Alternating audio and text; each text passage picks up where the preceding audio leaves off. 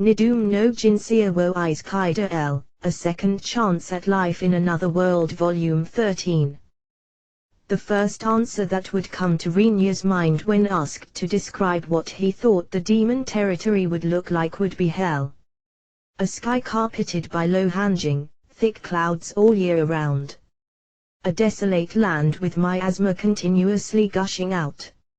A landscape where objects difficult to identify as animals or plants would thickly infest the whole area, while creatures difficult to identify as birds or reptiles would soar through the sky, croaking strange cries. All of this describes what Rinya would expect or anticipate from the demon territory. However, as Rinya gazed at the scenery spreading out beneath him while his hair fluttered in the wind on Drakon's back, he noticed that reality was significantly different from what he had imagined. All he could see was an extremely normal setting that could be described as the epitome of commonplaceness. Soil, plains, thickets, and forests were all present, and even mountains roamed the horizon. He couldn't see any mountains similar to Mount Zorujai, nor any swamps blowing up poisonous gases day and night. Even if he were told that this was the Demon King's territory, he would just shrug it off as some kind of local joke. Demon territory? Rinya asked with a somewhat dumbfounded expression, as he pointed at the scenery below them. Both Shin and Rona simultaneously nodded with seriousness written all over their faces. Although it doesn't look demonic in the least. I don't know what you'd describe as demonic, but, Shin muttered while peering at the landscape beneath with keen curiosity. It's definitely quite a letdown. I was pretty sure that the Demon King would be waiting for us at the head of his army once we broke through the wall. It should have caused quite an uproar when we broke through the wall, for sure. Rona said with a somewhat evil smile. Rinya was about to tell her that the wall wasn't intended to function as a punching bag that they could relieve their stress on, but barely managed to stop himself from blurting it out. On top of it already being done and over with, he believed that Rona and the others wouldn't really understand the term punching bag either way. Instead, Rinya asked Rona something completely different. Rona, how's Emil's response? Please give me a moment. Rona pressed both her hands on top of each other against her chest as if holding on to something. In that state, she slightly lowered her face and slowly began to chant something in a whisper with her eyes closed. Compared to just a little while ago when she had slammed a powerful divine art against the barrier, this skill was quite plain. However, if anyone were to hear that the effect of Rona's art was capable of covering almost the entirety of the demon's lands, they'd be clearly astonished by the tremendousness of its effect. The figure of Rona seeking the whereabouts of the person in her mind by praying for God's benevolence looked holy in some way. Rinya thought that she should always act like this, now that she had been designated as the saint. At the very least, Rinya felt like he could do without a saint who looked down at everything with scornful laughter while recklessly and randomly shooting powerful divine arts in the name of God. As expected, of the demon country. Rona grumbled quietly with a slightly pained voice after some time had passed. Her expression was strained, and a faint sheen of sweat covered her forehead. The use and effect of my divine arts is being obstructed. So you're saying that you can't locate Emil? Rona guessed that the power of all divine arts, which by nature borrowed the power of the gods, might be significantly inhibited because the Demon King was pretty much a being that opposed the gods. Assuming she's right about that, the gods, who lose out to a being of the lower world like the Demon King, sure are pathetic, Rinya judged. But, considering that the gods expressly summon heroes from other worlds since even they can't do much about the Demon King, this might actually be a valid assessment. Either way, it doesn't change the fact that I feel they should put some more energy into their work. No, it's just vaguely, but I somehow have an inkling as to where to find her. I might be able to narrow it down a bit more, once we get closer." With those words, Rona pointed in a certain direction. Seeing that, Lyris started to adjust their flight path by instructing Drakan. "Hey, I'd like you to correct me if I'm misunderstanding something, but," while Drakan begun to alter his direction in accordance to Lyris' instructions, Rinya, who had been admiring the sky and scenery around them, called out to Az, who seemed to be free, "If we fly in this direction, we're going to deviate from the demon country's center at least somewhat, aren't we?" "Really? I wouldn't know." After having endlessly flown above the miasma forest, which lacked anything one could call a landmark, they were now flying above the mostly uninhabited demon territory.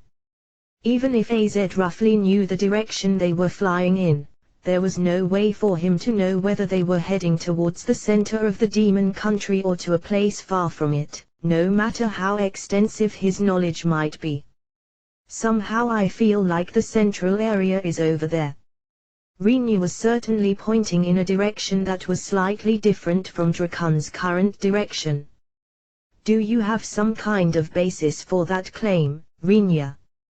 You're certainly not going to say that you've already visited the demon country in the past, are you?" Krua laughed, adding, "Though I wouldn't be too surprised even if you had actually come here before." Given that Krua had asked while following Rinya's finger with her eyes, Rinya lowered his hand, and said in a tone that lacked confidence, "It's just that I feel something really bad coming from that direction. The guy with the worst presence in this country should be the Demon King, right?" Krua nodded once Rinya added that the Demon King ought to be in the direction of the central area. "That makes sense. Isn't it great that we're heading into a slightly different direction then?" Az said after being lured to look in the same direction as Krua. "Our objective is to secure Emil and then go back. If you had said that she's actually in the Demon King's stronghold, I'd be horrified, considering that the heroes aren't with us right now." "You're absolutely right, no. If possible, it'd be best to wrap up this entire expedition without fighting at all, no." Frau agreed with Az, making a very unhappy face as she apparently remembered something. Frau was the only one among those present on Drakan's back who had actually experienced fighting against the Demon King, albeit only against one of his terminals. Frau was always feared or instead loved because of her merciless personality and her outlandish abilities, but in that battle one of her own dolls was completely destroyed, apparently triggering her to harbor a strong feeling of hate towards the term Demon King. But then again, although the Demon King had certainly been the reason for its destruction, it would also be possible to retort that Frau had been the one to push her doll's self-destruction button, but none of those present was capable of saying that to her face. Even for Rinya it had been next to impossible to rebuke her like that. In case she got offended by it, her revenge would be disastrous, and on the other hand if she started to cry, he'd feel completely guilty about it. The broken doll was apparently a product into which Frau had poured her heart and soul, and its destruction obviously had a fairly lasting effect on her. However, Rinya couldn't help but to feel that it being destroyed might have been for the best. "We'll follow the basic principle of avoiding battles that can be avoided. We're in enemy territory after all. I don't have a shred of hope that we'll be able to avoid battle, though." Rinya saying things that are very atypical of Rinya, isn't that an omen for bad things to happen? Leaving Rona alone, who sighed anxiously, for the time being, Rinya grabbed Shin, who tried to get away from him, and put her in a rear naked choke. As soon as he put some strength into his choke hold while paying attention to not choke her for real, Shin fainted rather quickly. While returning the limp Shin to Rona, Rinya addressed Krua while keeping a wary eye on their surroundings. "How is it? Can you see anything?" there's one thing that bothers me. While letting his eyes cautiously wander around, Rinya frowned at Krawa's reply. It's because Rinya himself hadn't been able to spot anything that would make him worry. It seemed as if no one else had noticed anything unusual either. Only Krawa was surveying their vicinity with a serious expression. Did something happen? I do understand that the demon population is rather low, but if the demon population was as large as the elves, the world would likely fall into their hands with ease. Even if there were as many demons as humans or beastmen, the world would heavily tilt towards being dominated by the demons. And even if the demon population were around as large as that of the dragonoids, the world's power balance would be far worse than it actually was. It was a common opinion in this world that things hadn't developed in that direction simply because there were so few demons around. This also proved how much of a difference in ability existed between the demons and the other races. Okay, so what about it? I think we're making quite some progress with Drakon's speed, and yet I haven't spotted a single demon ever since we entered the country. Now that he was told so, Rinya took another look at the area beneath them. Things that looked like roads were cutting through the very ordinary landscape. If this had been the human continent, it'd be possible to find some sparse travelers or peddlers using the roads, but Rinya and the others certainly hadn't seen a single figure walking on the ground ever since they had trespassed into the demon country. The situation would definitely change for them, depending on whether this was due to some kind of abnormal phenomenon or simply because they hadn't run into one of the few demons by chance. Well, it's already odd that no one has come to intercept us, despite a dragon invading their territory. As expected, you think so as well, huh? The possibility that they hadn't been noticed yet was very low, but not zero. Even if they had caused such a big stir outside the wall, it didn't necessarily mean that this racket had been passed on to the inside. Although the probability of that being true was pretty much zero. And even if this abysmally low possibility proved to be correct, they were still flying on a dragon across demon lands right now. If the Demon King hadn't noticed yet, Rinya felt that killing him wouldn't be that big of a deal. If this was the case, it would result in lowering the god's reputation even further, seeing as they were unable to deal with such a weakling, but such an outcome would be natural. We broke the wall while being so noisy and flashy about it, right? If this was the elven country, the whole country would start to deal with it by dispatching armies to intercept the intruder right away.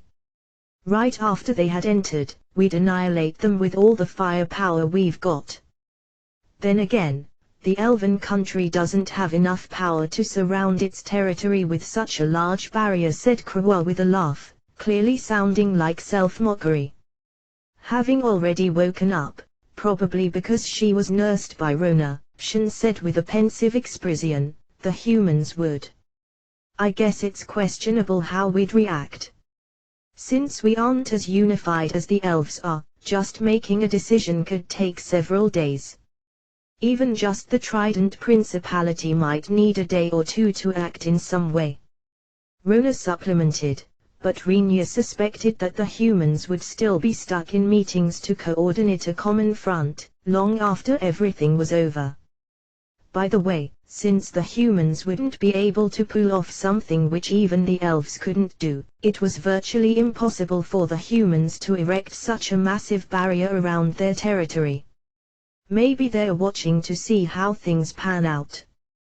What do you think, AZ? I don't know any advantages that they would get from taking such an approach, but it might have some logic since their side might not be able to grasp our objective. What do you mean? Simply that demons would find it difficult to imagine that a human like you would go out of his way to invade the demon territory just to search for a demon. AZ said with a broad grin, and everyone except for Rinya nodded, their faces dyed with comprehension. Being the only one left out, Rinya glared at AZ with disappointment written in his face. It's not like I'm trying to insult you here. I'm just saying that your actions are far outside the norm for the people of this world. I'm actually praising you, so stop it with that hand. AZ started to thrash around, grabbing Rinya's wrist as Rinya's hand had crept upon behind him trying to grab his neck. Rinya should have the clear advantage when it comes to muscle strength, but he couldn't quite get his hands around AZ's necks, maybe because AZ was surprisingly persistent, or because Rinya went easy on him. Still, with the option of stopping apparently non-existent, Rinya somehow managed to slip his wrist out of AZ's hold, and tried to place his hand on AZ's neck again. One could think that this was the wrong place for them to dick around, but the other members didn't even try to stop them, and merely watched the two men grapple with amused looks. Drakan, who experienced such an uproar on his back, secretly spat out a fire breath that could be counted as a sigh while still being wary of their surroundings. Rinya, just what is that? The one that noticed the abnormality was Kawa, the only one who didn't pay any attention to the uproar around her. In the end, Rinya won the contest of strength against AZ. Although he put up quite a resistance, AZ quickly fainted after Rinya firmly grabbed and put the screws to him. At present Lyris was desperately nursing him back to consciousness. Almost everyone else wondered whether it was really okay for the dragoon to let go of her dragon's reins, and fully concentrate on taking care of her lover, but since neither she nor Drakan seemed to mind, no one mentioned it. If you gave this a lovely and beautiful description, you could say that they didn't need any reins or words between them since they were connected by deep bonds. However, if you were blunt about it, one could ask whether Lyris' presence was actually necessary at all. As expected, officially her presence is indispensable for situations where passing on Drakan's words or intentions to someone is necessary, Rinya judged. Just as he was curiously looking at Lyris, who was resting AZ's head on her lap, while harboring such thoughts, Krawa's voice pulled his attention back to reality. Even if you ask me, what do you mean with that? The elves' racial trait was an exceptionally good sense of hearing. It was considered to stem from the fact that they lived most of their lives within forests. And in proportion to their hearing, elves also possessed good eyesight.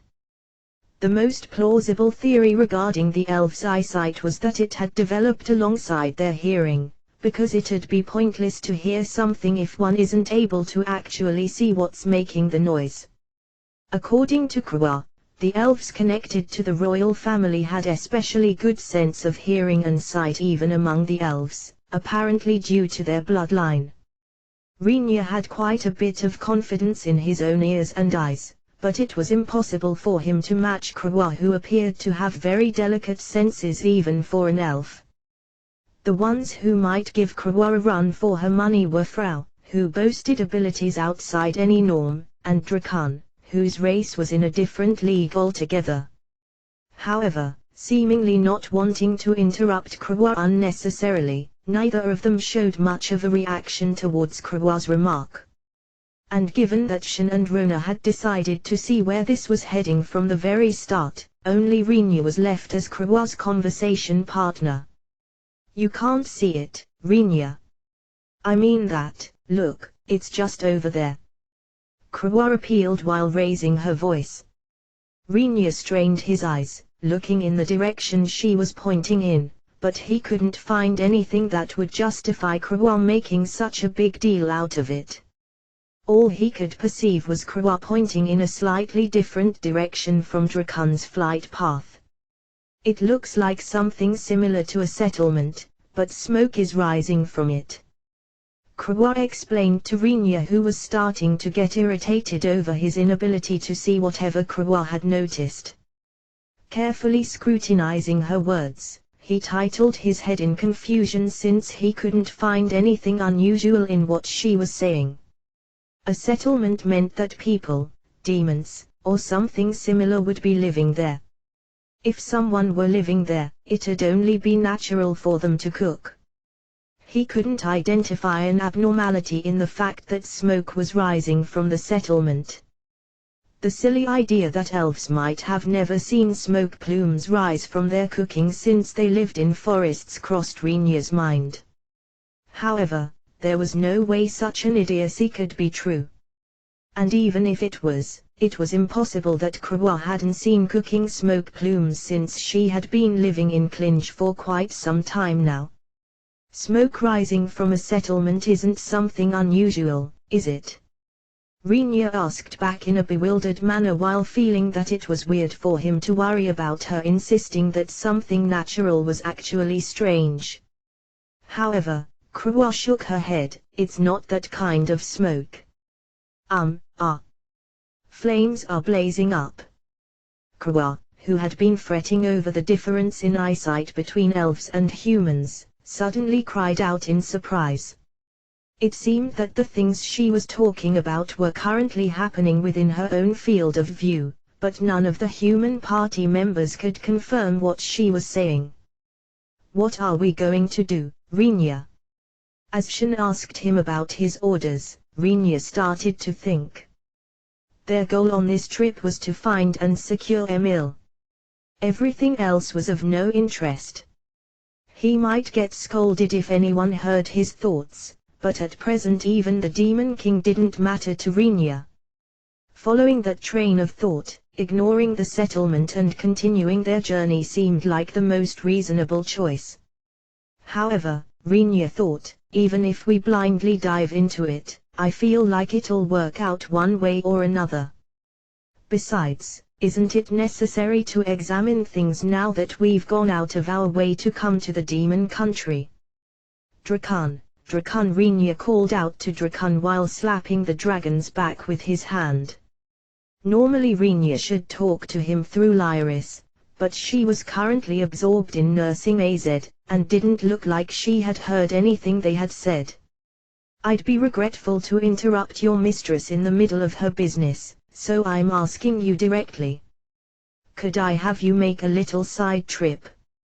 Considering it from a normal perspective, a mount with a master wouldn't ignore its master and listen to orders given by others.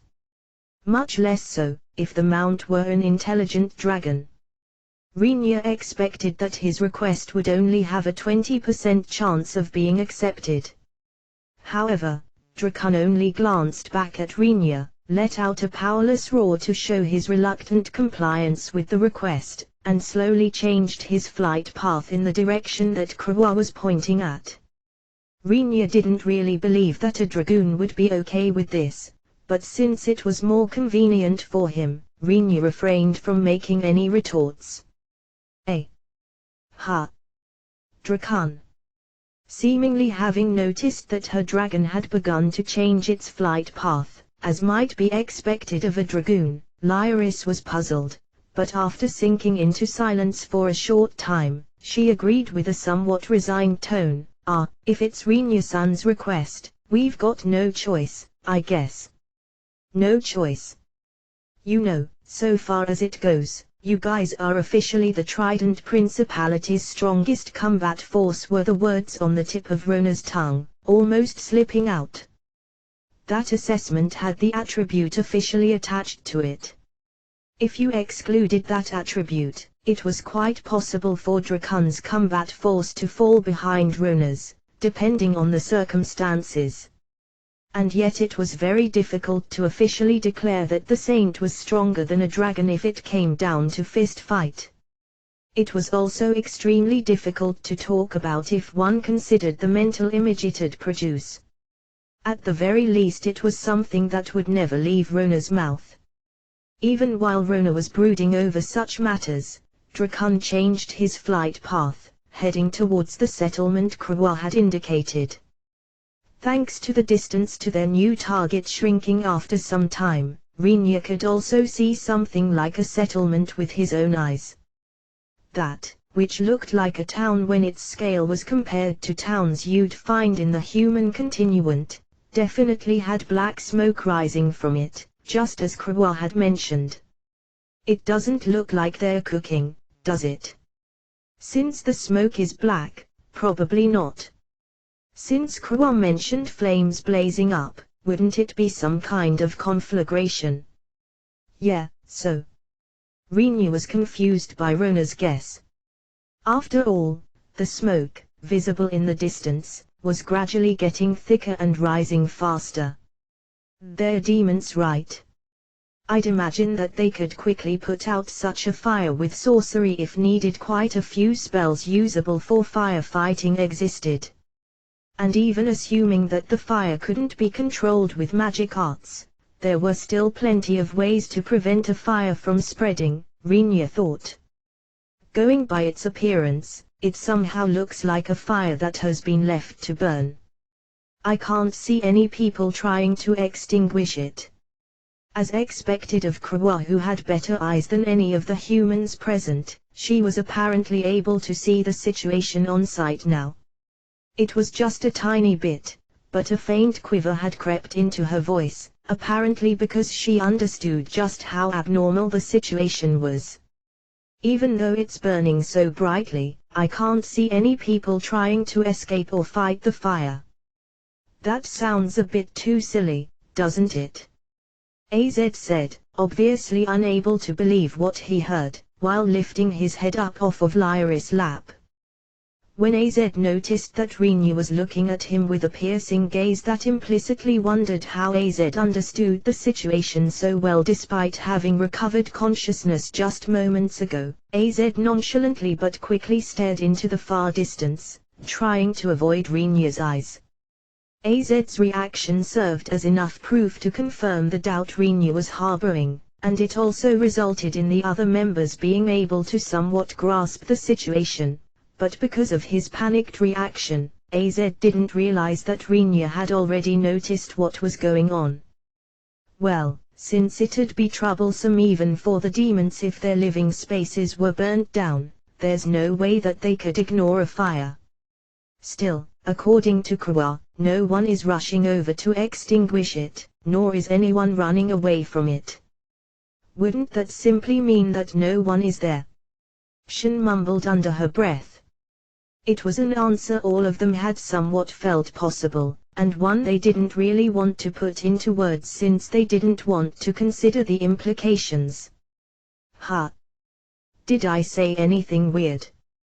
In case Shanae Summer's thinking proves to be correct, I can only think of two reasons why the town is on fire.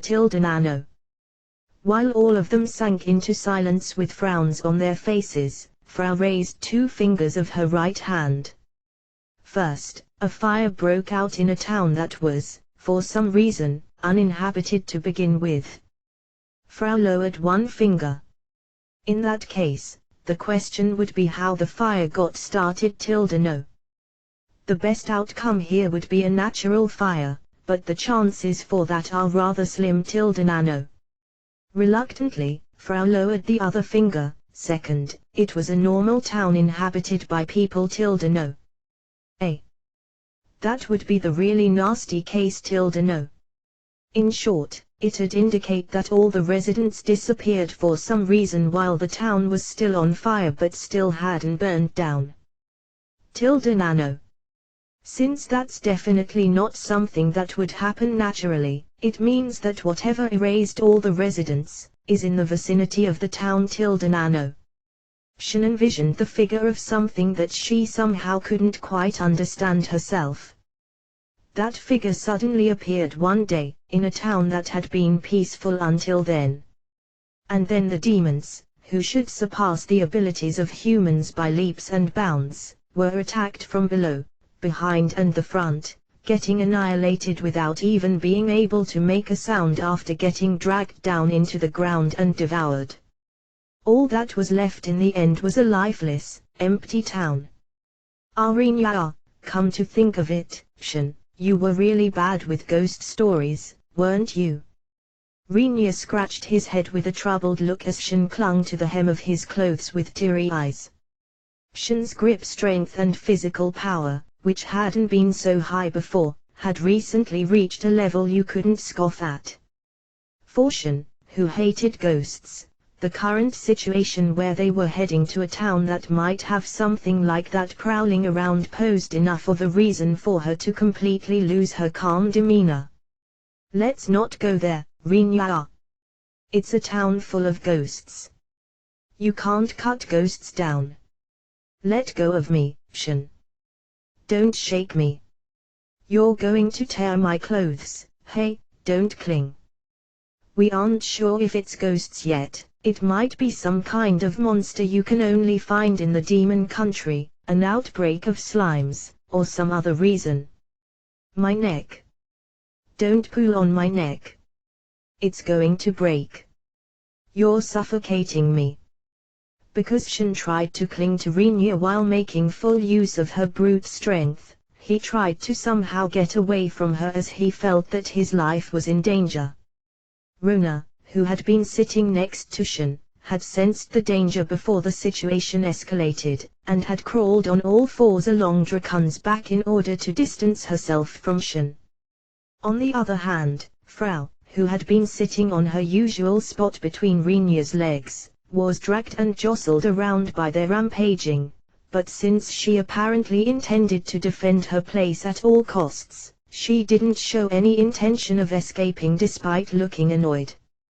Shin put more strength into her slender arms, which would make anyone wonder where she hid all that strength, twining them around Rinya's neck so as to not get shaken off while tightly squeezing her eyes shut. Rinya was gradually getting paler due to Shin strangling him.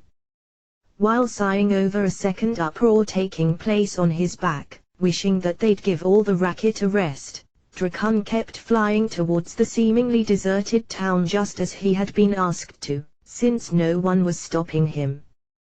Just what the heck is this? Rinya had no idea how he should answer Rona's flabbergasted mumbling. Mostly because Shin was trying to suffocate him by clinging to his neck. Once he told her that she should get behind him if she was going to cling to him anyway, since otherwise he wouldn't be able to move. Shin obediently did as told, put her arms around his neck from behind, and persistently remained there, closely glued to Rinya's back.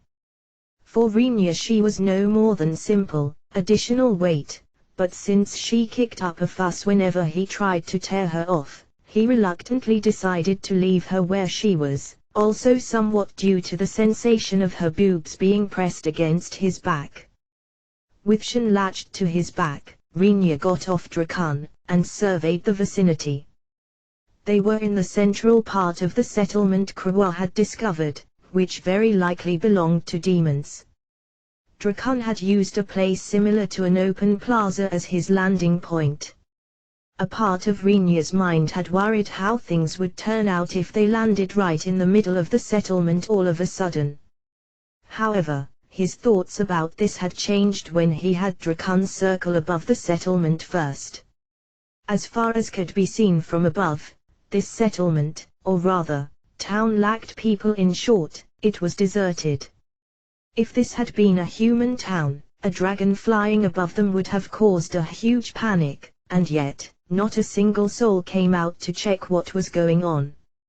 As this was fairly weird, to say the least, he quickly scanned the town for a suitable landing spot for Drakan, which resulted in Drakan alighting on the central plaza.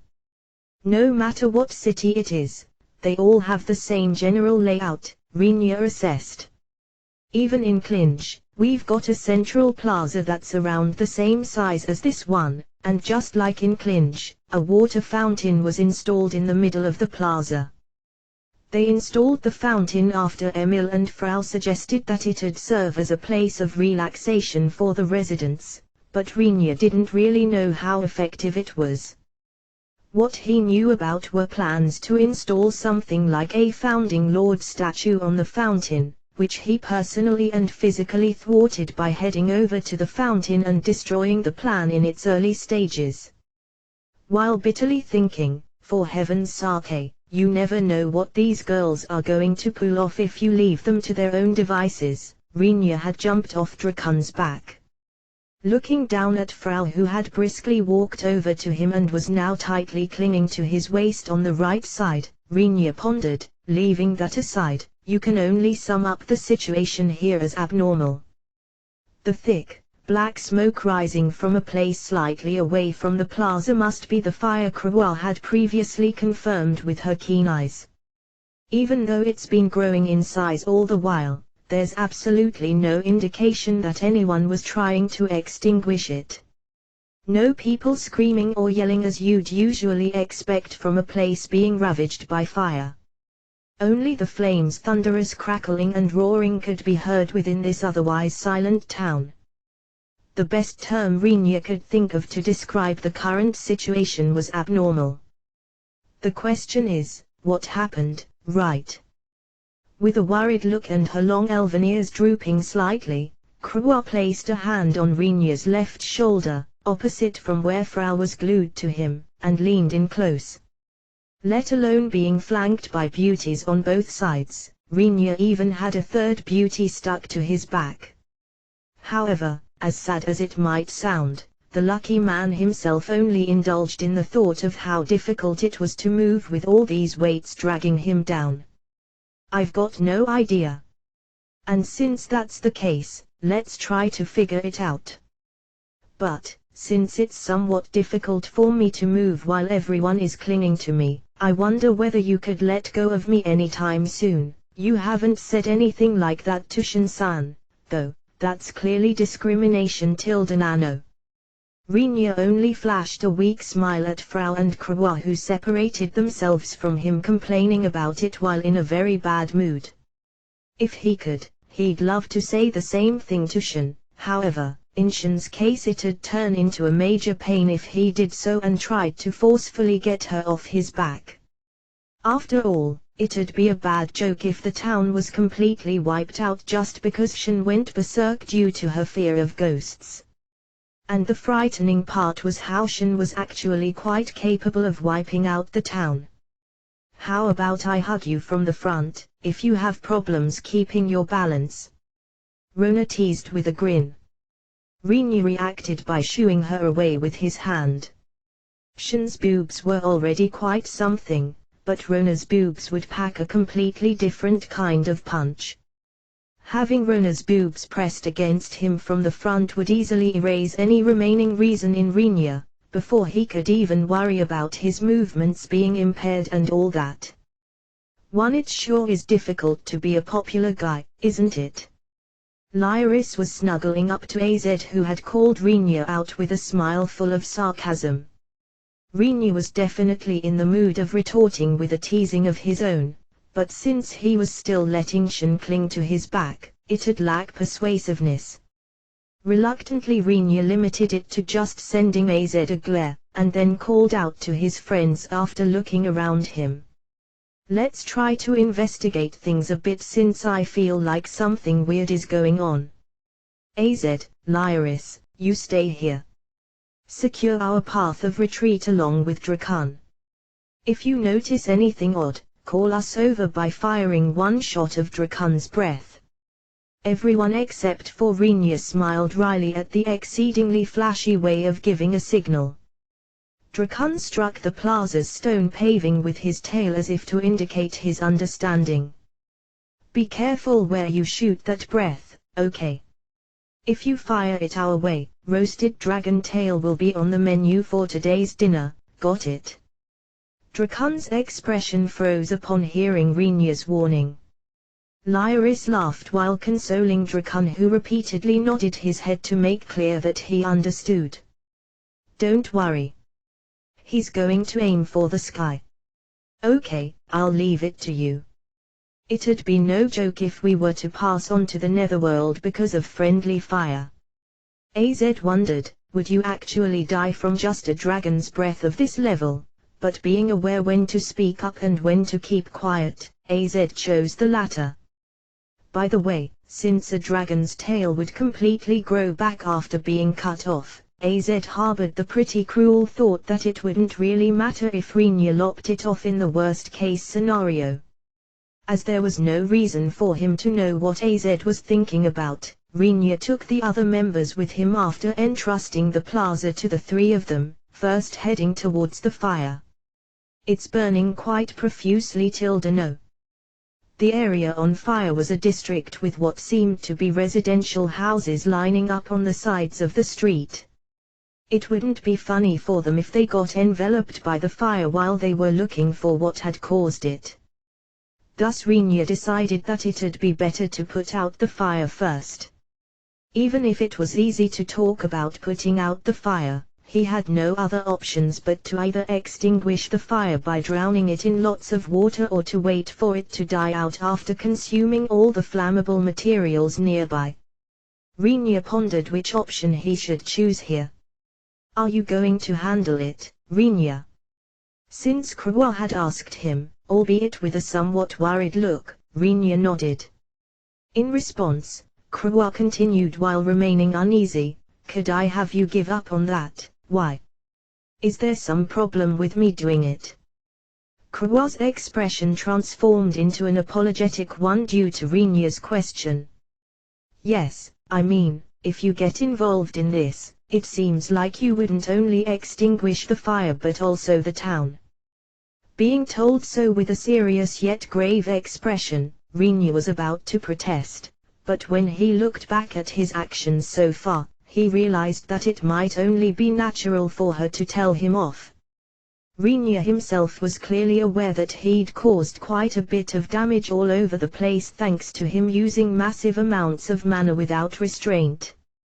Probably because he wasn't a professional sorcerer, he ended up causing devastating damage on a large scale, no matter what he did, and when it came to finer spell work, he tended to experience a significant drop in precision. He thought that it'd be fine now that he had the dragon's magic art knowledge, but once he considered that all his previous transgressions were the main cause for Krua's current expression, Rinya couldn't possibly make an objection. "Ah, okay, then it's Frau's turn. You would knock down the whole region straight to hell if you tried to extinguish the fire, right?" Being flatly shot down by Krua, Frau tried to argue, but immediately averted her eyes for some reason, and stepped back while mumbling something under her breath with her face cast down. Believing that Frau must be thinking the same what he had been thinking moments ago, Rinya decided to gently stroke her head in order to comfort her. Two peas in a pond consoling each other, how touching. "That's really terrible of you, Krua. I'm going to send you back to that emperor of yours." Seemingly unable to ignore how Frau buried her face in his waist, Rinya raised his voice at Krua, who went for the finishing blow. Reacting to that, Krua asked Rinya while keeping her serious expression, "Would it really be okay for the current me to return to the elven country? MMH. I have mastered such strong powers that finding an elf who could oppose me in all of the Elven Empire would prove to be rather difficult." Judging by her strength back when the demon country's barrier was destroyed, her words might not be a brag, but a simple fact instead, Rinya thought. "In that case, if you were to forcibly send me back to the Elven country, I'd kill that retarded father of mine, His Majesty the Emperor, and take over the country for myself." Wait. What's with all that dangerous stuff you're bringing up here? It's because I would immediately start a war against the human nations once I've usurped the Empire's throne, you know. That war would be noted down in the Elven history books as Margrave Rinya Kunudai Recapture Campaign. On my special authority as the Empress. As if I'd allow you to use my name for such a fucked up military campaign. Please let me stay at your side properly then.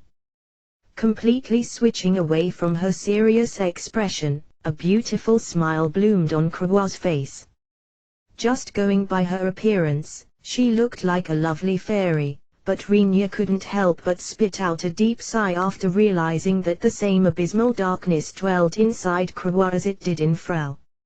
"Okay, it's your win. But, You being unable to entrust extinguishing the fire to Frau or me means that you can do something about it yourself, right?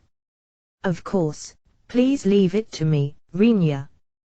While believing that she should have simply said so from the start if she wanted to take care of it herself, Rinya decided to entrust the fire to Krua. Okay, I'll start the ceremony of praying for rain, passed down among the elves since ancient times. And if you do something like that, when is the rain going to start? It's a joke. I'm just kidding. Man, just give me a break with all the jokes. I believe jokes are necessary to enrich a conversation.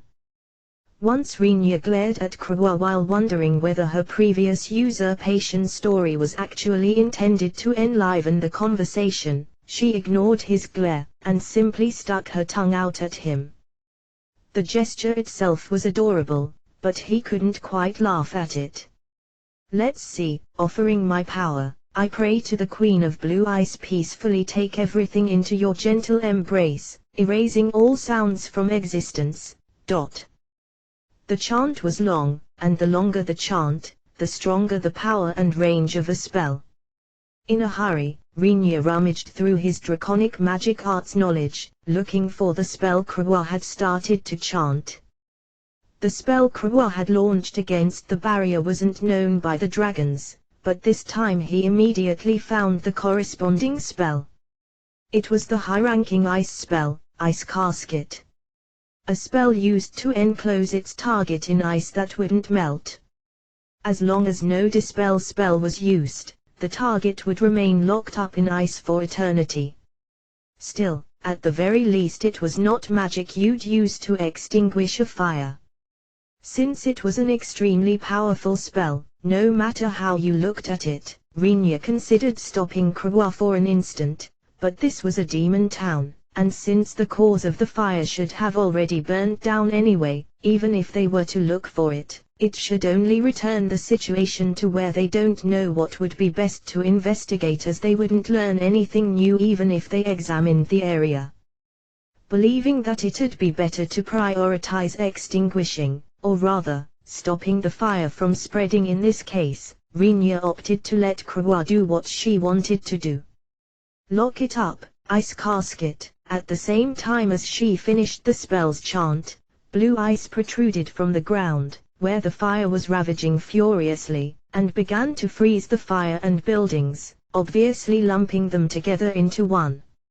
In defiance of the fire's vigor, the area specified by Krua continued to be enveloped in thick layers of ice, and a little while later, completely covered the whole site where the flames had been rampaged.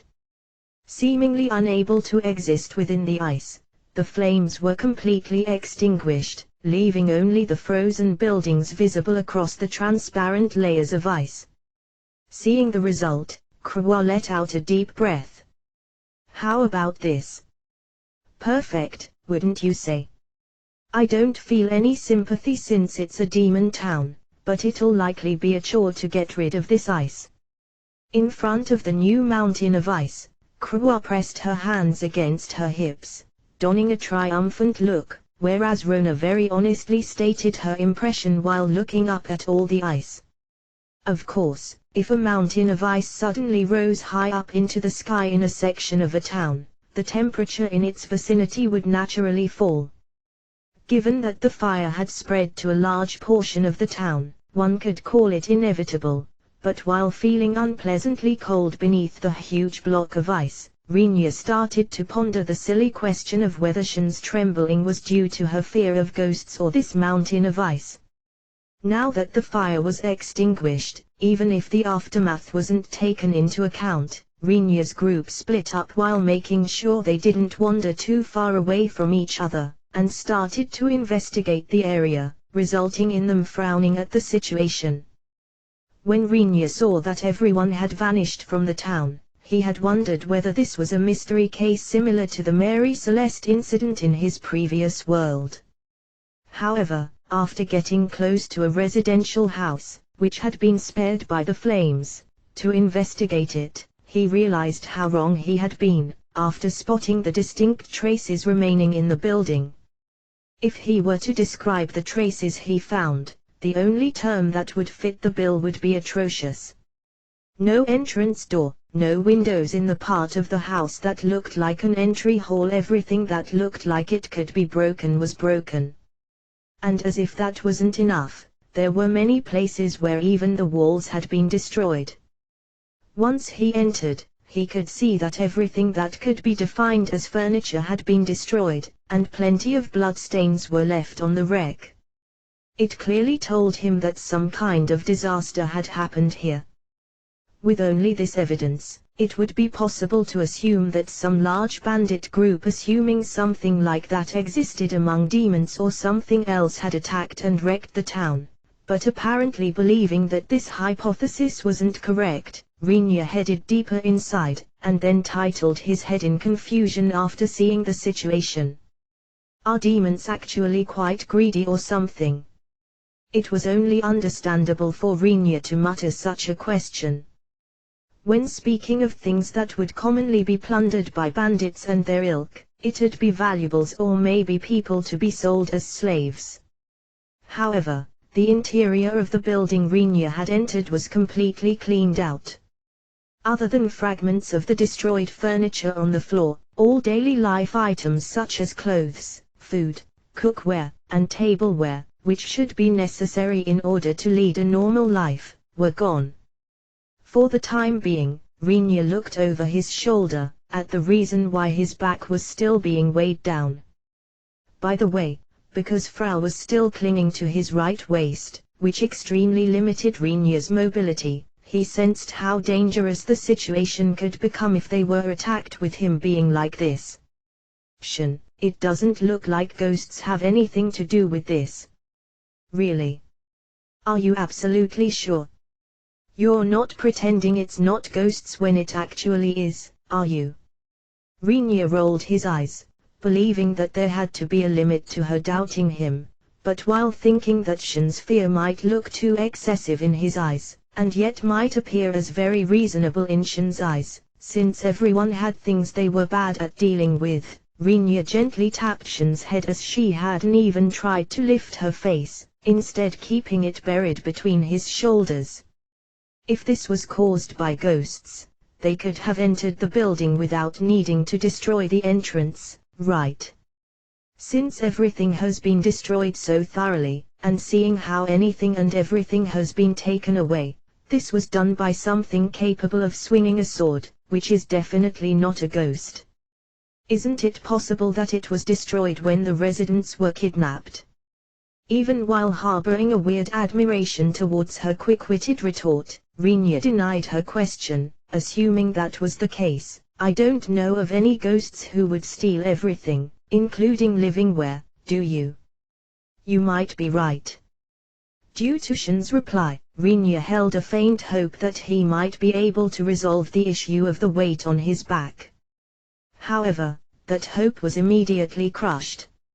Shin, who had, for a second, thought about whether she should get off Rinya's back, pressed her face against Rinya's shoulder, and said, "But, you might also be wrong." Rinya gave up on her as a lost cause. Now that Shin's button had been pressed, it seemed ridiculously difficult to extinguish her fear. Probably believing that he just had to move with her latched onto him in the worst case, Rinya decided to not think about this matter anymore, and shifted his eyes to Frau at his hip next. "Frau, why are you glued to that place again? It's unfair that only Shanae Summer gets to stick to you. No." Rinya didn't quite understand what she meant with unfair. He really didn't, but believing that there might be some unfairness involved if Frau said so, Rinya decided to go along with her without probing any further. "Oh, I see, so where did Krawa and Rona go?" "The two have teamed up to investigate another building. Nano. Besides the worry that they might start to fight and cause even more damage to the surroundings, I think they will be fine. No." Rinya had an urge to retort with just how's that gonna be fine, but the combination of a slim elf and a voluptuous human sounded strong as long as their proportions were to fit perfectly. However, he also felt like the damage to the surroundings would become extensive if they fought each other. Believing that they should wrap up the investigation quickly before anything like that happened, and seeing how there wasn't much information to be gained anyway, Rinja tried asking Frau for her opinion now that they had looked inside the house. "Frau, do you sense anything?" Rinja pointed at the empty house, the fragments scattered all over, and the bloodstains left here and there. These were about the only clues they had to work with. Rinja guessed that the raging fire, which was extinguished by Krawa, had spread from one of the houses that was wrecked, like this one, with a splinter or something else acting as the origin. "I think there's no doubt that they were attacked by something. No." Frau cast her face downwards as if to gather her thoughts. However, her expression was gloomy and depressed, as she apparently wasn't very confident with what she said. "But, if you were to ask me what attacked them, I wouldn't be able to tell you. Either way, we lack too much information. No." "Makes sense, I guess." All that was left were the buildings, some fragments and bloodstains. It'd be asking for too much if one demanded an educated guess based on just these three things. "But, I have a hypothesis I'd like to tell you, Master. No," Frau added to Rinja, who had been wondering whether they should leave, with a face still showing her lack of confidence. "If Katsukan were to attack some city without restrictions, I think it'd turn out just like this. No." The name of the human hero, who stayed back in clinch, suddenly popped up. Outwardly he looked like a boy, but his insides were an aggregation of chaotic power created by Frau, something Rinja couldn't grasp at all. Still, Rinja could easily imagine that the thing, which currently seemed to have settled down in the personality called Katz, might be able to randomly swallow up everything it could get a hold of, be it living beings or inanimate objects, in case he went berserk for some reason and attacked a city or settlement. However, if someone used that as a reason to claim that Katz was the culprit in this case, Rinja would immediately deny it. Katz should be in the middle of watching Rinja's home right now, placing him far away from Rinja's current location. Even if he had sneaked around behind Rinja's back, passed through the miasma forest, and arrived at the demon country, Rinja couldn't imagine a way for Katz to get ahead of them in order to attack the town here. Rinja started to think about other possibilities, and then, after some time, frowned at the possible explanation he had reached. "Does that mean there's a being similar to Katz on the demon's side?" "It's a possibility. Nano." Considering that any further investigation would likely yield no results, Rinja left the building, stepping out onto the garden. Frau continued to talk while still sticking to Rinja's waist. "Even though I can hardly believe that there are several beings completely removed from this world's logic like you, Master." "Hey, just a moment there, girlie. Frau is a being that follows this world's logic, so it wouldn't be strange for another Frau to exist somewhere. No." Frau completely ignored Rinja's protest, who had heard something he couldn't leave unchecked. While at it, Frau smoothly appealed that she adhere to common sense. "I'm the wrong guy to claim this, but if two Silkies like Frau were to exist in this world, the world would definitely get destroyed, even before the lack of resources, the Demon King, or the Goddess Whim, became a problem," Rinja assessed. However, as Frau could say the same about Rinja, he wondered whether he really was a being that deviated so much from the world's common sense. "Isn't this a classic case of both sides being wrong?" Shin whispered behind Rinja. Due to Shin's comment, which anyone would have agreed with, Rinja glared at her over his shoulder, and Frau scowled up from his waist. In the next instant, Rinja and Frau both started trying to tear Shin off, who was still clinging to Rinja's back by wrapping her arms around his neck, but Shin determinedly resisted their efforts, freely using all her full strength. GETOFF. No. I won't. And if I say so, it'll be so. LETGOOO tilde NO. I won't. Stop it, Frau. Don't pull. If you pull it that way, my neck will. Once Frau pulled on the struggling Shin, somehow trying to tear her off, Rinya's neck got wrung in return. Moreover, because Shin put some strength into her legs, which were coiled around his waist, he started to scream due to the unreasonable pressure that was being applied on his ribs and internal organs. Strangled, it hurts. Twisting his body to somehow get out of getting choked, Rinya walked several steps as if being drawn in the direction that Frau's was pulling in, and then fell down after stumbling over some protrusion on the ground. Normally Rinya would have immediately fixed his posture after tripping over something like that, but since he couldn't deal with being tripped, pulled by Frau and strangled by Shin at the same time, he tumbled down. Two screams could be heard, Frau who had been pulling on Shin, and Shin who was being pulled by Frau. As for Rinya, he was in a state that didn't allow him to make a voice at all. Home. Having had her back knocked against the ground, Shin tried to stand up while groaning from the backache, just to notice Rinya, who had his face thrust into her chest at the moment, was not moving. Hence, the reason why Rinya couldn't speak up was due to his face being buried in Shin's cleavage, resulting in him suffocating for a completely different reason than before. Frau, who had fallen on her backside somewhere slightly further away from the other two, probably because of her momentum, yelled loudly as soon as she noticed what was happening over there. He was a lucky pervert tilde nano. Just where did you learn such words, Frau?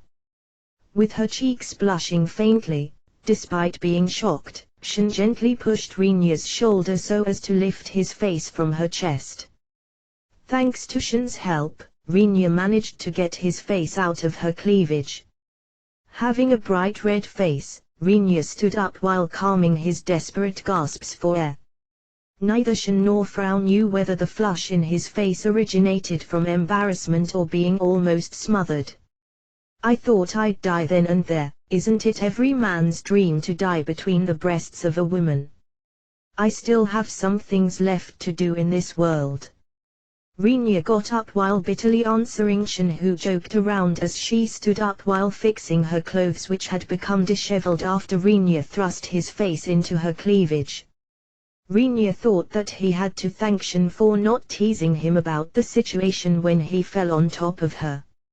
After all, he'd be hard-pressed to find an answer, if she grilled him about how he liked the feel of her boobs or some such. However, what made me trip? Walking was a very important element in any martial art. Most people simply walked without being conscious of it, but to perfect a proper walking method was originally a very important technique. Rinya was well aware of this. He should have been paying plenty of attention to where he was walking, but admonishing himself over the possibility that he wasn't careful enough since he wasn't concentrating due to messing around too much with the other two. Rinya stared at the place on the ground where his foot got stuck, and widened his eyes when he caught sight of what he found there. I very likely dug up the ground a bit with my feet when I fell down. That, which could fleetingly be seen within the grouted ground, was so clearly the finger of a person that there couldn't be the slightest doubt about it. Translation notes: 1. The author uses goods instead of boobs, but tbh, I can't be asked to go along with the Japanese prude way of not naming things out of some kind of shame or modesty issues. It loses its comical part after the nth time. Once Rinya quickly cleaned up the place with the finger-like object by brushing the soil away with his hands, he managed to confirm that it was without a doubt the finger of a young man. Estimating the position of the head from the finger's location, Rinya dug up the ground with a wooden splinter, which must have belonged to a piece of furniture or similar before. After a while of digging, he found the head of a person with violet hair. The world was vast, but only demons had bizarre hair colors such as violet. In short, what was completely buried under Rinya's feet right now was a demon. As far as Rinya knew, the demons in this world should be quite powerful when you only compare the races by ability. He didn't know the reason behind it, but in front of him such a dangerous being had been completely buried. Just as Rinya was about to consider what it could mean, he noticed how Frau and Shen, who had been watching Rinya's work in disgust from a slight distance, were both pointing at something. "What's wrong?" "Master, I feel like that finger is moving." No. Being told so by Frau, Rinya looked down at the finger he had just dug out. The finger, which protruded out of the ground like some kind of joke, hadn't moved at all when Rinya dug it free, but now it moved as if scratching at something, albeit slowly. The head next to Rinya also started to move as if writhing. "Ah, Rinya." It was creepy, or rather it felt really wrong. Either way, Shen uneasily called out to Rinya after seeing something that would make anyone want to get away as quickly as possible. Rinya looked up at the sky, closed his eyes while feeling like something completely irrational was going on, and after thinking for a while, opened his eyes and headed over to Shen and Frau with a sigh. "Well, it's as you can see. I guess we'll run away." The instant he started to speak, a flash that seemed to burn one's eyes and an explosion that tore at one's eardrums hit Rinya's group. With a ripping shock wave, several of the buildings that had barely managed to remain standing crumbled apart with a roar after succumbing to the vibrations. Once Rinya looked in the direction, which was most likely the explosion's origin, after everything settled down, he saw how black smoke billowed into the sky with the flames, which Krua should have extinguished earlier, igniting once again. "What was that?" "What do you think, Krua?" Rinya asked Krua, who had drawn close after being surprised by the noise, trying to check back with her, although he somehow had an idea as to who was behind all of this. Having become teary-eyed, probably because her fine ears were fully affected by the explosion just now, Krua answered while rubbing her long ears, "It's just a guess, but wasn't that Drakon's breath exploding over there? Because of this, huh?" Rinya pointed at the thing squirming at his feet. Krua lowered her eyes while wiping the tears from her eyes, and immediately backed off in surprise. "It's alive. It'd be weird to call it alive in a state like this, wouldn't it?" In other words, it's undead. Rinya also didn't know what triggered it to move. However, since one was buried beneath his feet, it wouldn't be strange for others to be buried all over the town either. Rather, if he assumed that the town's residents hadn't vanished like smoke, the natural conclusion would be that they were all buried in the town. Demons as undead, that's the worst. I'm with you there. Even though he didn't know what logic it followed, the demon buried at his feet dragged its body out of the ground in one go, and tried to stand up. In an instant, Rinya's katana flashed after he drew it from his waist, drawing a scarlet line on the demon's neck. The demon's head slid down while following that line, falling to the ground. The headless torso stopped moving, and when it collapsed on the ground, Rinya's katana, which he should have drawn moments ago, was already hanging at his waist again.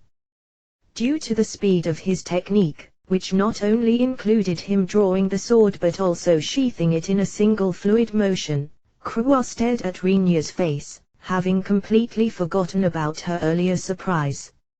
"It looks like they'll stop moving if you behead them," Rinya commented while kicking the head away, probably for caution's sake. The demon's head, which drew a parabola in the air, dropped to the ground without flying too far, and the area where it fell suddenly bulged. Just as expected, more of them are buried around here. One hand after the other was thrust out from underground while clawing at empty air, just to hold onto the ground's surface to drag up the bodies attached to them.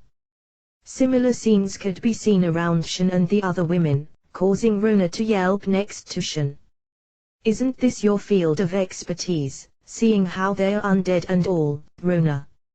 Rinya said, wondering whether right now was the time to be screaming around.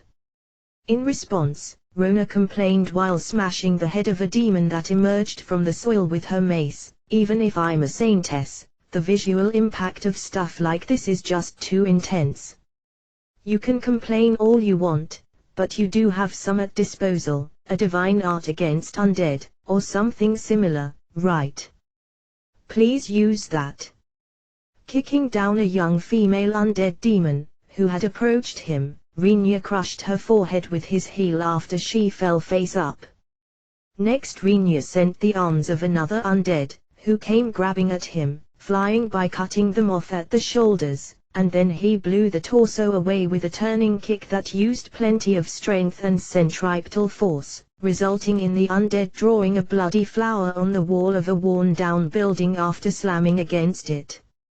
"Oh okay. Impurity, leave in the name of Gilial Summer." In accordance with Rona's hurried divine prayer, her mace started to gleam as she held it up. Rinya wondered whether some kind of holy seal would appear at a time like this, instead of normal light, but once he considered it, he corrected his way of thinking, since the goddess Gilial, whose name hadn't been worshipped so far, might not have something like a holy seal. Anyway, the divine art unleashed by Rona continued to fill the vicinity with pure light, and the undead began to groan in anguish as soon as they were touched by the light. However, while things appeared to proceed smoothly, only Rona raised her voice in panic. "It's useless, Rinya. The divine art is being resisted. If the undead had been normal humans, the light Rona released should have been enough to purify them. However, even if their enemies were literally rotten, they were still demons. To begin with, they had much higher abilities than humans before they died, which apparently endowed the undead with a high resistance against magic and divine arts. They're getting damaged, but I can't burn them to cinders."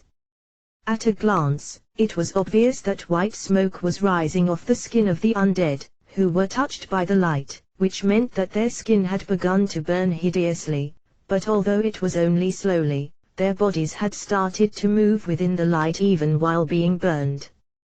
Rinya thought about the fairly delicate issue of whether this was due to Rona lacking power, a lack in Gilial's ability since it was her whole and Rona the necessary power, or the demon's extremely strong abilities while cleaving yet another undead apart. "Rinya, there's too many of them," Shin yelled while randomly slashing the undead, who were trying to surround them, with her katana. Even if her enemies looked somewhat gross, Shin didn't seem to have an issue with it as long as she could cut them with her katana.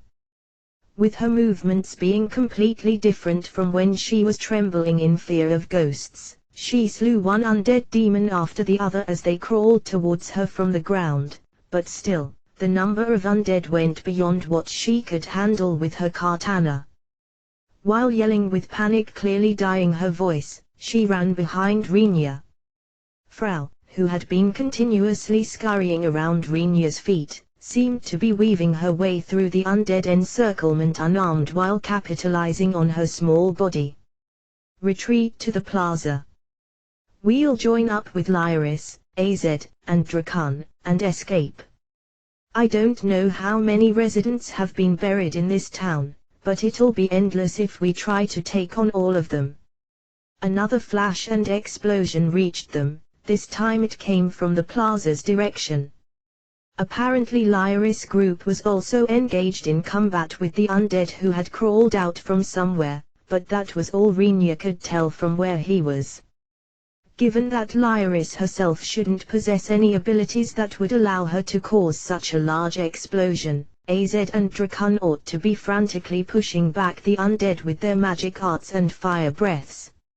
Rinya believed that nothing extreme should happen if the two of them worked together, but in some cases, numbers could easily bridge the gap in individual ability.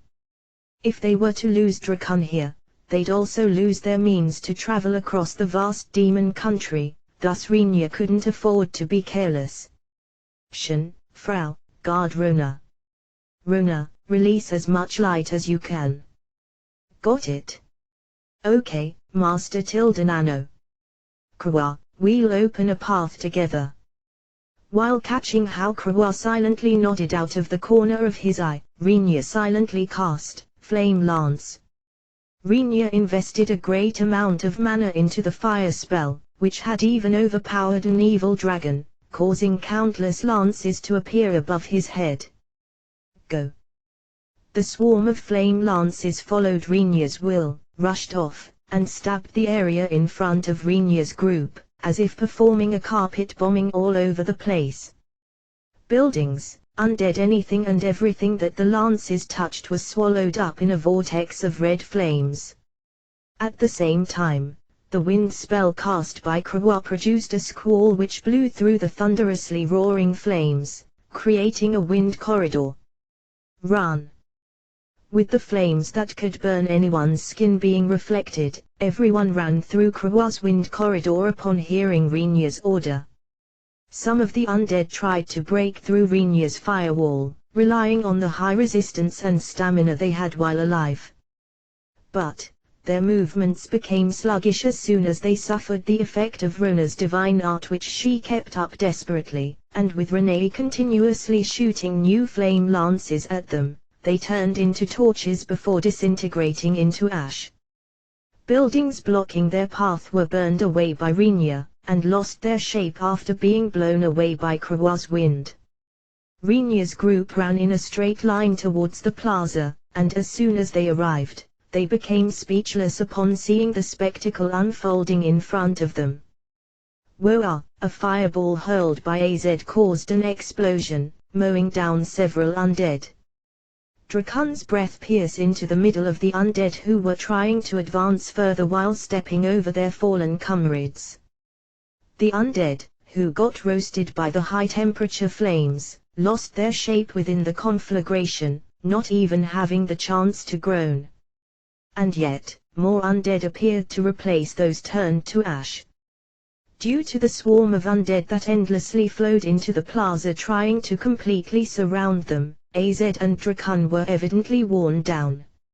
Lyris gave instructions to Drakon while overseeing the situation from atop his back. Drakon mowed down the undead with his tail and pushed them back by powerfully flapping his wings, somehow managing to avoid getting surrounded. Neither AZ nor Drakon used any big techniques since they didn't know where Renia's group was, and thus feared dragging them into it. But, even if they could get rid of a large number of undead with a big technique, the number of undead was simply too overwhelming. Renia realized that both of them had judged that using small and compact techniques to prevent the undead from approaching was the smarter option. AZ. Sorry for making you wait. Noticing Renia's group as they approached while cutting open a path, relief washed over AZ's expression. Drakon breathed through his nose as if saying, "You finally showed up, eh?" and Lyris loudly yelled from his back. "Everyone! Hurry and get on Drakon's back. It'll be a pain if they cling to Drakon. I'll unleash one big shot. All of you, use that opportunity to get on Drakon's back. You're the wrong guy for this." Everyone besides Renia stopped him from preparing a full power shot with the intent to buy everyone enough time to get on Drakon's back. While Renia froze as he hadn't expected to be voted down here, Rona swiftly climbed Drakon's back, and released a brilliance that greatly overshadowed the light she had been releasing so far by investing a huge amount of divine power. With a sidelong glance at the undead whose movements had grown slow while being burned by Rona's dazzling light, the other members jumped on Drakon's back as well. Once Renia jumped on Drakon's back as the last one while still feeling somewhat dissatisfied, Drakon immediately kicked off the ground, and soared up into the sky while flapping his wings. "Renia-san, please create a path to Drakon and lend him some mana." Sure. Doing as Lyris said, Rinya connected a path to Drakan, and infused it with his mana. While combining Rinya's mana with his own, Drakan poured it into his muzzle, needing a high-power fire breath that he would otherwise be unable to create. Drakan, shoot as you see fit. As Rinya had experienced a disaster when he did something similar with Rubadra before, he had somewhat lowered the speed and amount of mana he poured into Drakan. After having gained enough altitude and extensively refined the mana, Drakan spat the fire breath out of his mouth at the exact moment when he was about to lose control over it. The breath transformed into a red flash, burned through the atmosphere, and pierced into the plaza where Drakan had just taken off. One beat later, a deep crimson flower, big enough to swallow up the whole town, bloomed. It was something Rinya had always thought about ever since coming to this world. In short, this world was way too big. It was so tremendously huge that any idea of traveling it on foot was bound to make anyone give up on the idea right away. Occasionally Rinya also happened to feel fed up by this fact, but even if he complained about it, he wouldn't be able to do anything about the reality stretching out widely in front of him anyway. He felt like punching the little goddess once again, and telling her to do her best at making the world a little bit more compact, if he could visit her space ever again. Either way, right now it was fine since they had Drakan around, but Rinya shuddered at the thought of having to walk throughout the demon country in search of Emil. Even though Drakan did his very best at flying, he still had his limits. After Rinya's group turned the demon town into embers, around the time when the sun began to sink, Lyris appealed that Drakan had reached the limit of his flight time, and that it would be dangerous to keep flying during the night. This resulted in them searching for a suitable camping location, and soon after, following Rinya's recommendation, she had Drakan land on top of a slightly elevated hill. Doesn't this place stand out too much? Well, we can't avoid standing out since we have Drakan with us. Since they were in enemy land, Shin's worry was very reasonable. But, hiding Drakan's huge body so that he wouldn't stand out was next to impossible, and thus Rinya decided to prioritize a place with a good vantage point over an inconspicuous location. He believed that surprise attacks would be difficult as long as they could properly keep watch from somewhere with a good overview of the area, but you could also claim that they didn't have any other choice. Can't he shrink down through magic arts or something? It's a different story if it comes to magic, but magic arts aren't almighty. Az curtly answered Rinya, who tried asking since he had nothing to lose by asking anyway. Given that he couldn't change the situation, Rinya decided to set up camp while using Drakan's body, whom he had sprawled down on the ground, as a windbreaker. Rinya-san, what are we going to do about Drakan's food? Lyris approached Rinya, who was getting dinner ready by digging a hole, and setting up a cooking stove after having put up the tents. A dragon like Drakan didn't give much importance to what he was fed, but Rinya couldn't help but deeply nod at Lyris' comment, very befitting of a dragon's owner, that it'd be pitiful if Drakan was the only one not eating anything while all the other members were dining next to him. First of all, eating a proper meal is important. Moreover, even if he's a dragon, Drakan is still a member of this search team, so it'd be too evil to simply leave him out in the cold, Rinya judged. Aren't any evil dragons flying around in this area? You're telling him to eat his own kin? Ha! That's a no-go.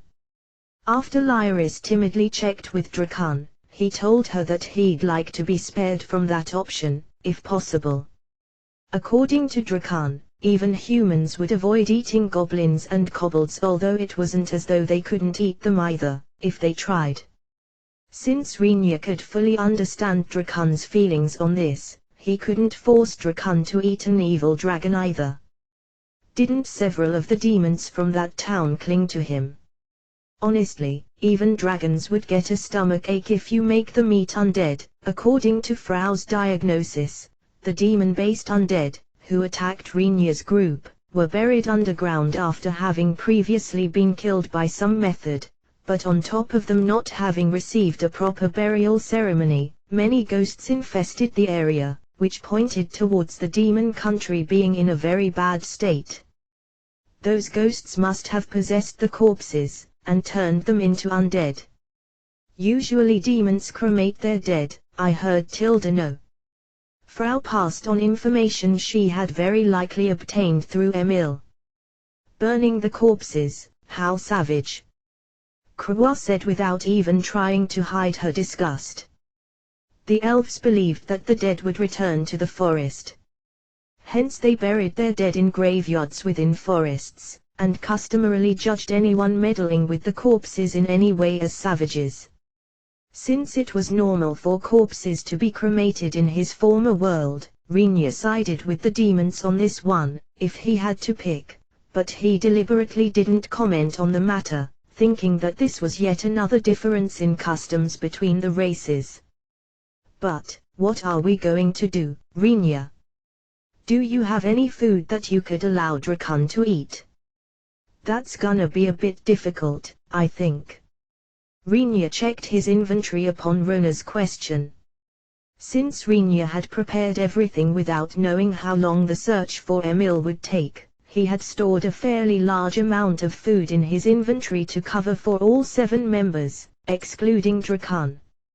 However, if they started to share that food with Drakan as well, the stockpile wouldn't last long. We will attack a demon city around here, let's stop that, okay? I'm pretty sure explosive traps are just going to be waiting for us there anyway, so let's choose another method. The demons were their enemies. Attacking a city just to procure Drakan's food caused Shen, who seemed to have reservations towards this idea, to frantically stop Rinya, who brought up something so dangerous. She feared that it'd result in them leaving Drakan's strengthened fire breath as a parting gift again, when they escaped after attacking the city.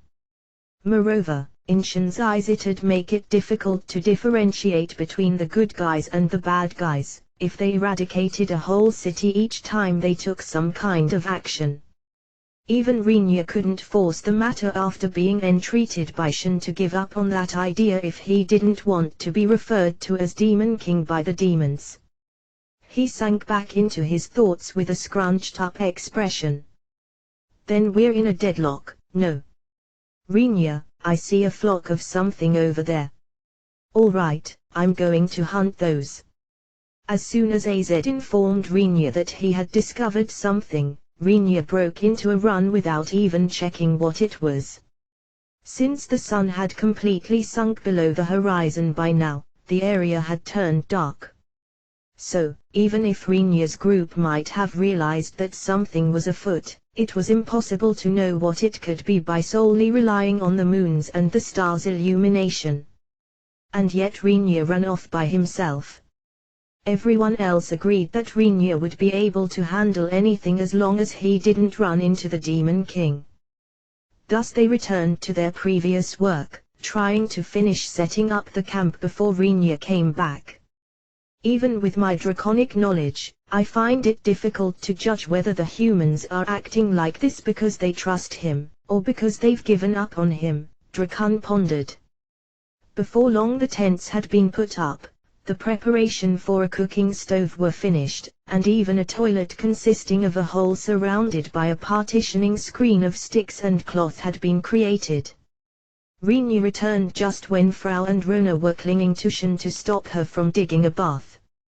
I wonder, can you actually eat this? What Rinya dragged along while asking with a lack of confidence were 2 huge turtles. They were several meters long.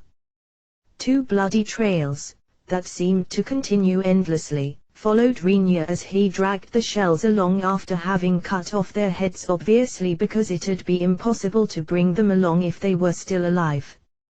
Usually one would prevent the stench of blood to hang in the air as much as possible since it'd lure other predators, but Rinya apparently let the blood flow freely since he carefully believed that any carnivore that approached would just serve as another meal for Drakan. Seeing the huge turtles under the light of the campfire, AZ named them, "I think those are young land emperor turtles." AZ further explained that it was a species of turtle that lived on land, growing larger and larger throughout their very long lifespan. According to records, adult turtles could exceed a length of 100 meters.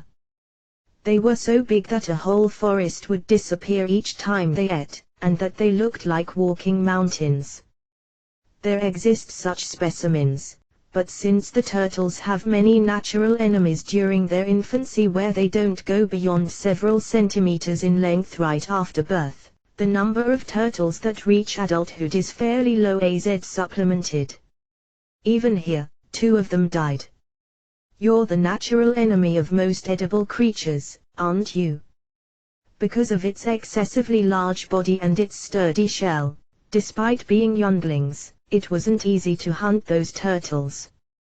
Given that the turtles would cause quite a lot of damage to forests and fields if they were allowed to mature, and as their meat was fairly delicious despite its toughness, the young turtles were immediately hunted down on the human continent. It wasn't a prey that could be hunted easily as it often took the lives of its hunters, but with Rinya as their opponent, their heads had been swiftly cut off before they could withdraw them into their shells, and even assuming that the turtles had managed to withdraw into their shells, Rinya's katana would have most like chopped up the turtles alongside their shells. In other words, they were simply unlucky to have encountered Rinya. If people can eat them, it shouldn't be an issue for you, right, Drakan? Being asked by Rinya in a way that made it clear that he wouldn't allow pickiness, Drakan quickly nodded his head in panic. However, it wasn't as though he could sink his teeth into the turtles just like that, and thus it created the additional task of dismantling the turtle shells, which didn't seem edible regardless of how you looked at it. Since the shell wasn't something that could be removed simply with a knife, Rinya silently cut the turtles up into suitably sized chunks with his katana, strengthened his knife with mana, and dismantled the meat. It doesn't look edible even if you beat it into dumplings, unless you cook it with fire like grilling it on skewers or cooking it in a soup since the raw meat looks a bit too scary. No. Once turned into chunks of meat, the turtles could be cooked normally. Frau began to briskly make dishes out of it while complaining about the turtle meat Rinya had finished up in succession. Since the turtle's intestines weren't eaten on the human continent, all of them became Drakan's dinner, and the other parts like the skin, bones, and shells were tossed into an appropriate hole and buried. The skin and shells were valuable crafting materials, but since their objective on this trip was to search for Emil, and not to gather crafting materials, Rinya decided to not take along what appeared to be troublesome to carry. I'll store the rest into my inventory, so you don't need to force yourself to eat everything, okay? Because there were a lot of intestines and since they wouldn't always be able to hunt for Drakan's food, Rinya offered to set aside some of the intestines for later consumption.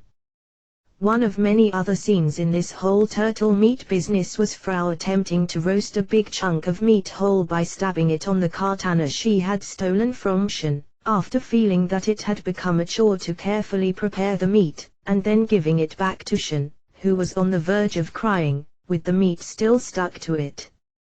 Rinya. Frau has, just don't let her take it away from you so easily. Rinya turned a fed-up look at Shin, who had approached him with the meat-laden katana in both hands, and once he understood that she apparently couldn't get the meat off of the katana thanks to its toughness, he took the katana from Shin, and carelessly swung it sideways with a flash.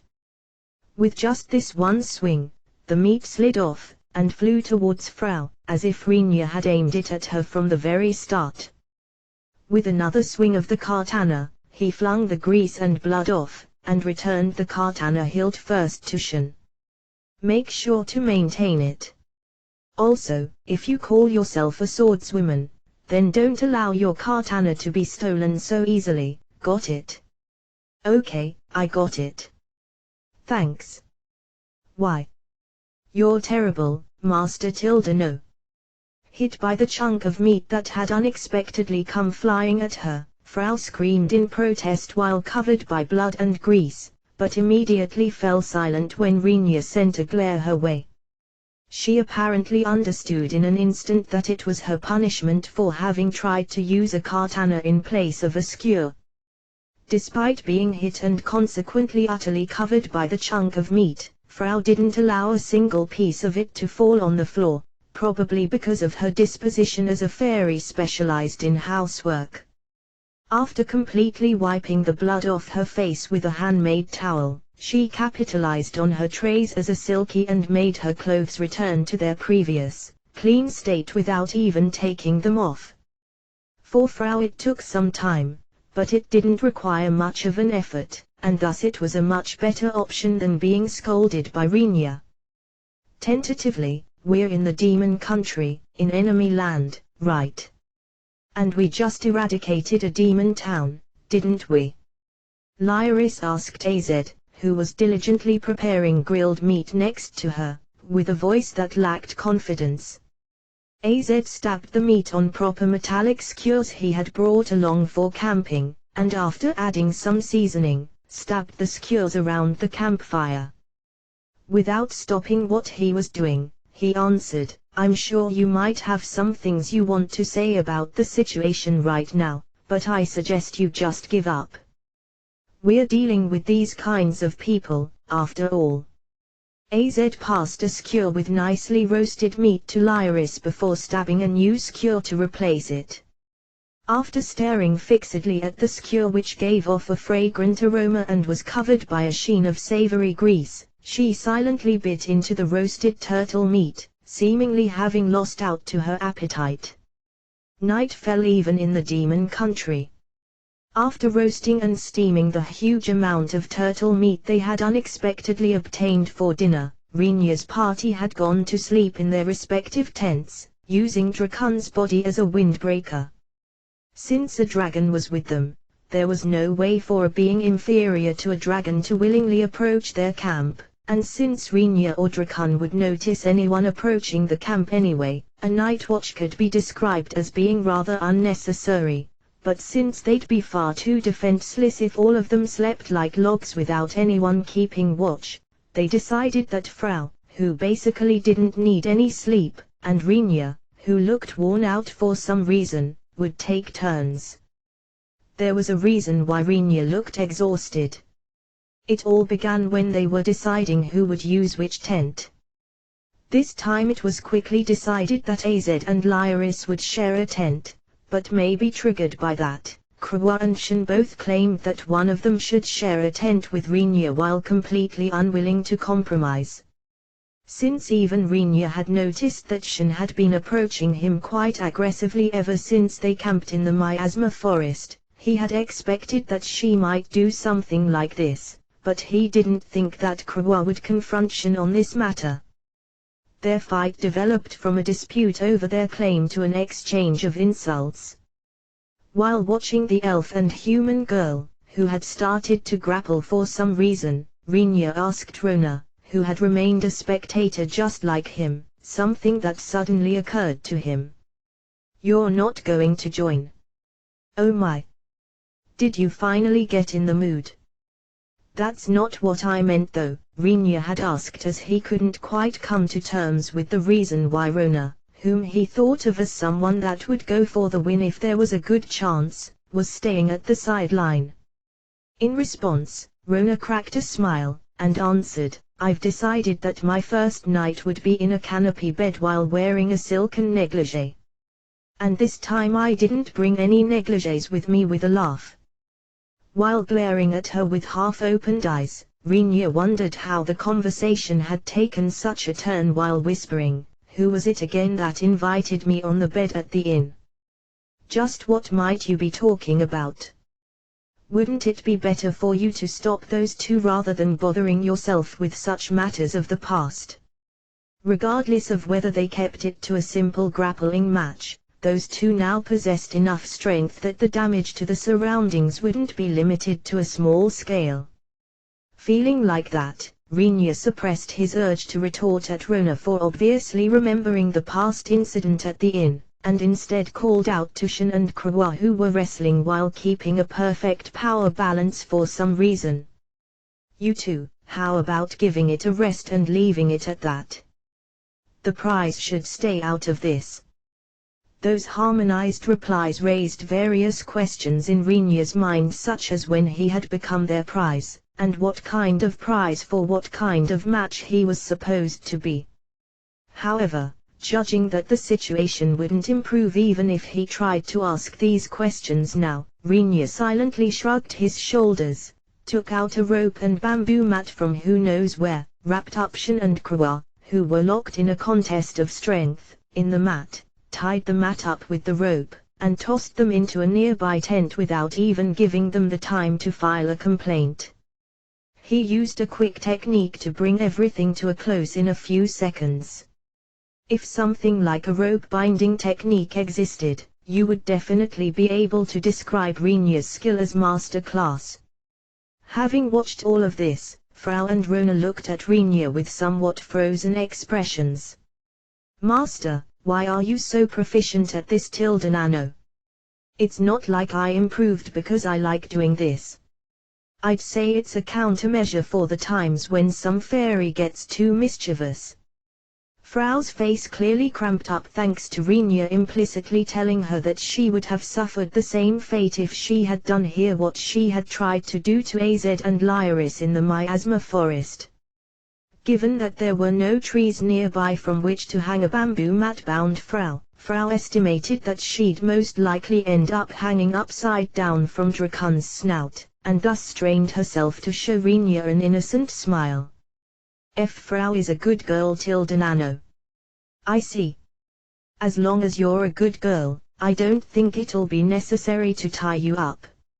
Rinya grinned broadly at Frau, who was frantically trying to maintain a calm facade while her back was drenched in cold sweat. After those events, everyone went into their tents while Frau and Rinya took up camp on Drakon's back. After a while of lying on his back, Rinya called out to Frau, who had been watching the surroundings on top of Drakon's back while gazing up into the sky. "Say, Frau. What is it, Master Nano? Does the sun come out during the night, in this world?" "Pardon?" In order to check what Rinya was seeing while wondering what he was talking about, since it was called night exactly because the sun didn't come out, Frau looked up, and what she saw caused her jaw to drop. A huge, white, shining circle was floating in the sky. However, Frau's perception immediately caught on to the fact that it wasn't something as simple as the sun, and she yelled, "Master! It's an attack Nano. They sure are going all out here." Rinya had grasped from the very start that this wasn't the sun. That, which gleamed palely in the night sky, continued to dye the surroundings white while slowly growing in size. "It doesn't seem to be a dragon's breath either, though." The instant Rinya muttered such a comment absent-mindedly, his vicinity was wrapped up in a dazzling, white light. At that moment, everything went up in flames, melted and fell down. A heat so intense that it turned soil and rocks into crimson. Muddy goo uniformly poured down over an extensive area around Rinya's camp. Rinya's party was swallowed up by the light in an instant without any time to escape, and even Frau had resolved herself to die. However, in the next second, she understood that her worries had been unfounded. "Is this a magic art attack?" Rinya carefree lay on Drakon's back while squinting at the blinding light as it continued to pierce through the barrier. Going by his behavior and tone, anyone watching would clearly doubt that they were currently under attack by a fire power so strong that it could melt the ground. "I don't know no, I have never heard of such an attack no." Underneath Frau's butt, Drakon, who should clearly understand the meaning of the word resignation by now, stared at the world of death dying everything in pure white across the barrier while literally unable to shut his gaping mouth. It's a heat ray attack from a high altitude nano.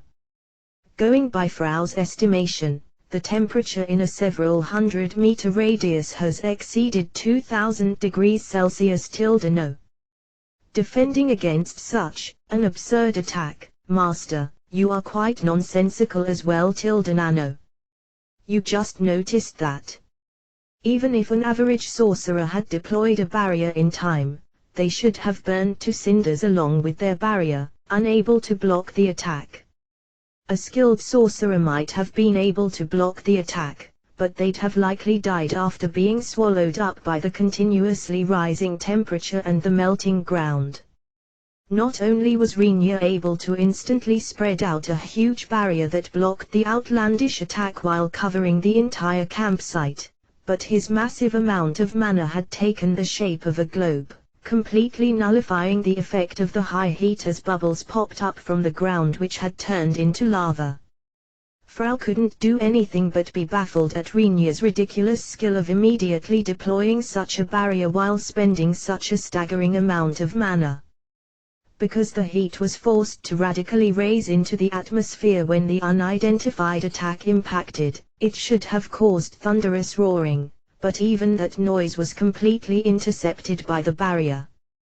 The fact that Rinya managed to maintain a level of silence that prevented any of the members sleeping within their tents from noticing the unusual phenomenon going on outside was astonishing. In other words, thought Frau while praising herself for having remained sane, just now a chain of several outlandish situations occurred within mere seconds. Even if she were to think about each and every single occurrence, she'd find them to be so offbeat that any normal sorcerer would very likely start talking about quitting as soon as possible. Frau thought that it might actually have been better that the sleeping party members hadn't witnessed all of this. The attack has been going on for quite a while now, it's starting to get on my nerves. Just as a slight irritation started to dye Rinya's voice, the light, which had covered their surroundings in whiteness, suddenly vanished as if it had all been some kind of illusion. In exchange something gave off a strong flash of light somewhere quite high up in the sky, causing wind mixed with white snow to rumble down towards the simmering ground, cooling and hardening the crimson soil into a black mass. Being protected by the barrier, this coldness didn't reach Rinya or the others. Master, I feel like asking what happened, just in case no. I tried to shoot down the attacker. The continuous attack meant that its source was still providing it with power. Infinitely continuing to attack from the same location was like asking to receive a counter-attack, according to Rinya, but hearing that, Frau put on an expression that was very hard to read. It's because Frau couldn't even start to imagine what kind of magic art would be needed to trigger a phenomenon that would somehow be able to reach the attacker's body even after piercing through the attacker's ongoing attack. On top of a weak attack never reaching the enemy as it'd simply get negated by the white light, an attack from within the barrier would normally break the barrier the moment it pierced through it. Once Frau asked how he did it since it wasn't as though convenient barriers which would only allow the barrier caster's attacks to pass through actually existed, Rinya answered, I extended one part of the barrier. The sorcerers all over the world would lose their minds if they heard your words just now nano. Frau felt a dire urge to strongly rebuke, who's supposed to believe such silly nonsense. However, the person who had actually pulled it off was right in front of her, and since what seemed to have been the enemy had actually been defeated, Frau judged that Rinya was most likely telling the truth. Certainly, if it's the barrier which had managed to last throughout the attack, it might have been capable of breaking through the enemy's attack and reaching their body, Frau assessed. However, if you consider the distance to the enemy, the idea of stretching the barrier all the way there while also limiting the transformation to just one part of the barrier is unbelievable. Frau is very sure that no sorcerer in this world would have thought of such an attack method. Rinja being capable of such a feat was based on the abundant usage of his pointlessly large mana pool, and his disconnect from this world's sorcerer's common sense, which would have indicated that something like this was impossible. It was wrong of Frau to have expected any common sense from Master No. Somehow the way you're saying it sounds terrible. Having started to lower his barrier as he judged that there probably wouldn't be a follow-up attack, seeing as they had just pulled off such a large-scale attack, Rinja suddenly felt a presence, and turned his eyes in their direction. Without even the spare time to wonder just what it might be, Rinja fixed his barrier in a hurry, and investigated the presence's true identity. At the same time, a fairly strong impact hit the renewed barrier. Furthermore, the sound of something exploding far away faintly reached Rinja's ear. Another attack Nano. Looks like it. Moreover, this time, Rinja racked his brain as to why he could hear such a familiar yet unknown sound here. That sound, which he knew but couldn't quite remember, wasn't all that uncommon in his former world, but it shouldn't be in this world. Just now, that was a gunshot. Guns don't exist in this world, right? Rinja couldn't identify the type of gun just from the sound. However, Rinja believed that he wasn't mistaken about this world not having guns, based on his experiences so far. He hadn't found any traces of guns in the elven or dragonoid countries, not to mention the human and beastman countries.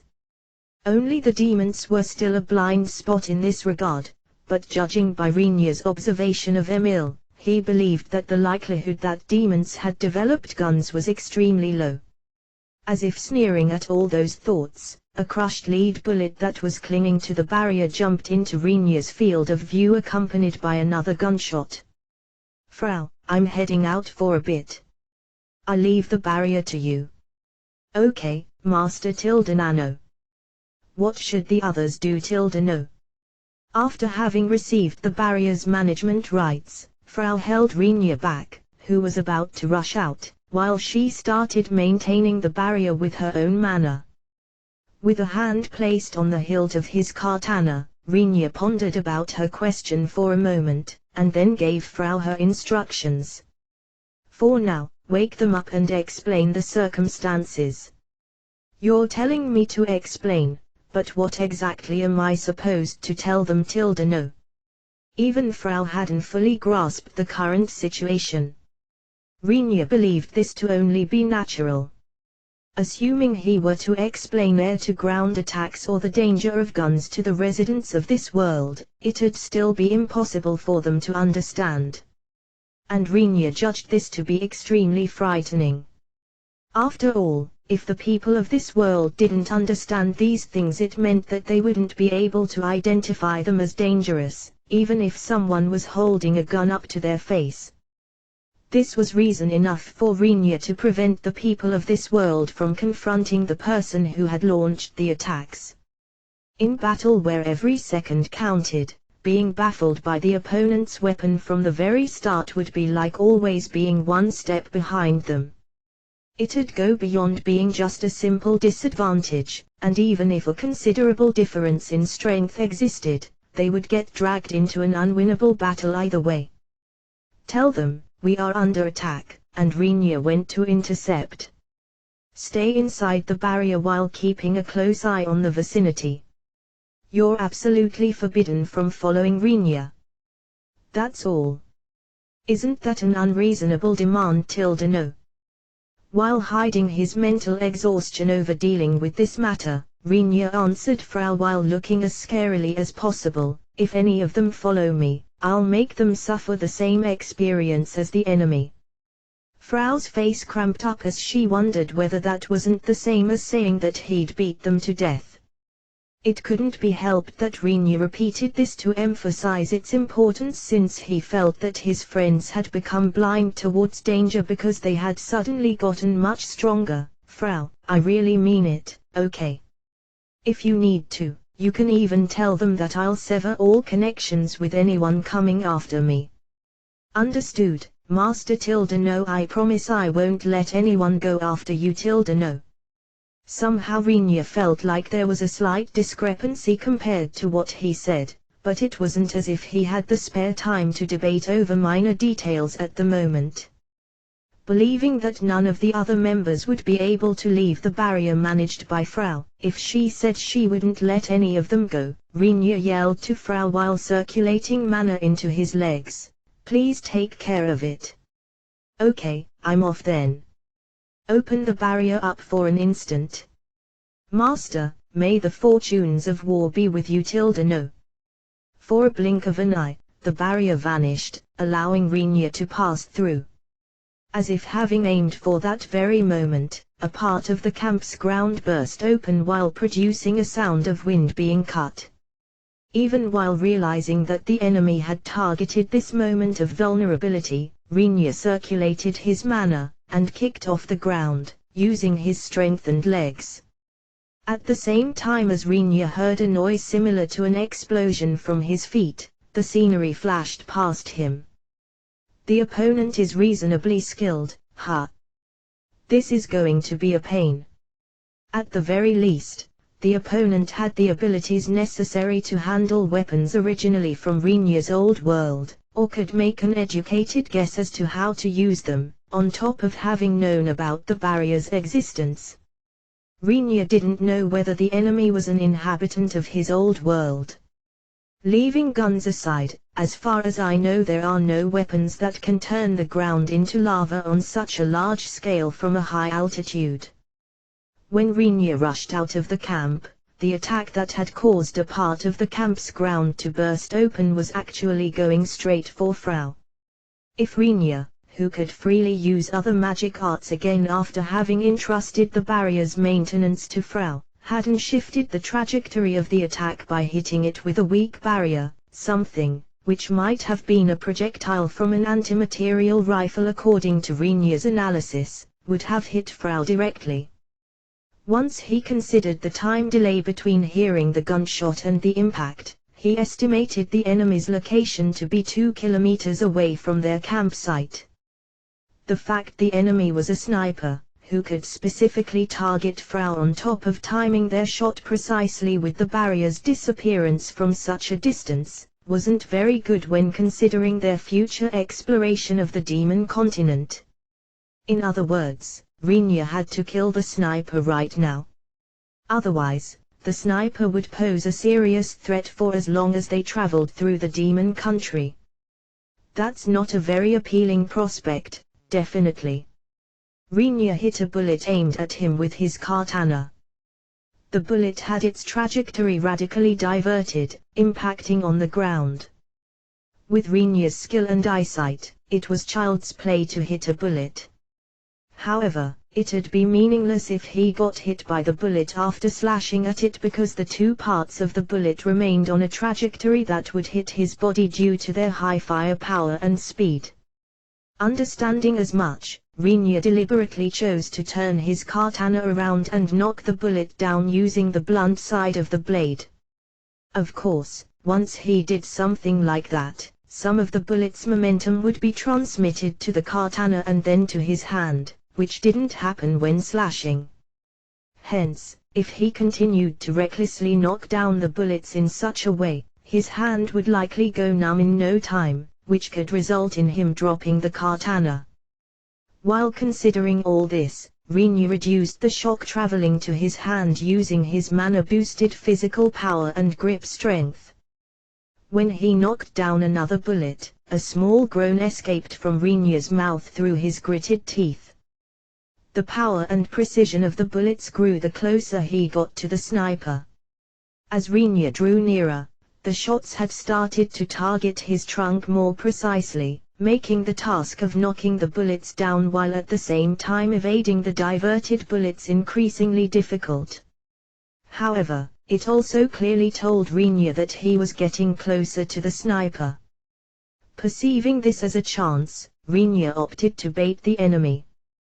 He stopped moving, and let the right hand holding the katana dangle, making himself look like an easy target. He used his left hand to beckon the sniper, who was most likely watching him through a scope or something similar. He intended it to be only a light provocation, but the effect seemed instantaneous. Right away, Rinya heard 2 gunshots from nearby. Both bullets were aimed at Rinya's head. But, as long as he knew they were coming, it was easy for Rinya to knock them down. He flicked one bullet away by striking up with the back of his blade, and knocked the other one down by bringing the blade back down.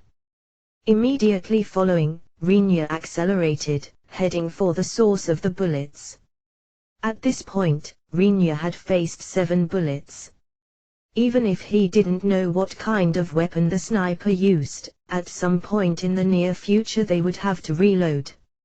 Rinya's running speed, which went beyond the speed he had used until now, couldn't be described as just fast anymore.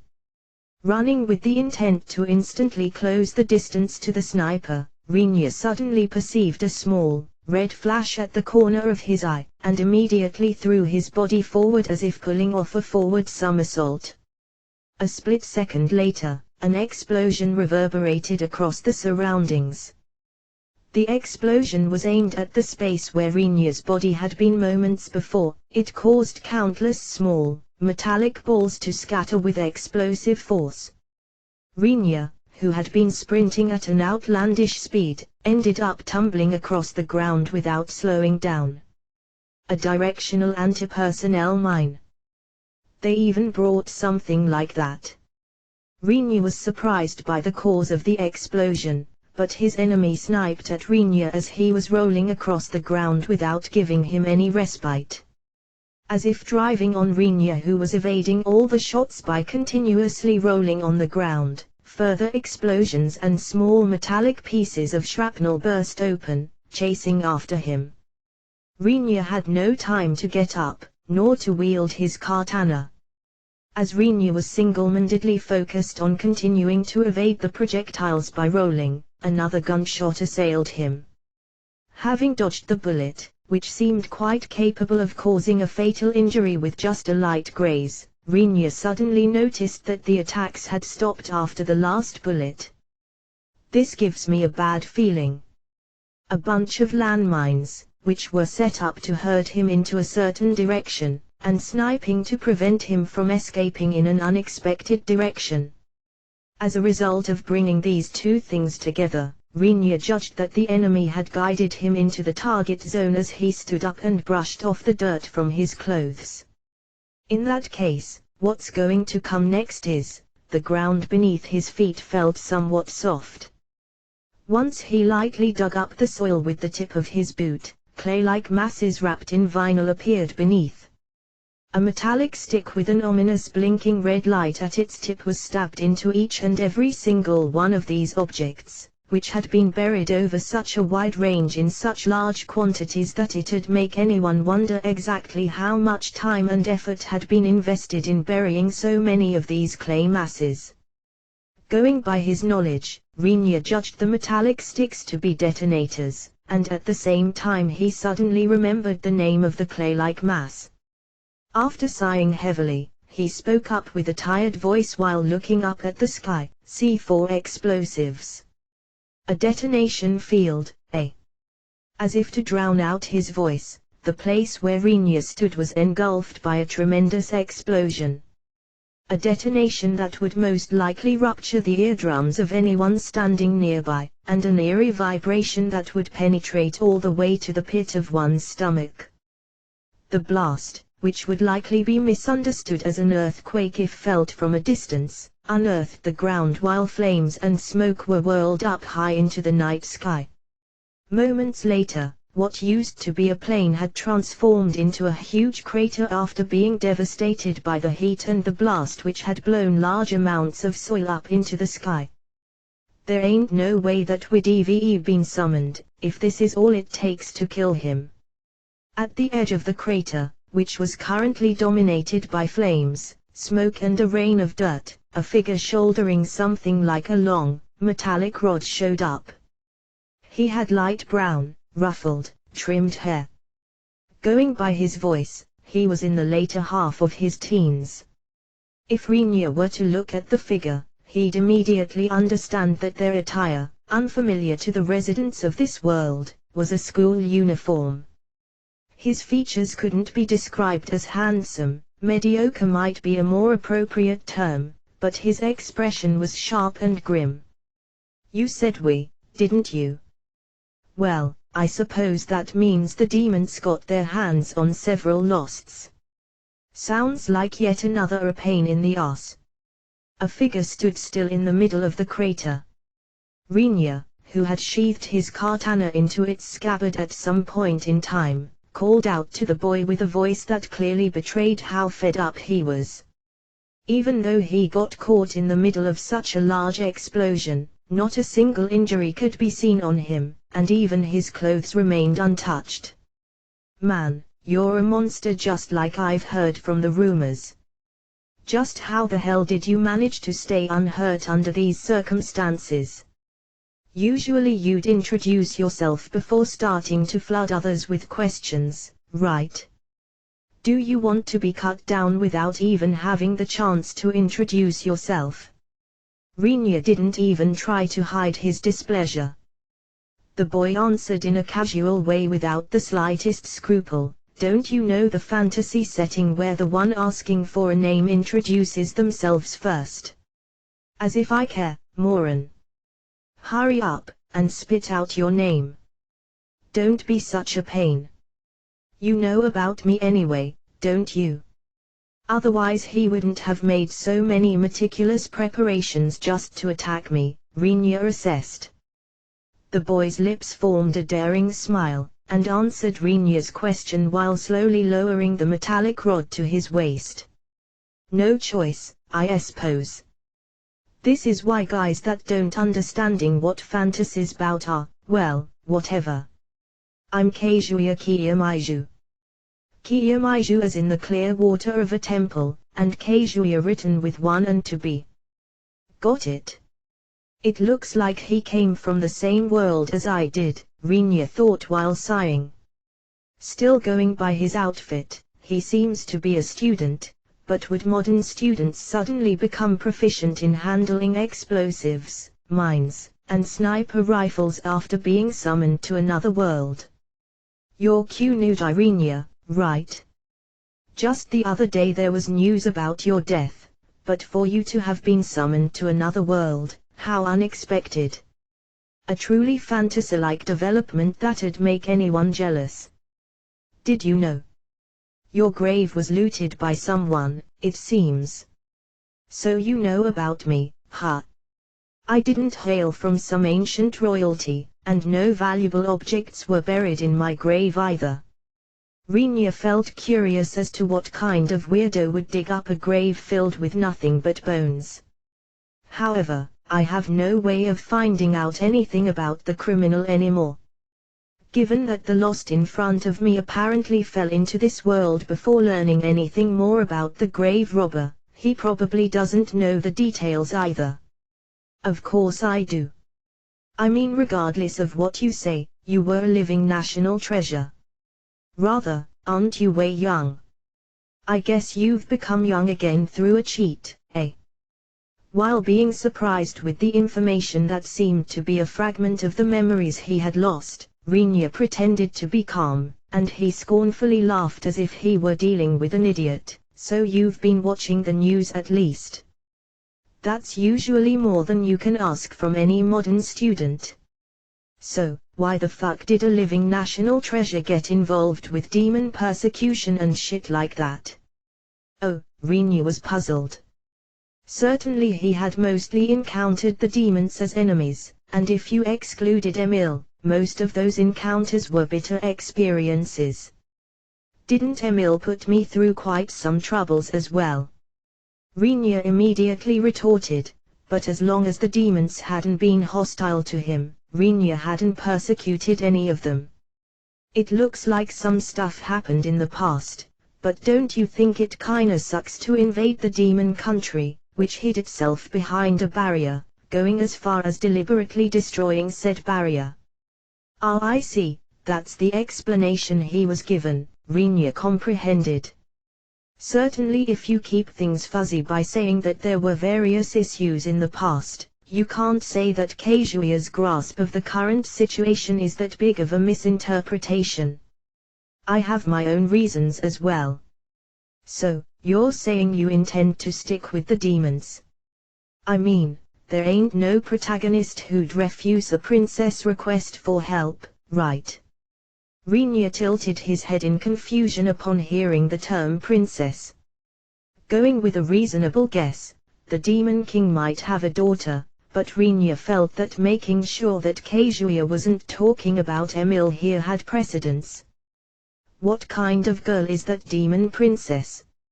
She's a cutie. Blonde hair, blue eyes, slender, and huge boobs. A princess as if out of a painting. Rinya immediately judged that this wasn't Emil.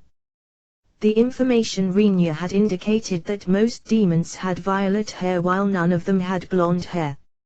Although there existed exceptions to every rule, it was unbelievable for such an exceptional princess to appear so conveniently in this situation. So you plan to fight me after being moved by the princess' emotional speech? Well, I've got the perfect cheat just for that. AKA, yep. Kazuya pointed the rod's end at Rinya. Rinya's knowledge told him that the rod, which had an extremely long gun barrel, was a FR-12.7 antimaterial rifle. Rinya couldn't clearly tell whether he had experience fighting one of these guns since it seemed to be a part of the memories he had lost, but he judged that it wasn't the first time he saw one of them since he could immediately identify it. If you withdraw, I'll turn a blind eye and let you retreat.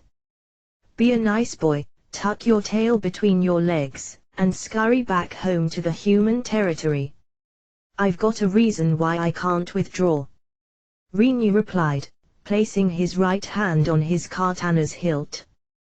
While looking at him, Kazuya pulled the rifle's trigger without warning. With all his strength is great, Rinya thought while dodging the bullet by leaping widely to the left. Given that guns are basically weapons that can send bullets flying in the direction their muzzle points at, you can somewhat predict a bullet's flight path as long as you know the muzzle's alignment. If you see through the timing of the trigger being pulled on top of that, just evading the bullet isn't that much of an issue. However, if it comes to antimaterial rifles, just shifting your body a bit after perceiving the line of fire won't cut it. Since it has too much firepower as a weapon, barely dodging the bullet will still cause damage through the after effect. Rinya wasn't an idiot who would evade an attack, where getting grazed was already plenty dangerous, at hair's breadth. He had jumped widely while thinking all that, but feeling a solid touch and hearing a click at his landing point, he immediately leaped back. Half a beat later, flames explosively erupted from the ground. With the time to understand that he had stepped on a landmine being already a waste, he knocked down the approaching fragments after immediately drawing his katana, but got immediately attacked by another shot of the antimaterial rifle as he escaped the range of the mine. After Rinya knocked down this bullet, using the back of his katana, without dodging while thinking that something was quite wrong here, he observed Kazuya who had been shooting his rifle from the hip without even looking through the scope. There were several parts that appeared weird to Rinya. First off, the bullets came straight at Rinya despite Kazuya's way of using his sniper rifle was completely nuts. Moreover, despite using an antimaterial rifle with a big caliber, a normal high school student to all appearances was not only easily handling such a heavy gun, but didn't care at all about the recoil at the moment of shooting. Rinya wasn't an expert on guns and thus he didn't know the exact details, but no matter how much countermeasures against recoil were applied, it'd be weird for the snipers in Rinya's knowledge to adopt sniping positions by kneeling or laying down on the ground, if a rifle allowed one to hit a target while being shot from the hip. Second, the planting points of the bombs were way too precise. Especially the landmines had been deployed as if Kazuya had completely seen through Rinya's movements. Rinya was about to get slightly depressed over the fact that an ordinary student could possibly understand all his actions to such an extent that it was plain as day, but even if he were to account for that, the buried bombs were still too precise. Considering that you told me that you'd let me go if I pulled back, you seem rather gung-ho about this, don't you? It's because you're so uncontrollable that I've got to go at it with at least this much of an effort. While saying so, Kazuya casually dropped his rifle. Dropping on the ground with a heavy, metallic thunk, the antimaterial rifle vanished in the next instant after shining faintly. A materialization ability, next up's this guy. What appeared in Kazuya's aloft right hand, also accompanied by a faint light, was something that seemed rather short and stout for being called a gun. Setting it up by holding it in his arms, the visible gun barrel appeared to be awfully short. A 90p SMG. Oh, you know your stuff. That's a smart guy for you. However, it ain't called SMG, but PDW. Kaiju pulled the trigger while prattling on about insignificant trivia knowledge. The bullets, which were spit out of its muzzle alongside a rhythmic firing sound, would completely run out in several dozen seconds according to Rinya's knowledge. Rinya, who dodged the bullets while running around and planning to aim for the instant of the magazine swap, attempted to close the distance in the moment the barrage stopped, but immediately jumped to the side when he spotted the object that had suddenly appeared at Kazuya's feet.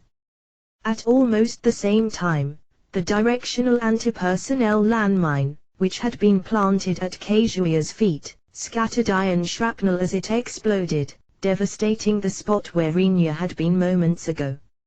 Something like a katana is trash if I don't allow you to get close. Rinya ground his teeth, thinking that the little bastard was getting carried away with the barrage that had started up again, but he definitely didn't feel like he could get close enough with just his katana. Going by Rinya's analysis, Kazuya's cheat ability allowed him to materialize any weapon he knew of in a specified place. Since I doubt that a mere student knows about the precise structure of all those weapons, his ability is probably set up in a lean way of making the corresponding weaponry appear as long as he somewhat knows its name and shape. It's obvious that some kind of restriction has been attached to it since there were traces of the C4 detonation field having been set up in advance by burying the explosives, but even considering all that, you can still call it a rather handy ability if he can set up a weapon at his desired timing at his desired location. Going by my knowledge, stuff like a satellite cannon hadn't been implemented, though. Rinya asked during a pause in the barrage while adding, I feel like there existed the concept of a similar weapon though. Kazuya made another directional landmine appear at his feet so as to hold back Rinya while proudly answering, I can create anything as long as it's a weapon I register as being usable by me. Even while feeling somewhat suspicious about Rinya not approaching him, Kazuya readied his 90p once more, and unleashed yet another barrage. While dealing with the shots by just dodging without even considering defending against them, Rinya said with a fed-up voice, wouldn't things be done quickly if you simply created strategic weapons then? You an idiot. If I created stuff like that, it'd be a pain to clean up afterwards, don't you think? Rinya ended up positively surprised about Kazuya surprisingly possessing common sense at this part.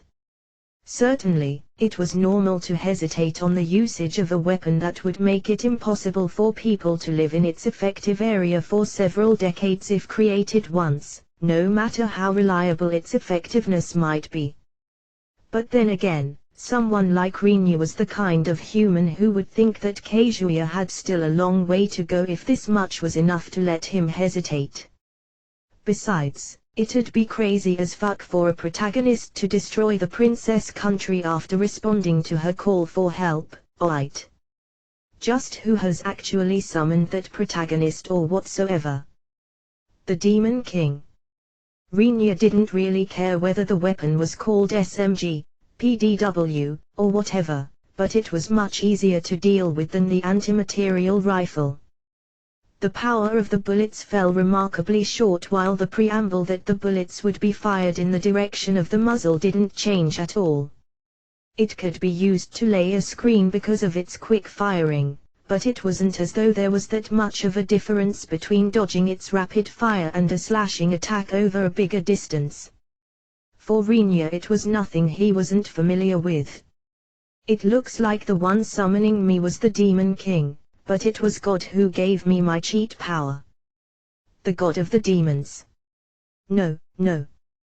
They introduced themselves as the God of this world. Rinya felt like he simultaneously heard two screams claiming this to be untrue in his mind, but he readily ignored them. In the first place, Rinya didn't suspect that little goddess or her subordinate angels to be behind this. If they, or rather, those girls felt like hurting him, they'd just need to deprive him of his powers, give those to someone else, and have that person attack Rinya. And even without putting so much effort into this, Rinya believed that the little goddess should be able to erase him in an instant if she felt like it. While experiencing an auditory hallucination, telling him, it's not like that, Rinya judged that the god mentioned by Kazuya had to be the guy referred to as demon supervisor by those who were the reason for him coming to the demon country. If there's something that's outside expectation, it's probably the fact that the demon supervisor had an ability allowing them to grant abilities somewhat similar to mine, Rinya assessed. Since it looks like losts have fallen into this world in rather big numbers over time, it seems like they can somehow use the summoning spell to call people here intentionally. What a diligent god! It almost wakes the wish in me for the god of our world to follow their example. Leaving aside whether the action itself is right or wrong, the god of this world or whatever they are is far more hard-working as they are doing their work by making various moves, Rinya judged, and Kazuya appeared to have the same opinion. No kidding. If our god had simply summoned elves or some such, our world would have become a fantasy world too. You're quite hung up on this. If it becomes impossible to distinguish reality and illusion, you wouldn't be able to tell apart what's fantasy and what's not, right? Oh, fair point. Rinya casually dodged another barrage. He wondered whether Kazuya would soon realize that his barrages didn't bear much meaning, but since their absence would allow Rinya to get close, Kazuya probably couldn't afford to ease up on this. If you can create any weapon you know about, why not go with something like a tank? You think I'd bring out a tank without any infantry to man it? Kazuya quickly shot down Rinya's suggestion. This caused Rinya to elevate his assessment of him a bit, since Kazuya didn't seem to be as much of a boundless idiot as he had expected. If he could have gotten him to go along with the suggestion and board some kind of tank, Rinya would have baked him with fire magic from outside, but it seemed as if things wouldn't proceed so conveniently. What about a fighter plane? I hate high places. That's regrettable, Rinya shrugged his shoulders. A fighter plane was a bit of an overkill to take on a single person, but since the pilot would almost definitely die if it got shot down, a fighter plane would be easier to handle for Rinya, who could use magic arts, than plain barrages of bullets. How about you bring your friends along? That SMG, PDW or whatever thing won't be able to bring me down, you know. I'm all that's needed to deal with a bastard like you. The other two are completely unnecessary for this. So, 3 people have been summoned in total. I'm truly thankful for him being such a blabbermouth to honestly divulge information that's of importance for our side. Rinya laughed in his mind without showing it on his face. It'd be godsend if we knew what abilities they were given before getting summoned here, but I kinda doubt that he's that much of an idiot to tell me all that. In front of Rinya, Kazuya violently threw the 90p in his hands on the ground. Fuck, this ain't going nowhere. Apparently he had finally noticed that the 90p couldn't keep up with Rinya's movements. As Rinya wondered whether he'd give up and go back, Kazuya's body was wrapped up in a faint light, and another weapon materialized.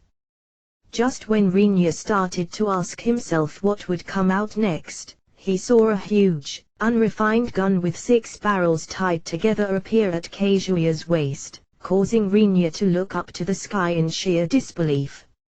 AM-134 heavy machine gun, that's nothing you'd aim at people, ha ha. The number of bullets and firepower of this guy is incomparable to the pea shooters from before.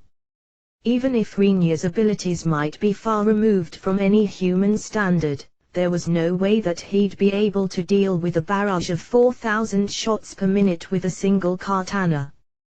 You could say he'd be in quite a bind if Kazuya was capable of handling the machine gun decently. Though, that only applied if he could actually handle it decently. Rinya saw that Kazuya could operate it more or less. Kazuya pointed the muzzle of the machine gun, which should be unthinkable because no human would normally be able to suppress the gun's weight and its recoil, at Rinya, and used the machine gun, which looked like it was spraying fire out of its muzzle because of the bullet's high speed, as a weapon without being trashed around by the recoil. But Kazuya's capability wasn't at a level allowing him to freely turn the machine gun around. That gun wasn't a weapon intended to be held in the hands of an individual to begin with, but because there existed many scenes in movies and similar where individuals actually held it, people generally misunderstood how the machine gun actually worked. You're not getting a lock on me with this thing, are you? Compared to the barrages by the 90p, this one was even easier to dodge for Rinya. The barrage of the M134 couldn't keep up with his movements at all. Certainly, its number of bullets and firepower was in a completely different league than the 90p, but since the bullets didn't even come close to flying towards their target, it was no more than a noisy device continuing to flashily shoot at empty space. Fuck it. Stop scurrying around from one place to another. I don't really think that I'm moving around that much, though. Are you telling me the other two are also at your level? Shut the fuck up.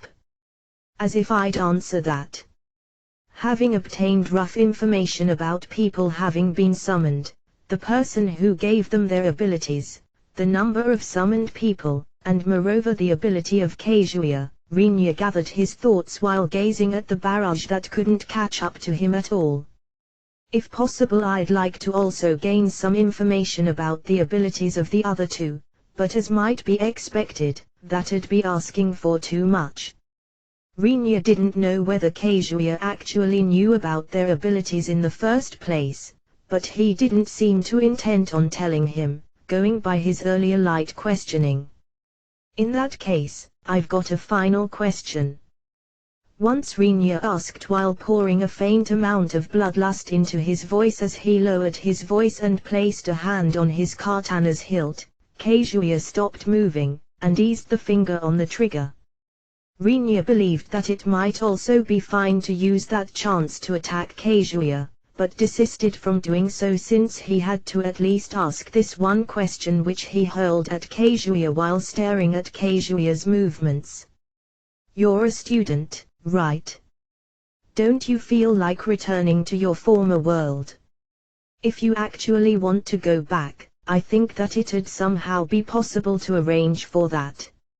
After being pulled over here without understanding a thing, and being fed lies on top of that, Kazuya fought on the side of the demons. It wasn't as if Rinya had enough sympathy to actually pity Kazuya, who had been easily deceived, but he wouldn't be able to kill him as long as he didn't at least make sure of this in advance. For just an instant Kazuya's finger trembled as it rested on the trigger while Rinya waited for the answer to his question. I can go back. Kazuya muttered, dumbfounded as if having heard something unbelievable, and let go of the heavy machine gun, causing it to drop to the ground with a thud. While watching it turn into light particles and vanish as Kazuya apparently stopped focusing on its materialization, Rinya nodded. There's that goddess who sent me here. If you go by her words, she's apparently the boss of the goddess or whatever who dragged you into this world, so I believe she should be able to somehow do something about this. It wasn't as though Rinya doubted the words of that little goddess, but he didn't have any intention to simply swallow everything she said either. In the first place, if she calls herself a superior goddess, she should manage her subordinates properly. At the point when she's incapable of that, it's evident that her administrative ability ought to be called into question. Still, going by the fact that she labels herself like that, I think that she should have at least that much power at hand. Though I won't be able to contact her, right? I'll get her to contact you if you come to our side. Upon Rinya's reply, accompanied by him muttering in his mind that he didn't use that ability overly often as a retort, Kazuya raised his voice, obviously not believing Rinya's statement. You're lying. Otherwise you'd have gone back a long time ago, no? Even while believing that his doubt was very reasonable, Rinya had already prepared an answer. While smiling bitterly, Rinya replied, as you know. I exhausted my lifespan over there. I don't know how you were summoned to this world, but my former body was cremated and buried. Since he now had a young body, Rinya felt like it'd be possible for him to go back if he wanted to. But even if he tried to return while keeping in mind his current self, he'd be stumped as to what to do over there at this point. That was yet another reason why Rinya didn't intend to return to his former world. Given that he possessed no memories, Rinya didn't know how much of an ability his former self possessed. However, if he returned in his current state, he'd be a person with supernatural powers, to put it nicely. Alternatively, in the worst case, he might be treated as a monster, simple as that. Rinya wasn't aware whether the world over there had reached a point allowing people to use mana like in this world, but even if he disregarded that part, Rinya's current physical abilities would go far beyond the best in the world across the board. Rinya was confident that he'd be able to set new world records in most track and field sports, be it short or long distance running, high jump, or long jump. In addition, he should be able to set new world records in all recorded sports. Even when it came to martial arts, he would likely be able to treat the world champions in judo, karate, wrestling and many other martial arts which he had no experience with, let alone his own discipline of kendo, like toddlers. Even if he took on military forces outside of sports, he should be able to assassinate the leaders of all nations while unconcernedly humming a melody in the act. There's no way that a monster like me would be able to return to our former world, is there? As Rinya revealed a smile that mocked himself, Kazuya apparently grasped what Rinya was trying to tell him. Besides, my family register has already been deleted, I'm sure. Even if I went back there now, I'm pretty certain that I won't find a place to call home anymore. Can I really go back? While asking with a trembling voice, Kazuya extended a hand as if asking for help, and walked towards Rinya with an unsteady gait. Since it'd be pitiful to give him false hope, Rinya turned his focus towards the little goddess, believing that he should confirm with her first by getting in touch with her. Just when Rinya was about to reach out to the goddess while thinking that it felt too odd to actually describe it as calling out to her, Kazuya in front of him vanished from his consciousness for an instant. Just kidding. A level-headed voice, somewhat filled with sneer. When Rinya pulled back his awareness to the movements of Kazuya in front of him, Kazuya's right hand grasped a glowing, black mass of metal, holding it out in Rinya's direction. At the moment Rinya realized that it was a pistol. 2 bullets were loudly spat out of its muzzle. Gah! They weren't aimed at a small target like Rinya's head, but instead his abdomen, which wouldn't move much even if Rinya evaded in a hurry. The bullets, which were fired from a relatively close proximity, usually should be avoidable at this range for Rinya. But, as Rinya had been focusing his consciousness on contacting the little goddess, and moreover just started to believe that Kazuya actually wanted to go back to his former world, his movements were too late to dodge the bullets at this distance. Rinya, who had 2 bullets drilled into his abdomen without even the time to twist his body, groaned lowly, and immediately went down on his knees while suppressing the location of the impacts with his right arm. While cackling madly, Kazuya thrust the gun he had just now used to shoot at Rinya's head, which Rinya had apparently lowered because of the pain assailing him. "Are you an idiot to fall for such crap? So you didn't want to go back?" Rinya asked while not lifting his face. Kazuya laughed loudly at that question, answering, "You retarded. Even if I went back to my former world, only boring days would await me there, you know.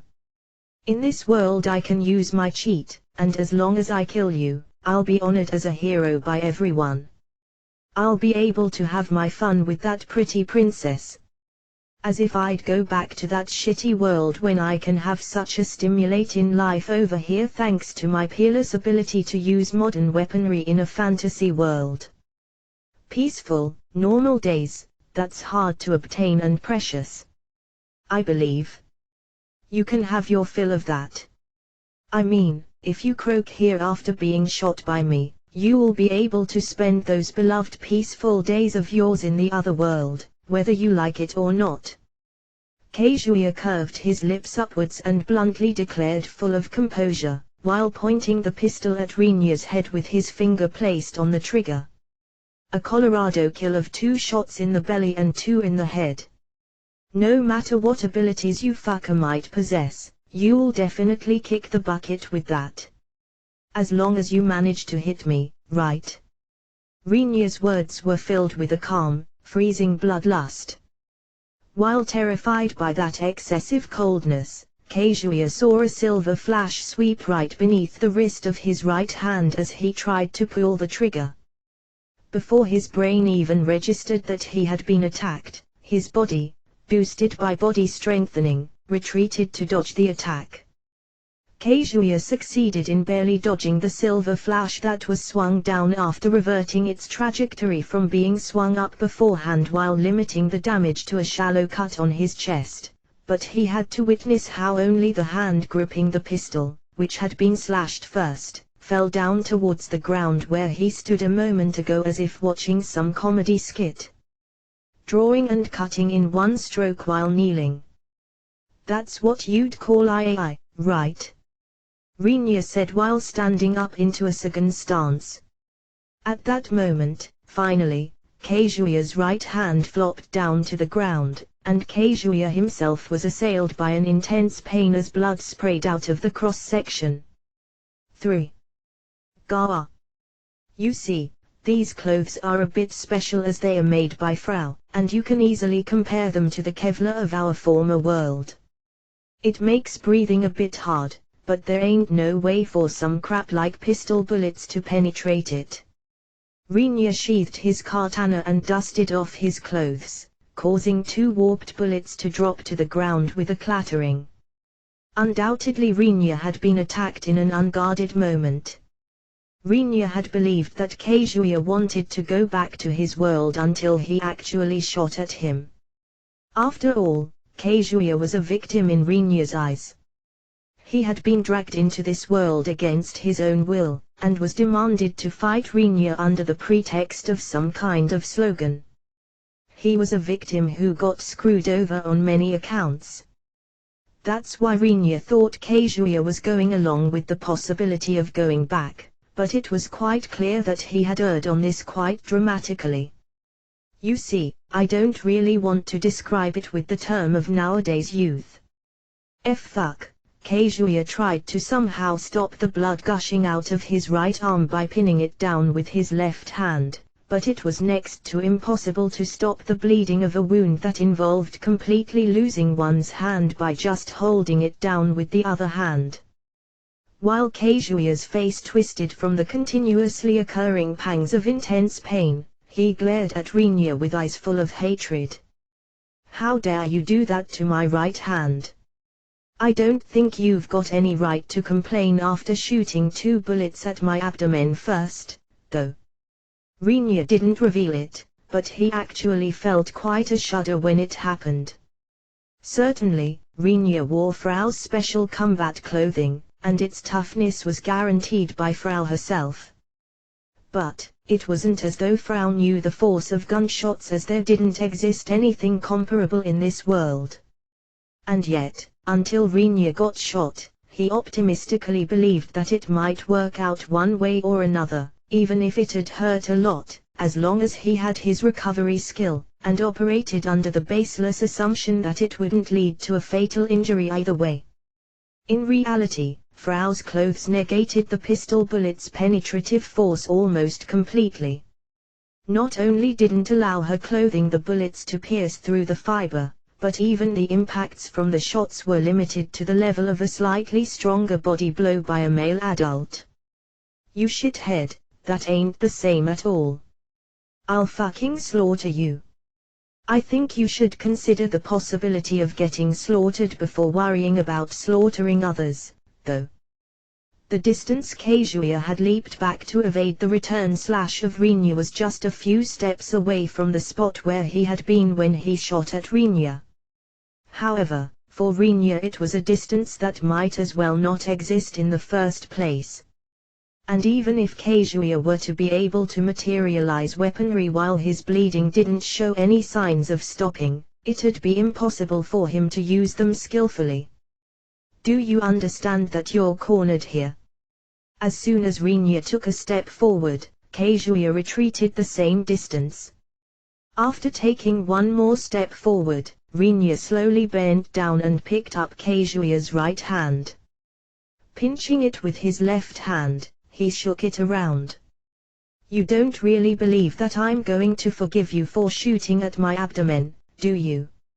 Rinya casually tossed Kazuya's hand away, just for it to dance through air and fall to the ground in 4 pieces. The katana he should have drawn just now looked like it had never left its scabbard. Due to the completely invisible slashing attack, Kazuya's face paled for a completely different reason than his constant blood loss. After having completely destroyed the hand that might have been put back on the arm if Kazuya had picked it up and applied healing on it, Rinya kept walking. Have you resolved yourself? Kua, stop. If nothing were to happen, those should become Kazuya's final words in this world. He extended his blood-stained left hand after stopping to hold down his wound, appealing to Rinya to not come any closer. Without minding that, Rinya advanced and was just about to slash up diagonally. But someone jumped between the 2 men, and fended off Rinya's slash. Oh. TSK, the one being surprised was Rinya, whereas the one clicking his tongue was the intruder. Rinya widened his eyes after seeing the thing that blocked his attack while causing sparks to scatter between both parties. A katana. The intruder's whole body was covered by a cloak with the hood lowered so that the face remained unseen. The clothes peeking out beneath the cloak were something similar to a khaki military uniform. The legs were covered by something like boots up to the knees. Even more so than the clothes, which gave Rinya the impression of having seen them somewhere before, the item, which had blocked his attack, made Rinya perplexed as he wondered whether such a weapon actually existed in this world. To Rinya it looked like something he'd call a saber. It had a plain, round guard, and a black, matted hilt. Even the blackened scabbard hanging at their waist was of an extremely frugal make. And yet, the blade, which had stopped Rinya's blow, was clearly a very sharp one. It also didn't look like it got damaged in any way after blocking Rinya's katana, which had always one-sidedly damaged the opponent's weapons, even when facing a great sword handled by a demon. The second one. As Rinya asked, since he predicted that the newcomer wasn't an inhabitant of this world, going by their clothes and weaponry, the answer of the intruder sounded aloof and so calm that you wouldn't believe that they had exchanged slashes just now. Who knows? I, for once, don't know how many others besides me exist. It was the voice of a young man. Due to his voice that got stuck in his ears for some reason, Rinya cracked a joke. Oh well, I guess we'll just go with you being the third then. I don't really care about the order you assign to me. Rinya evaded the sweeping kick, unleashed by the young man, by jumping backwards. While alertly thrusting his saber out at Rinya, who had widened the distance while strengthening his wariness of this mysterious intruder, the young man said to Kazuya without looking back, "Hurry up and get lost. You're in the way." "Shut up, but, thanks for the help." Kazuya honestly thanked the newcomer despite insulting him at first. While suppressing the blood which was still dripping out of his wound, he withdrew while making sure to stay behind the intruder. Rinya planned to go after him to finish the job if there was an opportunity to do so, but unable to spot even the slightest opening in the guard of the invader in front of his eyes, he missed the timing to slay Kazuya in the end. "What a troublesome guy, the same back at you. Well, I guess I'll have you keep me company for a bit until that manages to get away." Rinya was positively surprised that there was someone among the enemies who possessed the admirable disposition to serve as shield for the sake of letting his ally escape, but without doing anything about the intruder in front of him, Rinya didn't think that he'd be able to chase after Kazuya either. Seeing how Rinya accepted his lot, and readjusted his katana, a bit of happiness crept into the presence of the intruder. Rinya was the one making the first move. It wasn't a slash, but a thrusting technique boosted by a charge. As soon as he saw that it had get dodged, he immediately flipped his wrist, altering the thrust into a side sweep. Making sure to stay hot on the heels of the intruder who had evaded his attack with a backstep, Rinya unleashed a three-chain combo consisting of a descending vertical sword attack, a diagonal slash from the left, and a diagonal slash from the right within the time span of a breath. The intruder dealt with this by evading the first and second attack, and parrying the third attack by putting blade to blade. Switching towards locking swords, he pushed back Rinya's body with sheer strength. Unable to resist, Rinya temporarily opened up some distance, quickly sheathed his katana, and muttered with deep surprise while staying in a Batu-1 posture, "For me to be unable to cut through." Within his own capacity, Rinya had started to realize the abnormality of his katana. He had confidence in his ability to cut through almost anything, if he added his current techniques to its sharpness. However, the intruder didn't allow Rinya's katana to dig into the blade of his own katana. For Rinya it had been very easy to cut into the blade of the great sword, used by someone like the demon general he had fought before, albeit not being able to completely cut through it in one attack. "That means the abilities of our weapons are equal, huh?" The invader shook his head at Rinya's muttered question. "No, not at all. Mine falls behind a tiny bit." As soon as he said the last word, the intruder went on the offense. Countering his attack, Rinya unleashed his Batu. On that occasion, he felt through the hand gripping the hilt how his blade dug into his opponent's blade, albeit only a bit.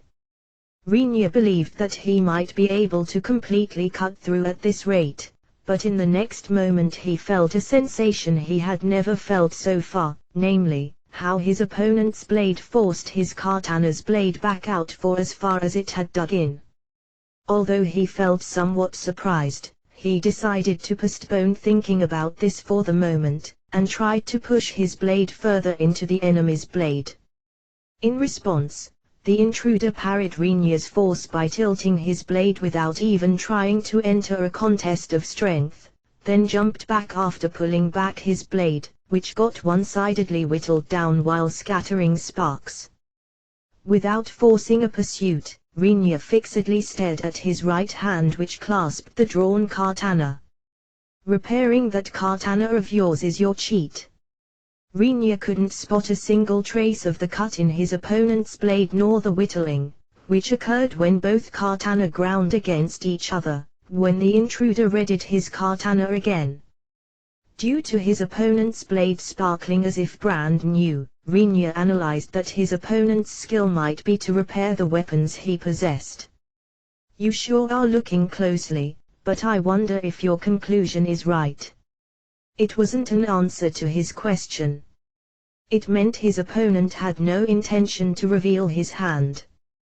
Rinya grimaced as this guy was a trickier opponent than Kazuya, who had escaped moments ago. "But, if I assume that my opponent's skill is to automatically repair his weapon, I can deal with that." Believing so, Rinya powerfully stepped forward, placed the second hand on his katana's hilt, obviously not planning to use chain attacks at all, and released a descending vertical sword attack with all his power. With him strengthening his body and his blade through mana at the same time, a dazzlingly white slash came down at the intruder's head. Initially the intruder moved to block with his own katana, but apparently perceiving within a moment that he wouldn't be able to parry this slash, he evaded by widely leaping to the right. Because his response was delayed as he had considered blocking for an instant, the tip of the intruder's katana met with the trajectory of the pure white slash in the middle of his jump, resulting in a small part being completely cut off. With just a tiny amount of a sword's point gone, the wielder's perception of the combat distance would go amiss.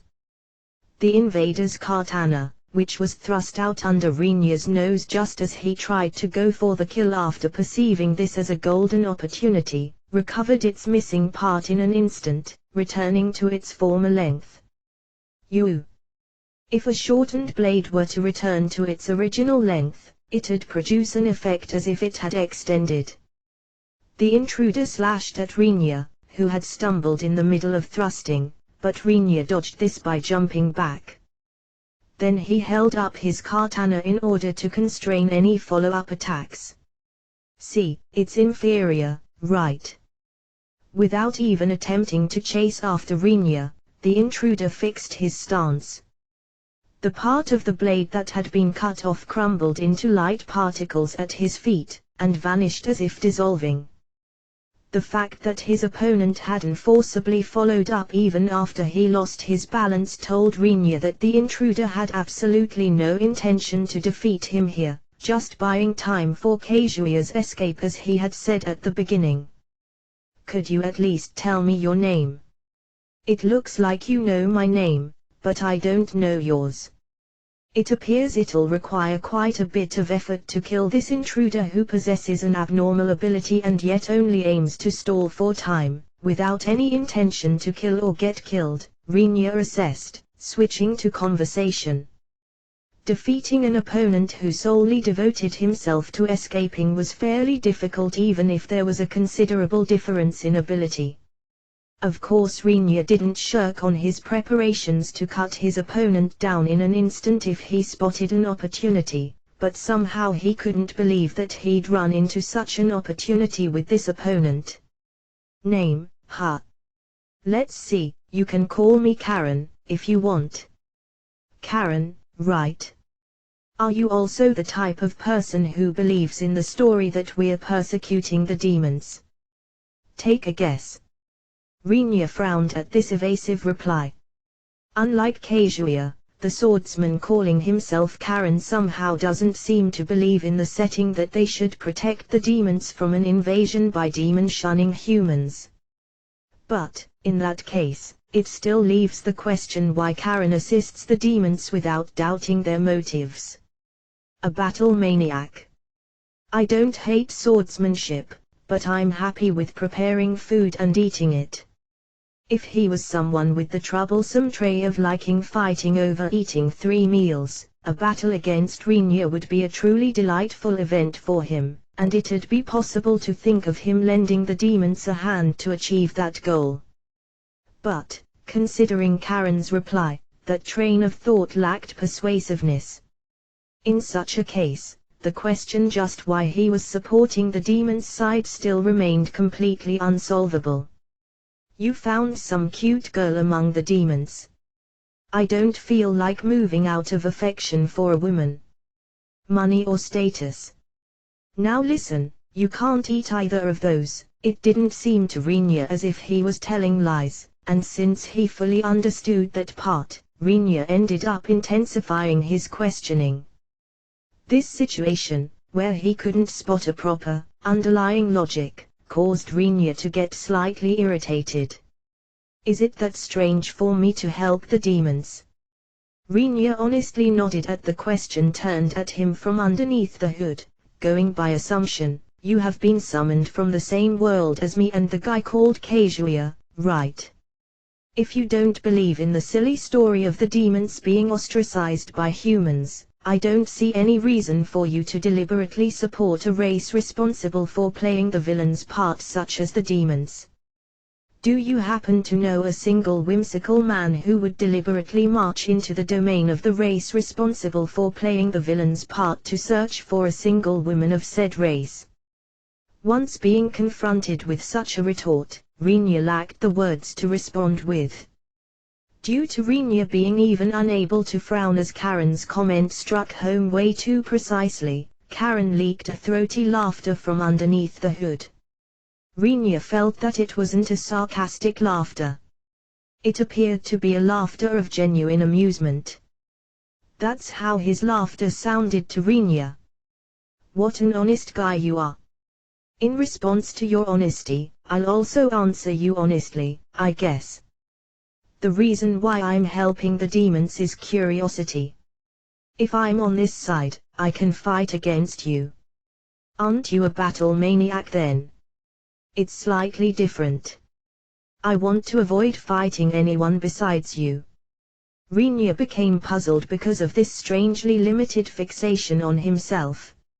As far as he could remember, he had absolutely no memory of having encountered any opponents telling him that they only wanted to fight against him while hiding their faces. Some kind of fateful connection from my previous life. Rinya believed that the reason might be found somewhere in the memories that had been erased. However, his speculation was quickly denied. That's also wrong. Which reminds me, your memories were erased, weren't they? Well, even if you possessed all of your memories, you still wouldn't know me. The only ones knowing about the erasure of Rinya's memories were beings related to that little goddess. Rinya believed that it shouldn't be information known by the supervisors of this world.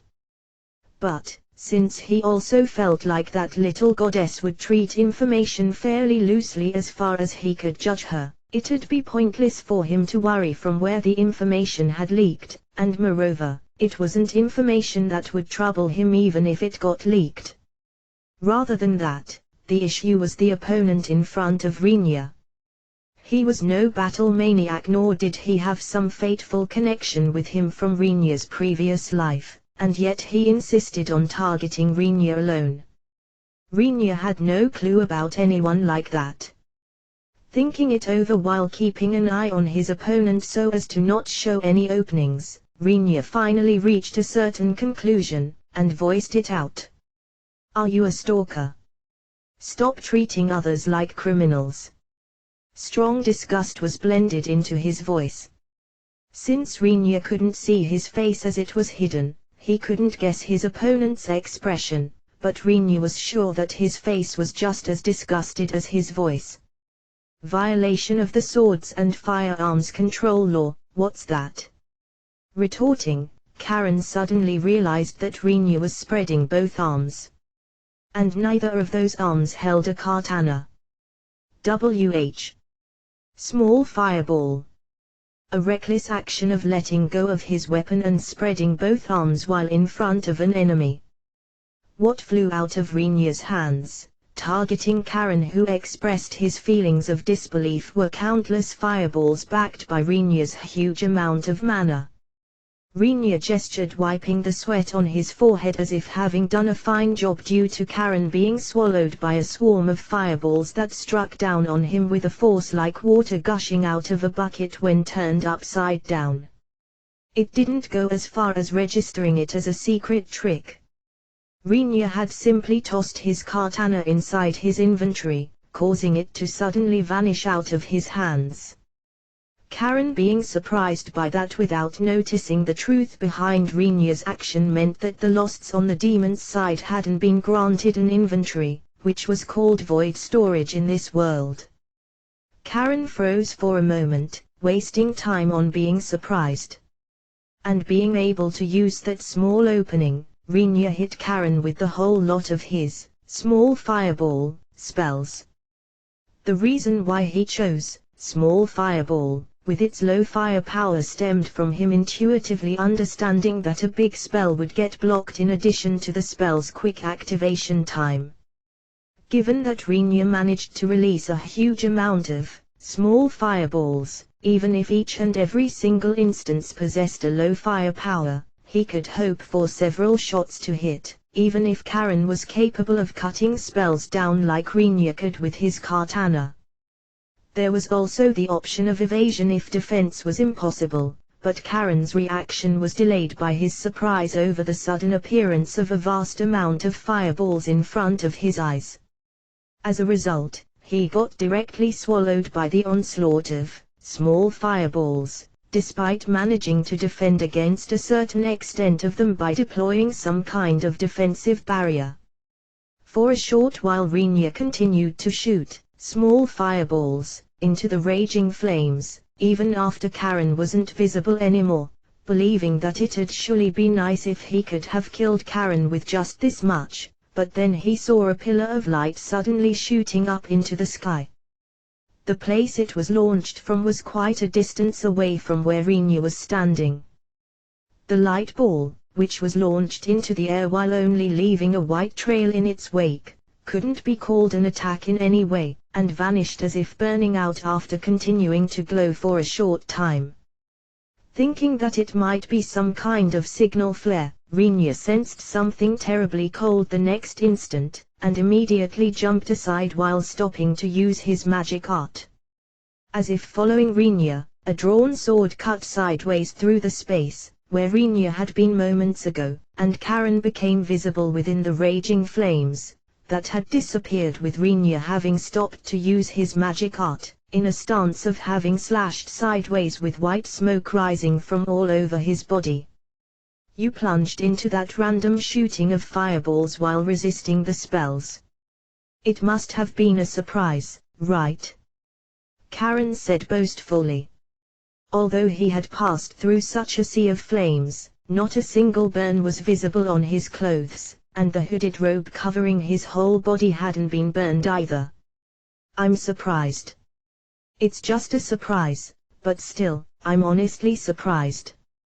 Good grief, what would you have done if you had burned my only good suit? Karen grumbled while dusting off his clothes that were still smoking. It was a sight that would wake the urge in anyone watching this to retort, who cares about that? First tell me just why you didn't get burned, let alone turning into charcoal. Well, whatever. It looks like Kazuya managed to get away. We'll leave it at that. You think I'll let you get away? Rinya readied his katana anew after retrieving it out of his inventory. Apparently understanding just how the katana had vanished earlier due to Rinya action, Karen looked very envious, and then said while grinning broadly, I have a proper reason for holding you back here, you know. What? You see, it's about the demon woman a whimsical human man came to look for. You know that 3 of us have been summoned, and yet there's only 2 of us here. If it's you, you should understand what that means, right? Being told so, Rinya realized that he didn't know what the second or third Lost, who wasn't here right now, was currently doing. In short, it meant that a Lost was heading towards the target of Rinya's group while they were being held back here. In other words, you guys, Emil, take a guess. I won't chase if you run away. I also need to pick up Kazuya and heal him. Still, if you don't feel like letting me escape, it can't be helped. I'll have you keep me company until the very last moment. I'll withdraw. While quietly clicking his tongue, Rinya sheathed his katana, and slowly backed off from Karen, making sure to not expose his back, while alertly keeping an eye on Karen's every action. Karen waved a hand in an extremely carefree manner at Rinya. It'd be nice if you get there in time, but I think it should work out one way or another if you hurry. I won't do anything so boorish as attacking you from behind, so hurry up and go, okay? Even though Karen's promise completely lacked any basis to be relied on, Rinya was certain for some reason that Karen definitely wouldn't attack him from behind. Hence, Rinya immediately spun around at the same time as Karen voiced out those words, and without looking back anymore, he started to run in the direction of the camp where Shin and the others were waiting for him. Translation notes: one batu is what Rurouni Kenshin always used. Quickly drawing a sword and slashing at the same time. No English term exists for this style since Western swords didn't allow for such techniques. Just what is the current Demon King thinking? While that question, which lacked an answer, kept swirling through her mind, Emil Raja calmly folded her arms in a certain room while ignoring the reports coming in one after the other. The scenery visible outside the double window should depict an extremely beautiful, orderly city according to her memories, but right now black smoke billowed up as the red tongues of flames flickered all over the place, causing the sky to be covered by thick, dark clouds. For a moment she succumbed to the feeling of having done a bit of injustice to Rinya and the others. A while ago, a certain message had reached Emil through a route only known to her. Hearing the news that her parents, whose faces she couldn't quite recall anymore, had been killed at the hands of the Demon King had only given her a little shock. However, that shock wasn't about their murder, but rather her once again remembering that she actually had parents to begin with. Usually demons tended to not put much emphasis on their blood relationships. But topping this off, Emil had even forgotten her parents' faces since she had immediately left home as her parents didn't think overly well of her talent, and devoted herself to her beloved research, doing whatever she wanted. The Raja family held a reasonably high status among the demons, and could be described as nobility, if you were to use human terminology. The reasonably seemed to only be Emil's impression, though. The people around them looked at the Raja family with eyes full of respect and reverence as if they were gods. The head of the family seemed to believe that Emil's exceedingly superior talent would lead to a division in the family, seeing as she had been born as a woman albeit being the legitimate successor.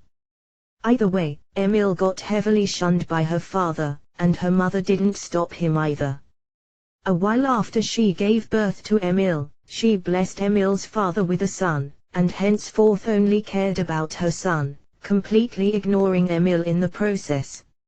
If I had been a human, this would have pushed me off the right path into becoming a bandit or robber, Emil had often muttered with a bitter smile.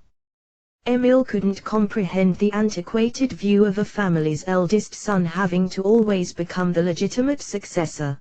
But once she concluded that it couldn't be helped as the patriarch back then held on to such a custom, her next actions were quick and decisive. Emil immediately left home, set up a base of operation at some suitable place, and immersed herself in research activities that allowed her to make full use of her bountiful talent. It was her way of showcasing that she had no intent to harm the Raja family by obviously not caring much about worldly affairs. But then again, immersing herself in research was simply Emile's own hobby, completely unrelated to any showcases or whatsoever. Either way, by doing this, Emile managed to gain the reputation of being a hopeless noble daughter who was completely infatuated with her own amusement and had no will to succeed the family. During her research, as a result of examining various matters while also regarding her own body as just another test subject, Emile realized that her body appeared to possess slightly different elements compared to the other demons. Afterwards, just as she told Renia when they met for the first time, she began to devote herself to the research of living beings, and dabbled with experiments such as crossbreeding strong life forms or inserting various elements into life forms. It was around that time that she gained the reputation of being spooky on top of being a prodigal daughter of a noble family. Emile herself didn't care about one or two adjectives being added to her reputation, though. Even though she invested a lot of time into research, she couldn't grasp the slightly different elements she had discovered in her own body in the end. Well, you could also say that she got caught by Renia before reaching an understanding. But Emile didn't really mind that either. The lifespan of demons was long, so even if she stayed with Renia until his death, she'd still have a long life waiting for afterwards. Thus she believed it'd be alright as long as she somehow managed to understand that element during that time. At least it was her way of thinking until a little while ago.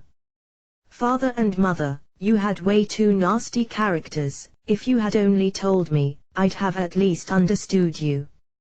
Having heard that her parents got killed by the Demon King for some reason, Emile had decided to return home while keeping it a secret from Renia and her friends. It wasn't as though she liked her hometown in particular.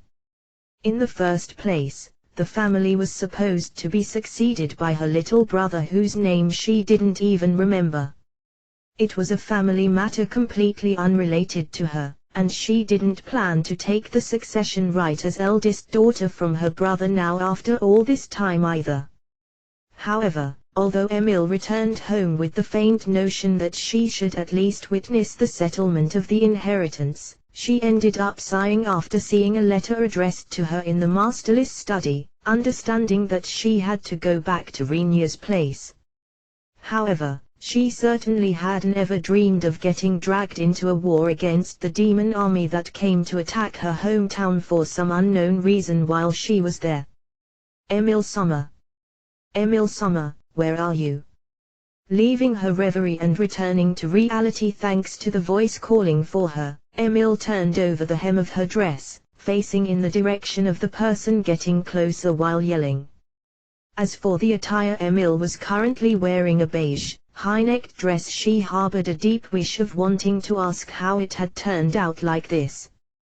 This dress, which lacked any unnecessary ornaments and was kept rather plain, was one of the things her mother had left behind, but somehow she couldn't quite settle down in it as it was much too different from her usual outfit. She couldn't help but to believe that her usual outfit was far more easier to move in, but since the chamberlain, retainers, and servants would insistently beg her to wear something more wholesome whenever she wandered around in that outfit, Emile yielded and wore her mother's dress instead. Isn't it kinda impossible to fight in this? Emile wondered, but if she were to be told that a noble lady wasn't supposed to fight in the first place, she wouldn't have any way to refute it either. What's all the racket about? Did something happen? Emile Summer. I am overjoyed to have finally found you. The one respectfully bowing as soon as he spotted Emile was one of the military officers who had served the Raja family for a very long time. He wore armor consisting of leather and metal plates, completely focused on practical use, on top of his forged, muscular, dark brown body.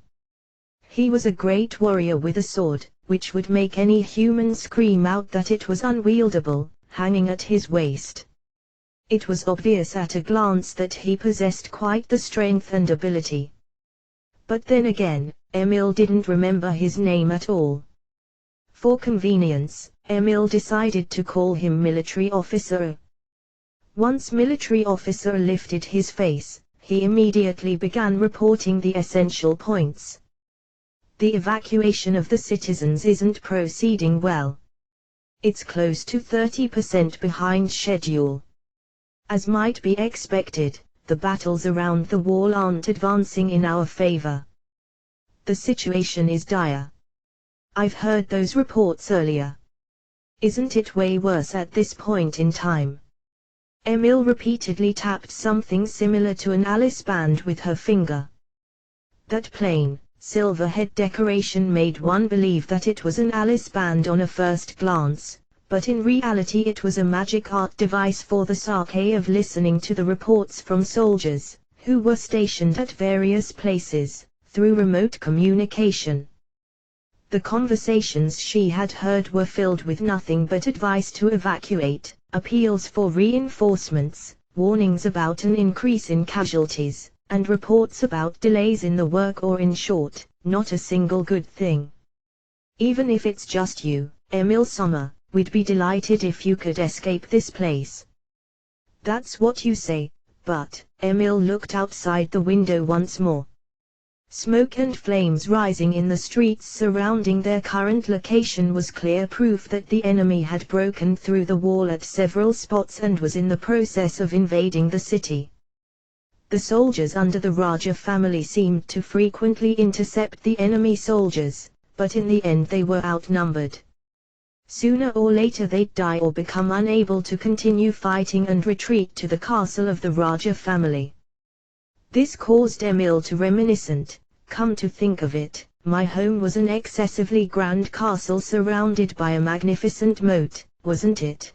But even if they could anticipate its defenses to hold out a while, they wouldn't have any place to run if they got completely fenced in. Have you been distributing the medicine to the soldiers at the front line? Yes, milady. Your medicines are very effective, and have been a great help to our soldiers. The stock of medicines was something she had prepared in clinch. No matter how Emil looked at it, that city was completely outside any common sense. They used up outrageously expensive, precious goods from left to right as if it was a bad joke. Abundant manna was pumped into every crook and cranny of the city. Ingredients that were hard to obtain under normal circumstances were easily available, and neither research nor production posed any problems at all. For Emil it was a place close to a dreamland. Pangs of sadness assailed her whenever she thought that she likely wouldn't be able to return there anymore. Still, those just buy us some time, right? No matter how high her family's social standing or how strong its military power might be, the Raja family went never beyond being nobility in the demon country. Even if they boasted a relatively strong military force for a single noble family, the number of their soldiers was finite.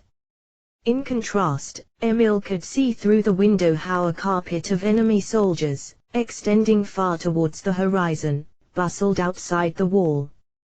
Confronted with such numbers that she hesitated to only describe with many, Emil could only spit out a sigh. You guys sure are all gung-ho about crushing a single noble family out in the province, is what I want to blurt at them, but when standing on the defender's side, a high motivation doesn't really matter as long as the outcome remains the same, heh? We won't let them.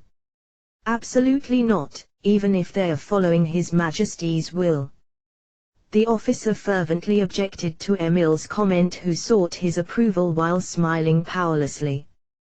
For just an instant surprise dyed Emil's face due to the difference in their views, but then she shrugged her shoulders as if seeing no point in trying to persuade him otherwise. Our troops number a few hundred at most. There are many residents. But even if we were to recruit them as volunteer soldiers, It's not said that we'd reach 1,000, and that still wouldn't address the issue of our lacking equipment. On the other hand, the demon army has good gear, their soldiers are powerful, and they field several times our numbers. Under these circumstances I'd really love to call for some kind of help. If we were at least at my base, Emil ended up wishing. In that place sleep various creatures I've manufactured during my research. Thus it might have been possible for us to put up a reasonably good fight if I had thrown all of them at the enemy forces. However, her base was located in a place far away from the Raja family's castle.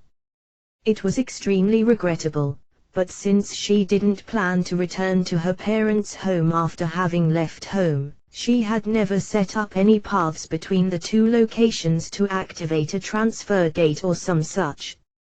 How are things going for my brother? He's taking command at the head of our forces. He mentioned that he wouldn't be able to silently accept his death until he knew about the aim of this attack by His Majesty. Emil pondered about her brother, the Raja family's successor, whose face she couldn't quite remember, let alone his name. She felt like he had drawn a very short stick under these circumstances where not only his parents got killed but his territory got suddenly attacked by the Demon King as well. Unlucky folks exist anywhere, but he's trying to struggle against his fate in his very own way, Emil assessed. At the same time, he has ordered us to make sure that you would definitely be allowed to get away, even if by yourself. Emil stared in wonder as if having heard something unbelievable. Just like she couldn't recall the name and face of her brother, she had expected that her brother wouldn't give much of a thought about her either. Why just me? I'm a misfit demon who indulged in her own hobbies, just to get all chummy with humans afterwards, you know. Even so. Not knowing what she should say to the officer who said this as assertively as if he was talking about a crucial matter, Emil turned her look back outside the window. If I could run away just because I've been told so, I probably wouldn't be here by now, Emil thought. In the past I'd have quickly escaped, letting the people here deal with their own issues. But somehow it looks like my thinking got slightly influenced by the humans after having stayed in a human country for a good while. And then the face of Rinya, who had created the opportunity for her to change in this way, crossed her mind.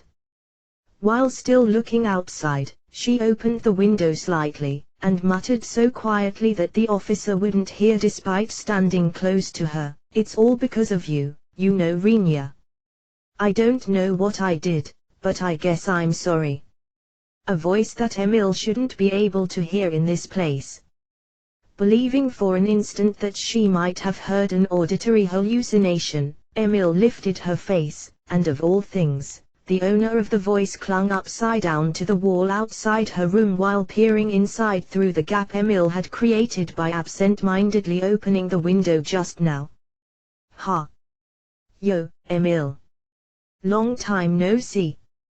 You know, if you wear an attire like that, you totally look like some princess." Rinya greeted her with a dexterous wave of his hand while remaining stuck to the wall upside down like a lizard for some completely incomprehensible reason. Perceiving a dragon circling in the sky above the castle with small figures on its back, Emil somehow managed to grasp what was going on in front of her. And yet she froze in place with her mouth gaping, feeling a dire wish to ask someone just how the hell things turned out like this. Going back a bit in time. After the swordsman called Karen hinted that Emil would get attacked by the third person summoned by the demons, Rinya immediately withdrew, returning to the campsite where Frau was still maintaining the barrier.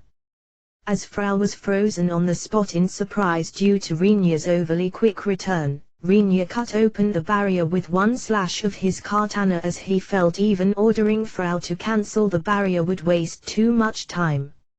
Seeing that none of the others had woken up so far despite him having told Frau to rouse them, Rinya deeply inhaled while sheathing his sword, and loudly shouted without holding back at all.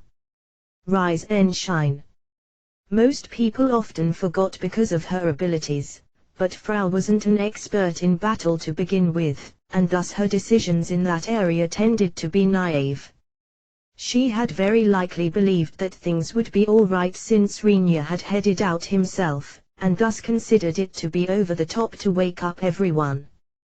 There was certainly still some time left until dawn, and thus it wasn't as though Rinya didn't feel bad about forcing up everyone early, but hardening his heart here, he yelled at full volume. In response to his voice, which was loud enough to make the atmosphere tremble after ripping through it, Drakan jumped up, causing Frau to tumble off his back, and Krua rolled out of their tent while still wrapped up in their bamboo mats, and Rona peeked her face out of her tent in underwear while sleepily rubbing her eyes. Lastly, Az and Lyris, both nude for some reason, rushed out of their tent in panic, but Rinya ignored all of that, and started to briskly hurl orders at everyone who stared at him quizzically. Wrap up the camp. Rona, resume the search for Emil after putting on some clothes. Emil might be in danger. Drakan, get ready for takeoff. Having spoken up to this point, Rinya cast his eyes down, squeezing out the continuation with obvious difficulty. Lyris, hurry up and get ready to ride Drakan.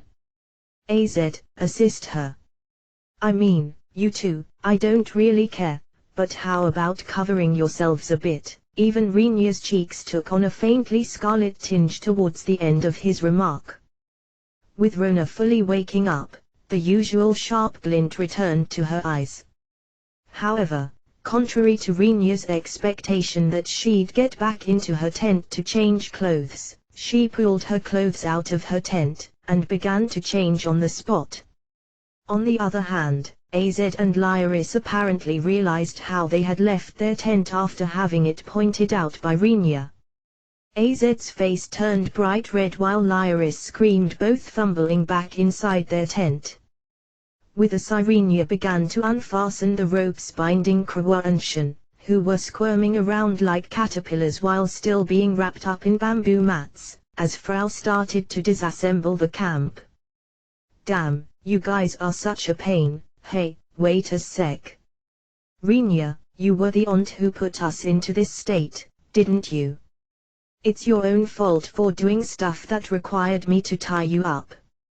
Rinya curtly shot Shen down. While waiting for her turn to have the rope removed, Krua asked, just what the hell happened? I'll explain the situation while we're all searching for her. Later Rinya concisely explained that he had been attacked by two losts who had been summoned by the demons, that there was apparently a third lost, and that this third lost had gone to Emil's place to launch an attack on her. Emil is a strong demon, but with a lost as an opponent, it's possible that she'll be easily defeated.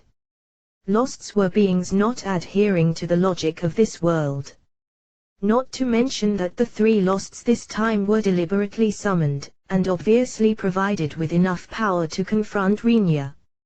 If one of them had been sent towards Emil, it wouldn't be weird for them to possess some ability that worked very well against Emil. Having listened to everything up to this point, Shen, Rona, and Krua sped up. Once they fixed their clothing in a flash and packed their things, they handed their luggage to Rinya. Then they quickly climbed Drakan's back while Rinya put their stuff away in his inventory. As they ended up doing all this in a big hurry, it resulted in Lyris and Az being the ones trailing behind, but after Frau helped them where needed, she pushed the two up on Drakan's back with almost no delay. Lyris, instruct Drakan to open a path to me. Oh, okay. Although for just an instant, Drakan acted hesitant towards Lyris' order. He apparently harbored the prejudice that it wouldn't result in anything decent, going by his experience so far, but with Lyris asking him politely and Rinya glaring at him, his resistance fell apart quickly. A dragon's wings bore almost no meaning when it came to flying. The wings attached to their bodies were way too small to gain enough lift for their huge frames to stay airborne. Thus some researchers were confused as to why dragons possessed them in the first place, but they had no choice but to accept it as given since the wings were attached to the dragon's back. But, if one were to ask how dragons were actually flying, the answer would be them applying propulsive and floating power to their bodies by using their mana. It was said that dragons unconsciously did something similar to casting the spell, flight, as it was called by regular magicians. In other words, dragons consumed mana to fly, and mana was something that would run out sooner or later.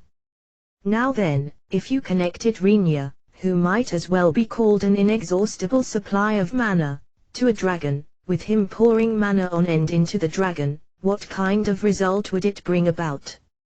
Shin and the others could fully experience the outcome with their bodies, whether they liked it or not. The scream continued while the origin remained unclear. Rinya admired that loud screaming for being powerful enough to not be drowned out by the thundering howling of the wind close to his ears, but the other members didn't even have the leeway to pay any attention to it. Just in case Drakan had deployed something similar to a force field to protect his passengers from the wind pressure and to make sure that they wouldn't be blown off, but the very strong wind pierced through that force field, hitting the faces of the passengers, albeit barely remaining at a level that wouldn't drive them off Drakan's back. The only one calmly sitting cross-legged within that wind was Rinya. Frau was sitting still in Rinya's lap with an indifferent expression.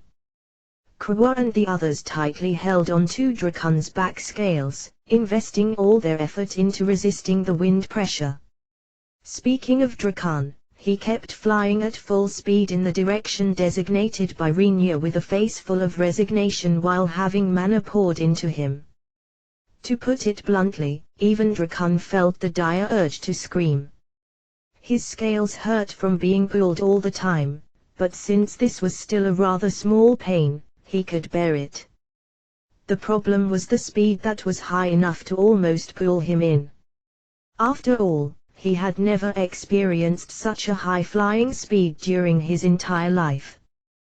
One of the reasons leading to this was his lack of mana that didn't actually allow him to fly so fast, but the biggest reason was the complete lack of reasons to fly at such a speed in the first place. And yet, despite having such circumstances, the one flying here was still Drakan, so anyone would think that he'd just need to ease up on the speed a bit. However, you could describe that as an unreasonable demand from Drakan's standpoint. After all, the amount of mana he was continuously provided with was too huge. If Drakan tried to suppress the mana consumption a bit by clamping down on the speed, the mana would easily exceed Drakan's mana capacity, and Drakan himself would very likely go berserk due to mana excess. For the sake of avoiding this fate, Drakan strengthened his body with mana, deployed a force field on his back, and flew onwards at a ridiculous speed. He had no choice but to use up all the mana poured into him. Such draconic circumstances were often incomprehensible to people, and as a matter of fact Lyris had been telepathically begging rather than ordering Drakan to significantly lower his speed. If he could, Drakan would have gladly granted her request, but if he did, it'd expose his own life to danger instead. As a result, Drakan had no choice but to keep flying at a forcibly heightened speed, unrelated to what he himself desired. Rona, are we heading in the right direction? Rinya's tense voice drowned out the loud howling. Seemingly having judged that her current posture would be the best to endure the wind pressure, Rona had placed both knees, both hands, and her forehead on Drakan's back while clinging to his scales. After a little while, she nodded in silence. Even just lifting her face and looking in Rinya's direction apparently put a huge strain on her. Master, at this rate it's going to turn into a chicken race to see whether we arrive at the destination, whether Drakan reaches his limit, or whether us passengers reach our limit first. No. Renier's reply to Frau's implicit plea to do something about this, brought up with a flat voice, was merciless. It'll do as long as they don't die. Their mind is going to break. No, I told you, it'll be fine as long as they don't die, but, still, being forced to fly under such wind pressure is worrisome. Frau, you're going to be okay since you're sitting on my lap. Shan is, well, she should manage one way or another. Rona is probably going to be okay with that body of hers, but Krua might be in trouble. Renier didn't even worry about Lyris or AZ from the very start. Not because he was heartless or anything like that, but because he believed that no dragon would throw off its rider. If AZ, who was right next to the rider, fell off, Renier judged that Lyris would notice it right away. Shanae Summer does have her physical strength. Rona Ain Summer can rely on her own weight, right? In that case, you're worrying about Krua Ain Summer is, because she's slender and light. Nano. Frau said something outrageously evil with her eyes still vacant.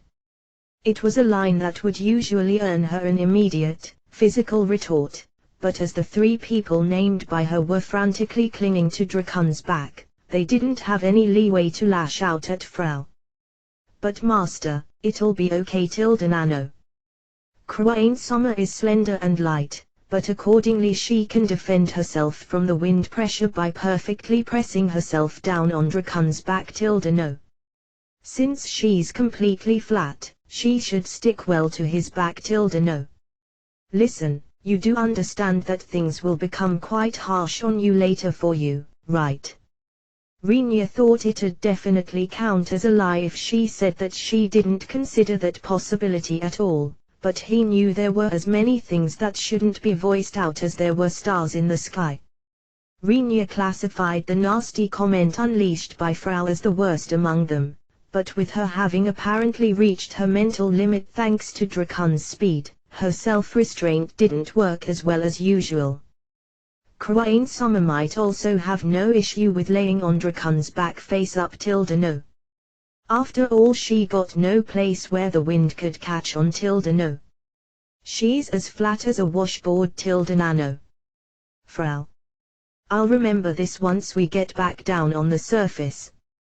Krua spat out something like a curse with such a deep voice that it sounded as if it grumbled all the way up from the bottom of hell. Renier watched how her nails, which appeared to be engulfed by some kind of dark aura, stabbed into Drakon's scales. The sight of draconic scales, which couldn't be even scratched by the sword of a second-rate swordsman, being punctured by the slender fingers of an elf was very likely something that had never been observed since the very dawn of this world. But then again, Renier put it off as a trivial matter, which merely meant that Krua's hold on to Drakon would be more secure than clinging to him normally. For the time being, Renier held the head of Frau, who acted weirdly as if being completely delirious, between his hands, and irresponsibly shook it as if mixing a drink with a shaker. Ma ma ma ma ma ma ma ma ma ma ma ma. Ma ma ma master, Just what has Frau been talking about so far? No. I'll explain the circumstances to you now, and later you'll apologize while prostrating in front of Krua, okay? If you don't want to become a bloody mess, that is. Going by the fact that her tone had suddenly returned to normal, she must have suffered from some abnormal state for some reason. However, it was a different matter whether Krua's rage would cool down from Frau explaining this fact to her. Frau is a fairy, so Frau reacts sensitively to polluted mana around her. No. I'm sure this must be the corrupted mana of the demon country. No. Renier should have gotten quite used to her since he started to associate with Frau, but he still looked at her with eyes full of suspicion due to an explanation he had never heard of before. However, he gave up on questioning her since he didn't have anything at hand to deny her words, and turned his eyes in the direction Frau's finger was pointing at. the source from where the polluted manna was supposedly drifting towards them suitably laid in the direction they were flying anyway. And, at the far end of his sight, so distant that he couldn't be sure whether he really saw it or not, Rinya spotted what seemed to be a demon town, and countless monsters who were swarming towards that town as if to completely bury it. So, you're saying you simply jumped off and got here all by yourself? The dragon circling in the sky far above Rinya seemed to fly at a fairly high altitude as far as Emil could tell. Emil couldn't fathom that someone would jump down from all the way up there, just to cling to the wall of a building in the next step, but Rinya's reply to her question was truly short and simple. Correct. While pressing a hand against her forehead as if fighting off a headache, Emil used the opportunity to confront Rinya with all the questions swirling in her mind, and continued, just out of curiosity, but how the hell are you holding onto the wall? I'm using the unevenness of the stone blocks, relying on my physical strength and grip. There was no doubt about the wall having gaps between the blocks and quite a few unevennesses. But if someone were to ask Emil if she could use those to climb or hold onto the wall, she'd have no choice but to shake her head. If something like this was a simple feat, all the castles across the whole world would become a paradise for spies, and guards would become completely obsolete. However, since we're talking about Rinya here, I can confidently state that this line of thought lacks common sense. And why are you clinging to it upside down? Once I peeked into the room to check the situation after hearing voices, I found you as you were bickering. Let me confirm just in case, are lizards part of your family or something? I'm lost without a single relative or kin in this world, but I didn't have any lizard relatives in my former world, no. Even while considering his answer reasonable, Emil still believed that him actually being a hybrid between human and lizard would have clarified everything neatly, but since this was just another case where people knowing him would simply nod this off without doubting him as the other party was Rinya, she couldn't do anything about it either way. As it was a situation that would generally be wrapped up with the explanation of I mean, we're talking about Rinya here. Emil could only sigh very deeply. Is it okay for me to ask you something as well? Rinya asked while still clinging upside down to the wall above the window. Emil lowered the hand she had used to curb her forehead, folded her arms in front of her chest, and nodded her confirmation. Go ahead. You're unmistakably Emil Raja, right? He greeted me with a long time no see a little while ago, so what is he talking about at this point in time? Emil wondered. However, once she looked down on herself, she reassessed, maybe, while staring at me, he's become unable to match his memories of me with reality since I'm currently wearing an outfit running completely counter to what I've been wearing back when I was still in clinch. I'm definitely the Emil Raja who owes you a debt of gratitude for taking care of her in clinch. However, you sure are talking awfully formal with me, you know, master. That's, in the first place, how long do you plan to keep hanging there? Isn't it about time for you to tell me to quickly open the window so that you can get in? At that point, Emil noticed that Rinya wasn't looking at her, but at something behind her. Once she looked back over her shoulder in surprise, she saw her subordinate brimming with hostility as he stood at the ready with his hand resting on the weapon at his waist. Even if it was Rinya who was so outside every common norm that anyone would be tempted to ask whether he was truly human, it still didn't change the fact that he outwardly looked like a human. Emil had dealt with Rinya as usual, but currently she was in the demon country, and just like the other races loathed the demons hated all races besides their own. This fact had completely slipped her memory. In other words, Rinya's unusual standing on formality stemmed from him belatedly having realized that Emil being on good terms with a human might worsen her position if seen by other demons. Emil also noticed, finally and after a good while, that she shouldn't take an attitude, as she herself should have also noticed this a lot faster. Relax. It's okay, he's no enemy. But, Emil Sommer. I'm telling you he's okay. And even if he wasn't okay, that person is an opponent we wouldn't be able to oppose anyway. If Rinya was an enemy just as her officer feared, Emil would have absolutely no idea how to repel him, despite her having raised her abilities and knowledge to an extent during her stay in Clinch. The weapon he possessed would cut through almost everything and even nullify magic arts as far as Emil knew.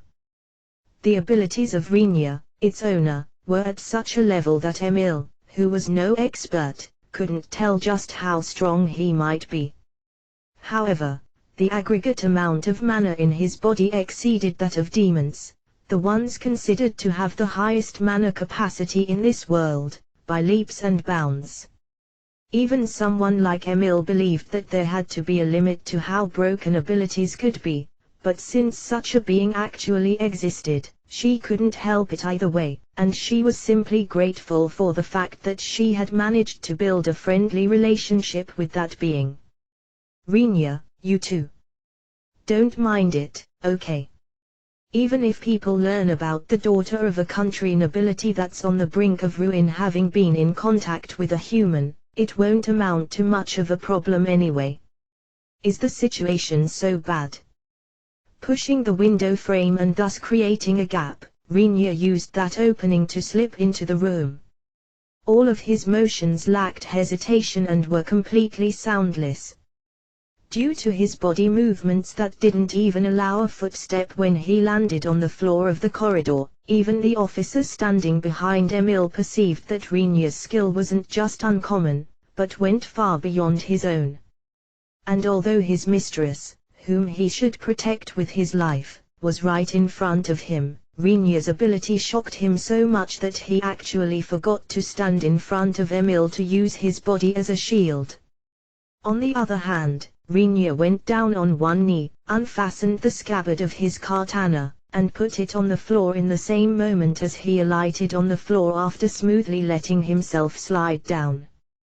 He did this to show that he held no hostility towards Emil, or rather, the demon close to her.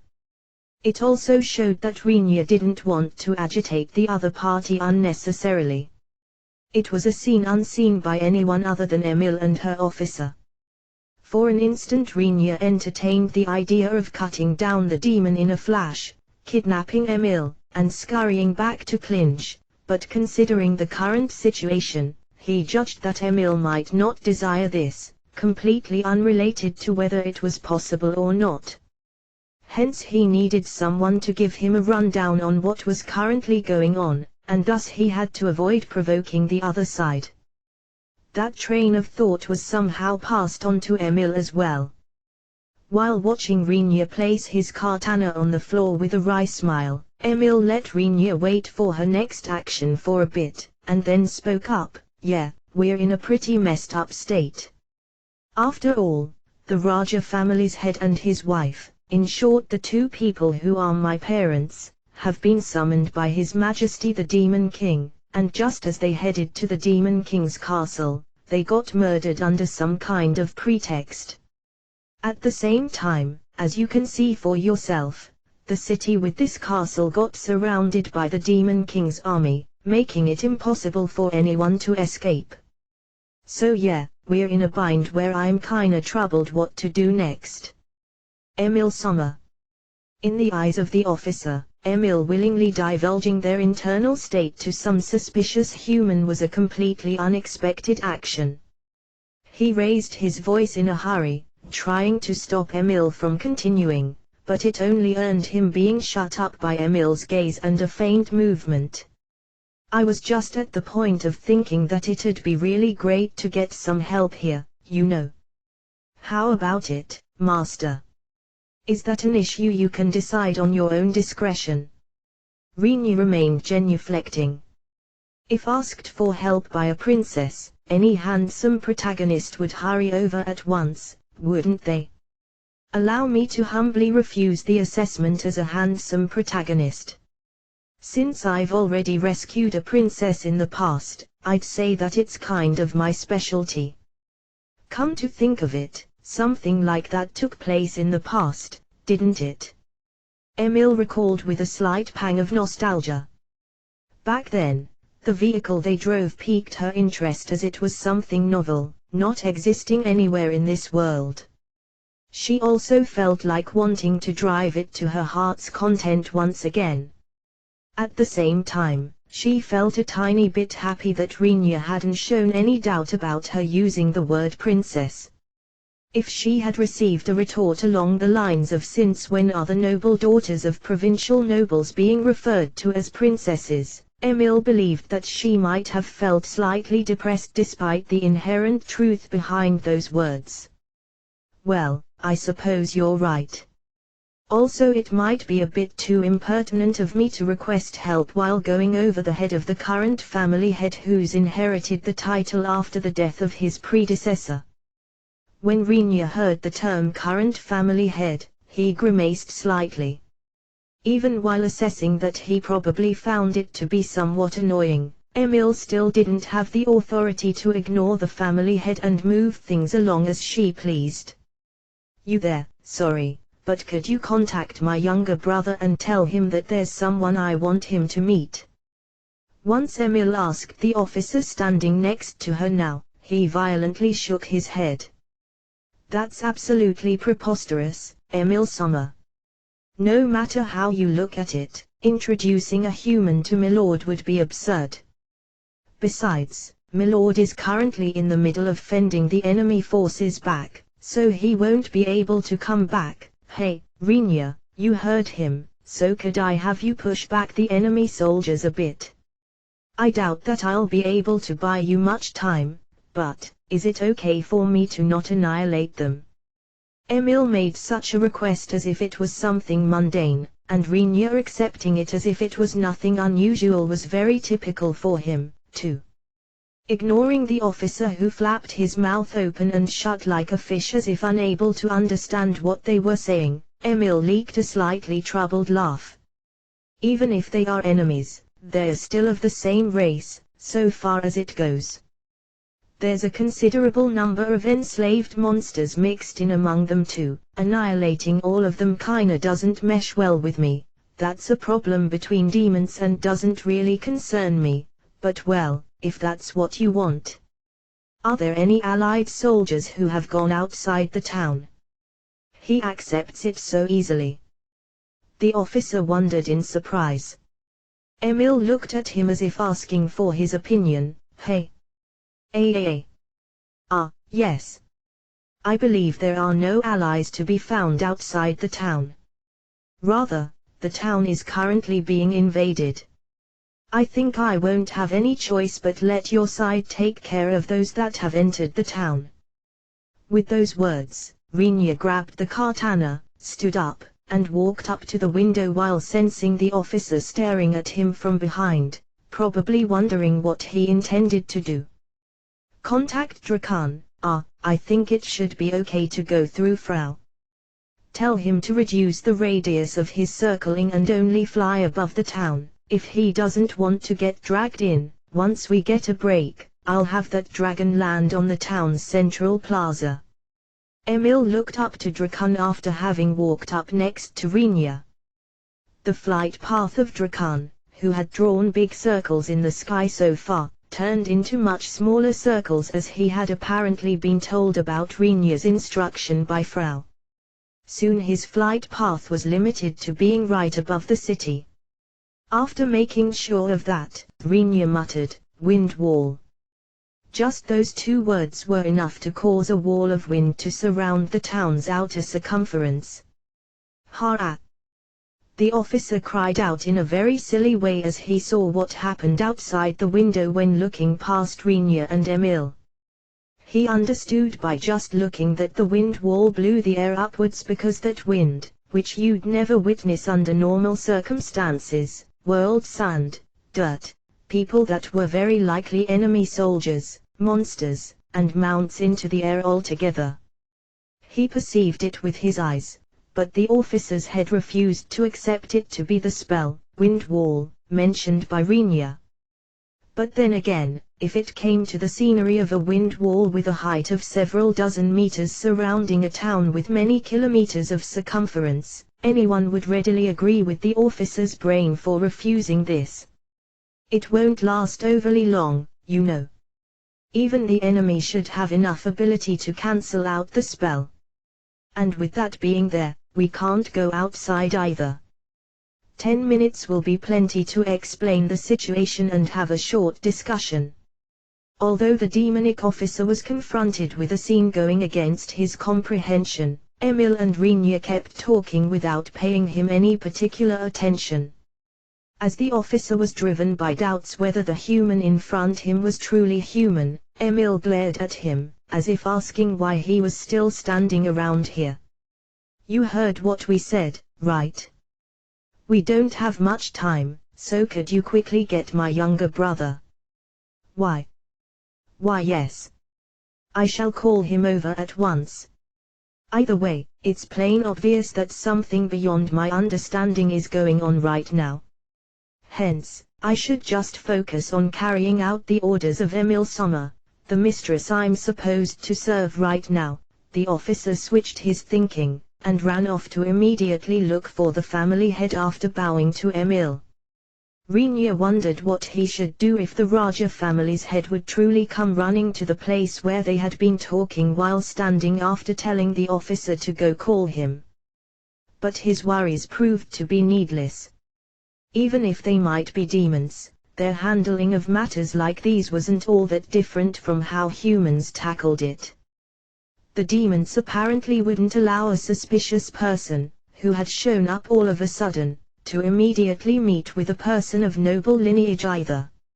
After having to wait for some while, a demon, who seemed to be a servant, sprinted their way at long last, and guided Rinya and Emil to a room.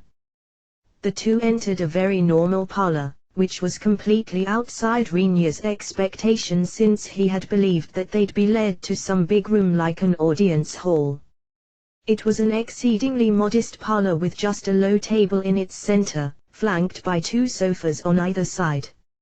A single male demon was already waiting inside the room, greeting the newcomers without even trying to get up as he sat deeply in a sofa with his back leaned backwards. His hair color was similar to that of Emil, light purple, and his skin was dark brown, as to be expected. His long middle-parted hair carelessly spilled down past his shoulders. Since he had a slender face, he looked like a woman at first glance, but his eyes were long slits and contained a sharp glint. He was a man with eyes giving one the impression that he might as well be a carnivore of the cat family. His body build was somewhat thinner than that of Rinya, but probably because he had directly come back here from the battlefield, his neck and below was covered by plate armor made in a way that let Rinya wonder whether it was a little bit too ornamental. Next to him lay a large sword as long as he was tall, and a full-face helmet, this one also appearing to be adorned with quite a few ornaments. Behind him stood two fully armed soldiers, wearing full-body plate armor, long swords, and shields, apparently serving as his guards and making it clear that they wouldn't try facing the human in a one-on-one. Once Rinya cast a glance at Emil next to him, wondering whether this was the head of the Raja family and Emil's so-called younger brother. Emil slightly drew back her chin, indicating her confirmation, after seeing the question in Rinya's eyes. So you came, human. Well, sit down. Although it wasn't as though Rinya hadn't expected this treatment from the very beginning, Emil's brother did hold the highest position if considering Rinya's position in this place, and thus Rinya sat down on the sofa opposite of him just as offered while believing that this reception might have been somewhat unavoidable. Emil's brother restrained Emil, who was about to sit down next to Rinya, by pointing his palm at her. Could I have you leave us alone, elder sister? As far as I've heard, it seems like you have special feelings for this lowly human. Special feelings? Emil got flustered after having this pointed out to her. Seeing his sister's reaction, Emil's brother snorted in a bored manner, and continued, I don't really care whether those feelings of yours are towards him as a man or as an experimental animal, but since it's possible that you'll be unable to make an impartial judgment, it's wrong for you to participate in this talk. Ga. Rinya held back Emil, who planned to object, with a look. Shen and the others are up there. Since they might get worried if I don't come back for a long time, I'd like you to take care of that side for me, Emil. I'll talk with him. It was a forced reason, but for the time being Emil apparently could agree with it, reluctantly desisted from speaking up, bowed at Rinya and her brother, and immediately left the room thereafter. After the room's door closed and Emil's brother confirmed that Emil's presence had disappeared, he spoke up. I've heard about you bastard from my sister. You can save yourself the introductions. I haven't heard anything about you from Emil. Could I have you introduce yourself? Due to Rinya asking this while being fully aware that it was rude, the soldier's aura immediately became menacing, but while restraining them by holding up a hand, Emil's brother answered, Jade Raja. The current head of the Raja family. It sounds like you've been taking care of my misfit sister. Misfit, eh? Even if that condescending attitude of his couldn't be helped since demons had a tray of generally belittling the other races, Rinya got fairly irritated at him badmouthing a fellow demon like Emil who counted as friend for him. Beginning to think that he might need to talk back here while taking into account that the talks might break down in the worst case, Rinya suddenly noticed how Jade held something similar to a palm-sized notepad in his left hand, and moreover with something written on its surface. While narrowing his eyes a bit, Rinya read what was written there.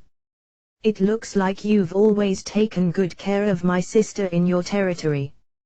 I've been worried that she might have caused you trouble in some way. Rinya's eyes turned into dots in response.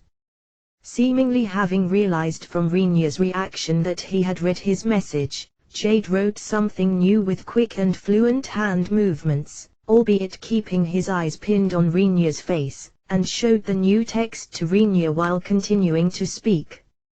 So, for what reason has a lowly human like you visited land ruled by demons?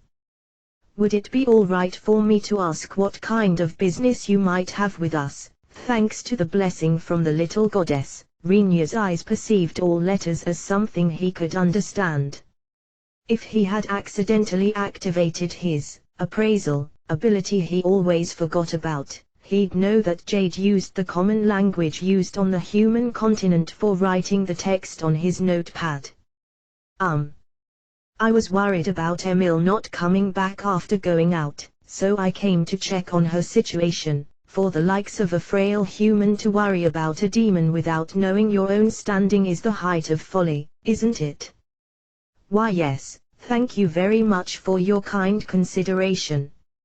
Allow me to deeply apologize for having made you worried.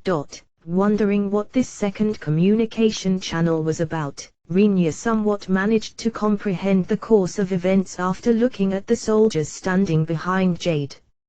In short, while the fact of the demons looking down on the other races was a hindrance, Jade also had to keep up his reputation with his subordinates, and thus he had no choice but to use a provocative tone with Rinya.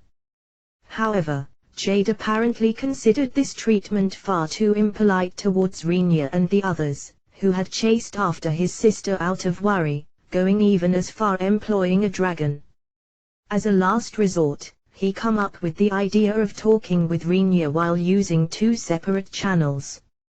To begin with, in this world where exchange between races wasn't thriving, most of the demons, who were perceived as enemies all over the world, shouldn't know the human language, which led to him basing his plan on that anticipation. In that case, couldn't he simply have his subordinates step out?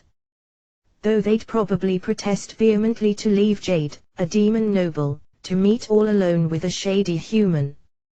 Judging that he should continue the conversation while pretending to not have realized, Rinya decided to ignore Jade's words, and instead pay attention to the written text.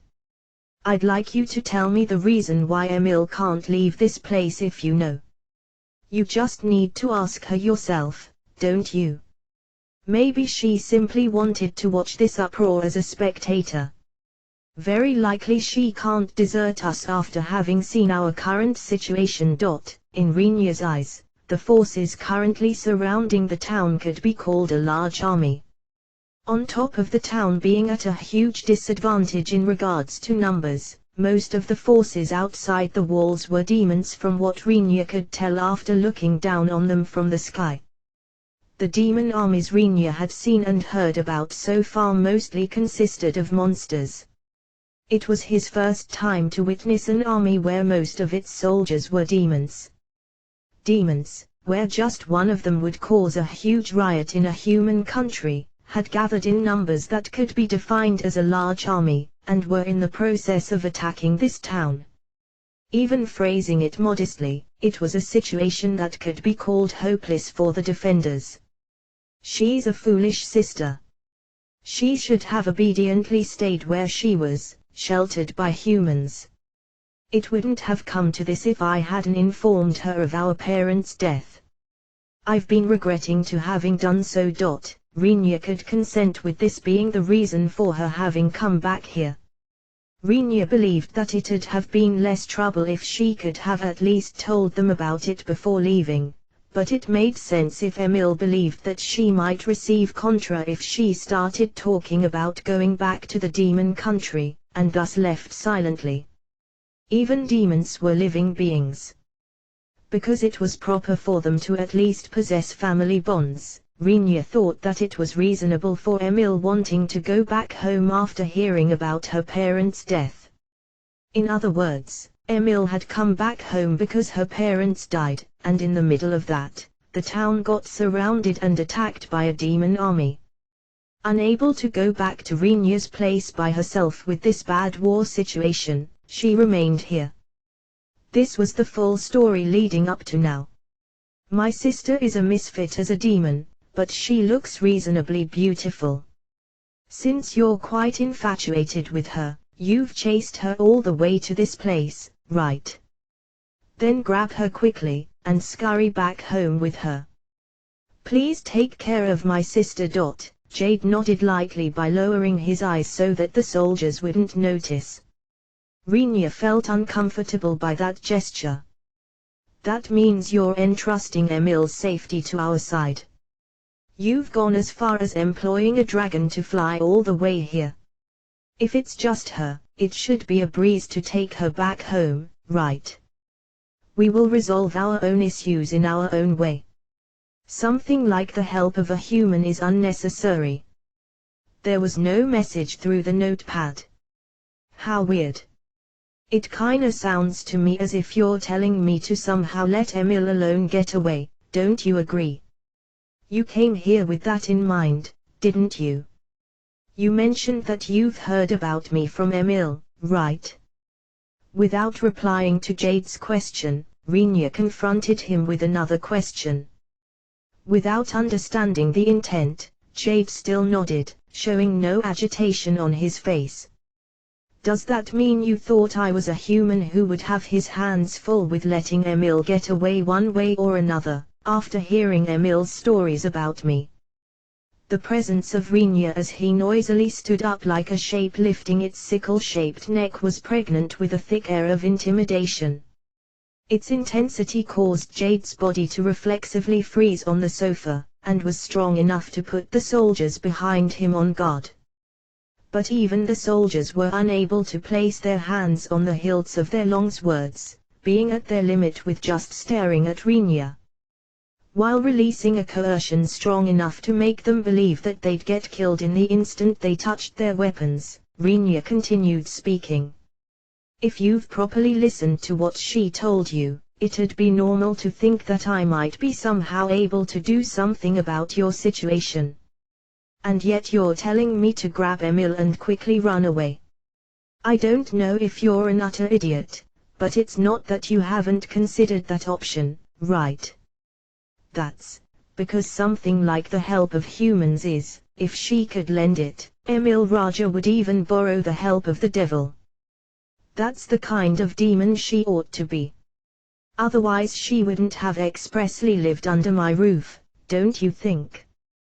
Getting his words interrupted, Jade had no words he could return to Renya's statement. He kept staring at Renya with eyes as if he was looking at something unbelievable, all the while keeping his mouth shut. Renya waited for a while, but since he spotted no noticeable reaction from Jade, he continued speaking. Not to mention your responsibility towards your residents, if you call yourself a noble. Do you plan to entrust Emil to me, and happily die in battle with your residents in this place? Or, at that point he made a short break, and after taking some time to collect his thoughts, Renya put his own guess into words while glaring straight into Jade's eyes with a look that wouldn't allow any deception or silence. Is there another reason to let Emil alone get away, even if it's in exchange for everything else? That is, it was just a vague feeling, but Renya had thought that Emil might be no ordinary demon. The biggest reason was Emil completely lacking one of the demon's traits, albeit no one had brought it up with her for some reason. The demon's traits were purple hair, dark brown skin, and the shape of their pupils. You could say that Emil mostly conformed with the demons when it came to the eyes and hair, but her skin color was abnormally white. Renya had assessed that it might be related to her lineage, but after having seen Jade, her little brother, that reason became unfeasible. After all, Jade was a demon endowed with everything you'd call the traits of a demon. In that case, Emil's missing demonic trait had to be caused by something else, and Renya thought that Jade should be aware of that cause. At the same time he believed that this might be the very reason why Jade had pushed so much for entrusting Emil's safety to Renya. Answer: Jade Raja. Emil is one of my precious friends. I won't allow anything bad to happen to her. It wasn't as though Renya had used magic arts. However, his voice forced Jade to speak as if being enchanted by a spell. Emil Raja is, my big sister is, a hero. The words that Jade spoke intermittently, as if squeezing them out, felt as if they passed from one of Renya's ears, through his brain, and then out through the other ear.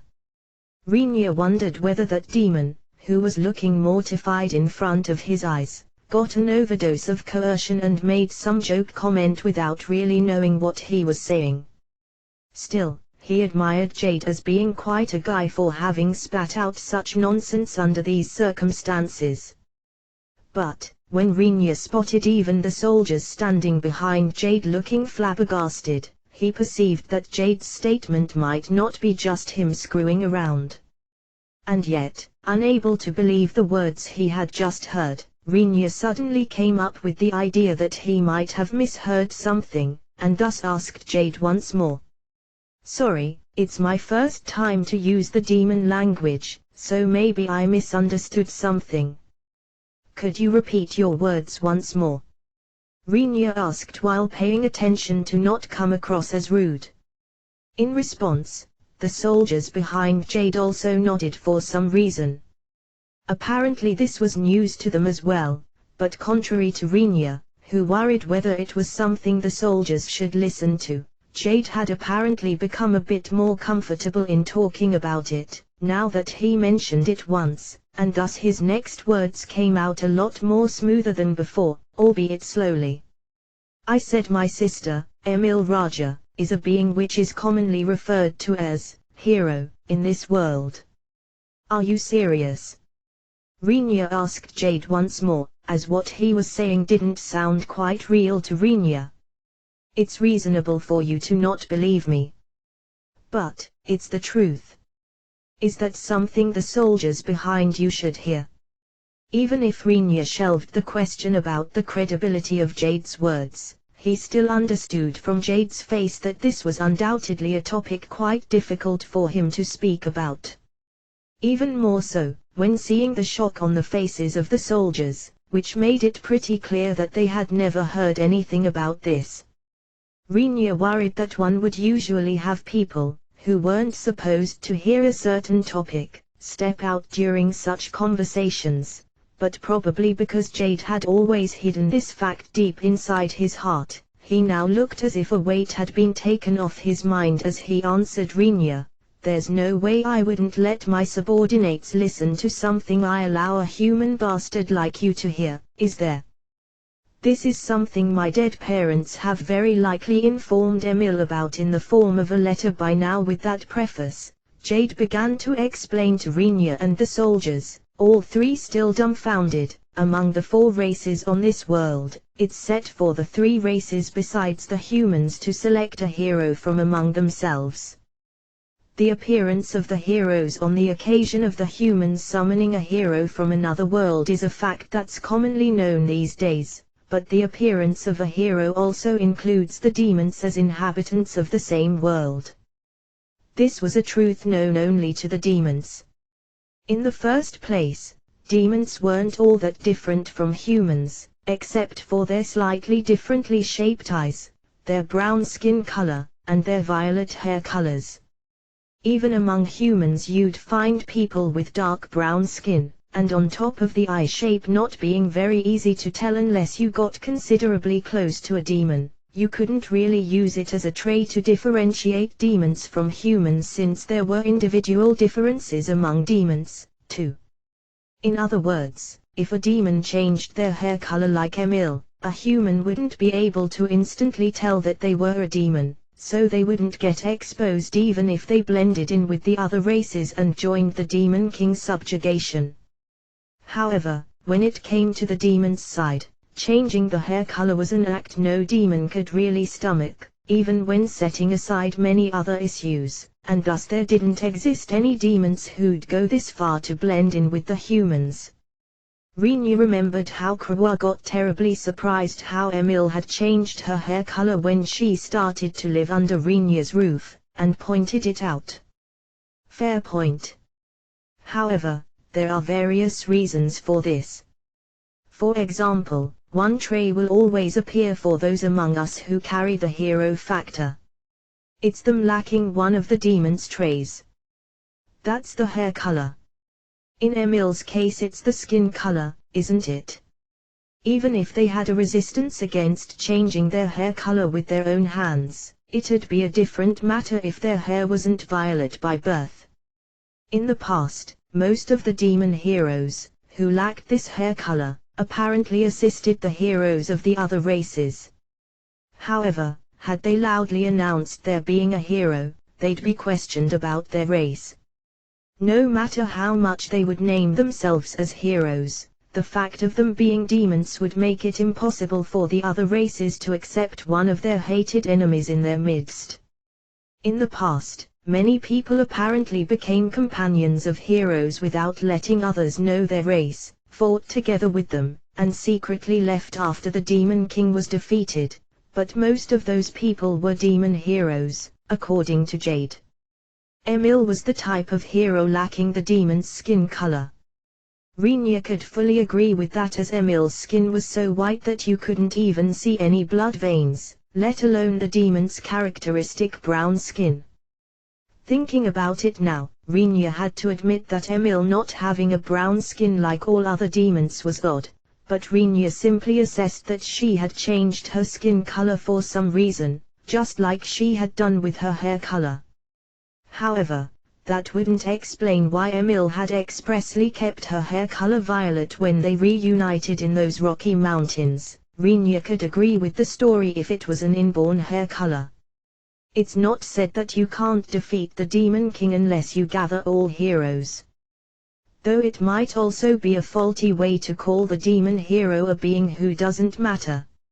No, wait a sec, it's fine for a hero to appear among demons and all, but why would that hero lend a hand in defeating the Demon King?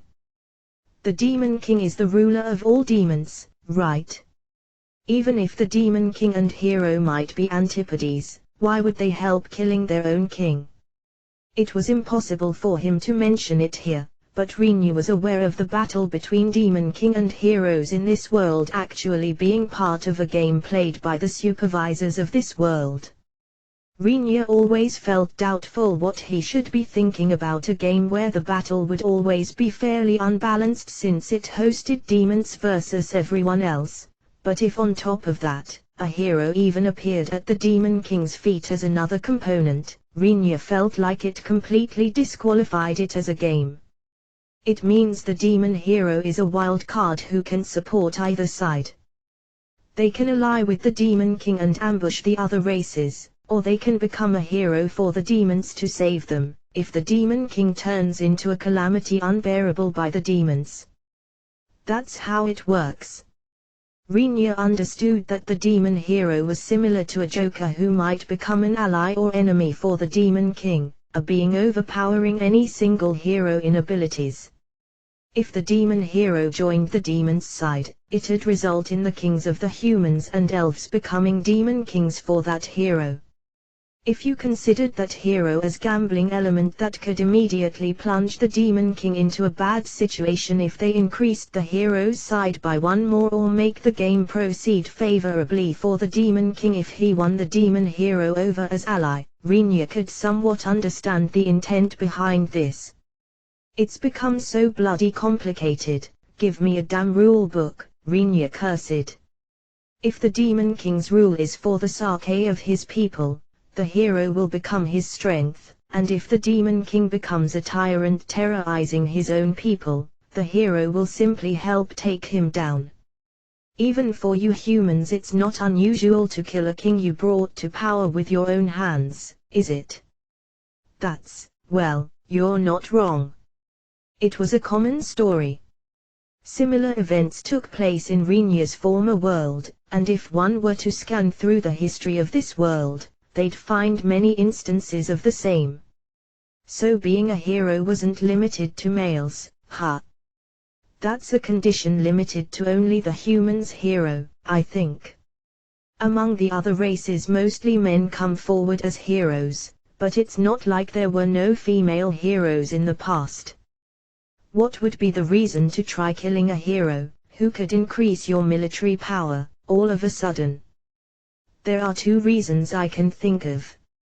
First, the idea that it's easier to get rid of an element, where you don't know what it'll do, before it turns into a problem. This is the reason why quite a few of the past demon heroes met their end at the demon king's hand. Rinyu could somehow guess the other reason. With a feeling of wanting to match up answers, Rinyu spoke up before Jade could mention the second reason. The other reason would be the demon king having judged that he'll be able to win this fight even without the hero at his side, huh? It's as you say. The stronger the demon king, the more of a nuisance the existence of the hero becomes. It looks like it takes quite a bit of time and effort if the demon hero decides to become an enemy, and even if they become the demon king's ally, they won't count for much of a reinforcement in combat power. But isn't that treatment way too terrible? Rinyu wondered. But, the ones who set it like this while perceiving all of it as a game are the supervisors. I'm sure they haven't considered the sufferings of the people, who drew the short stick of becoming a demon hero, even in the slightest. Rinyu sighed. What's the reason for you not exposing Emil as a hero until now? Wouldn't a person lacking the racial traits be found out right away?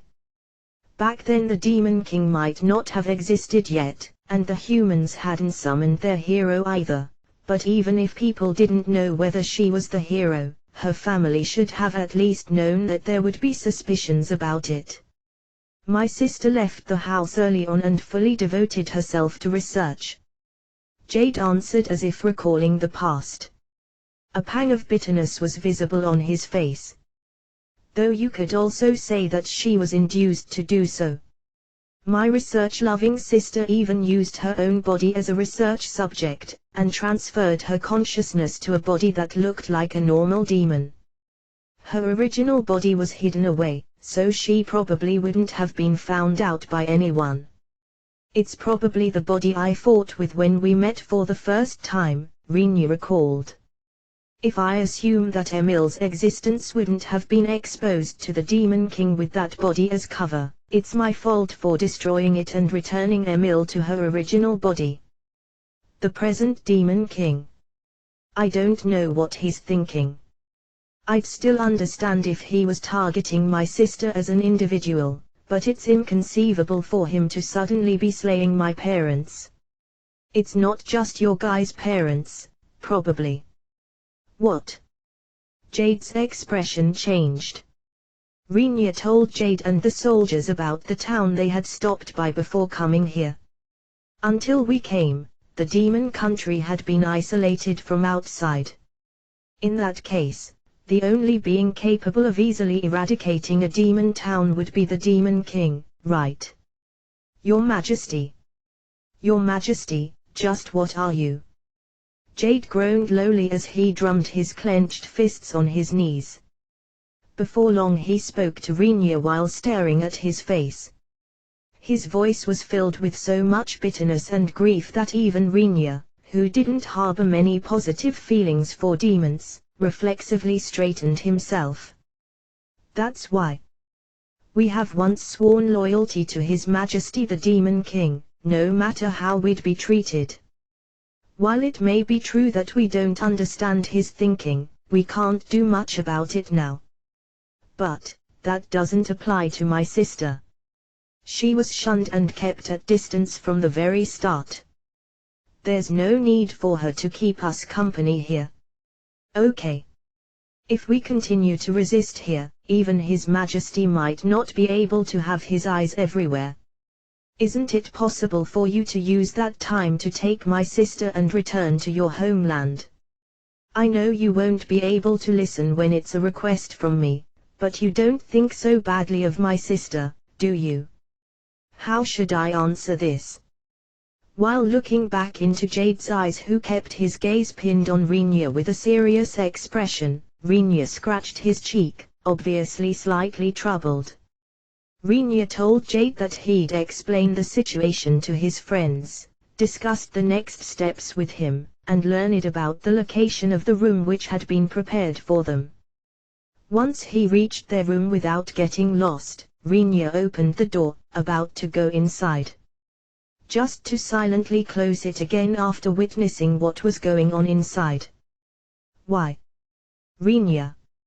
Rinya. Why are you running away? Am I ill? I was so worried about you. Being able to meet you again makes me so happy. Hey, how about saving me? Why, hey. Stop it. Aren't you aware of your own monstrous strength, damn it? Let go of me.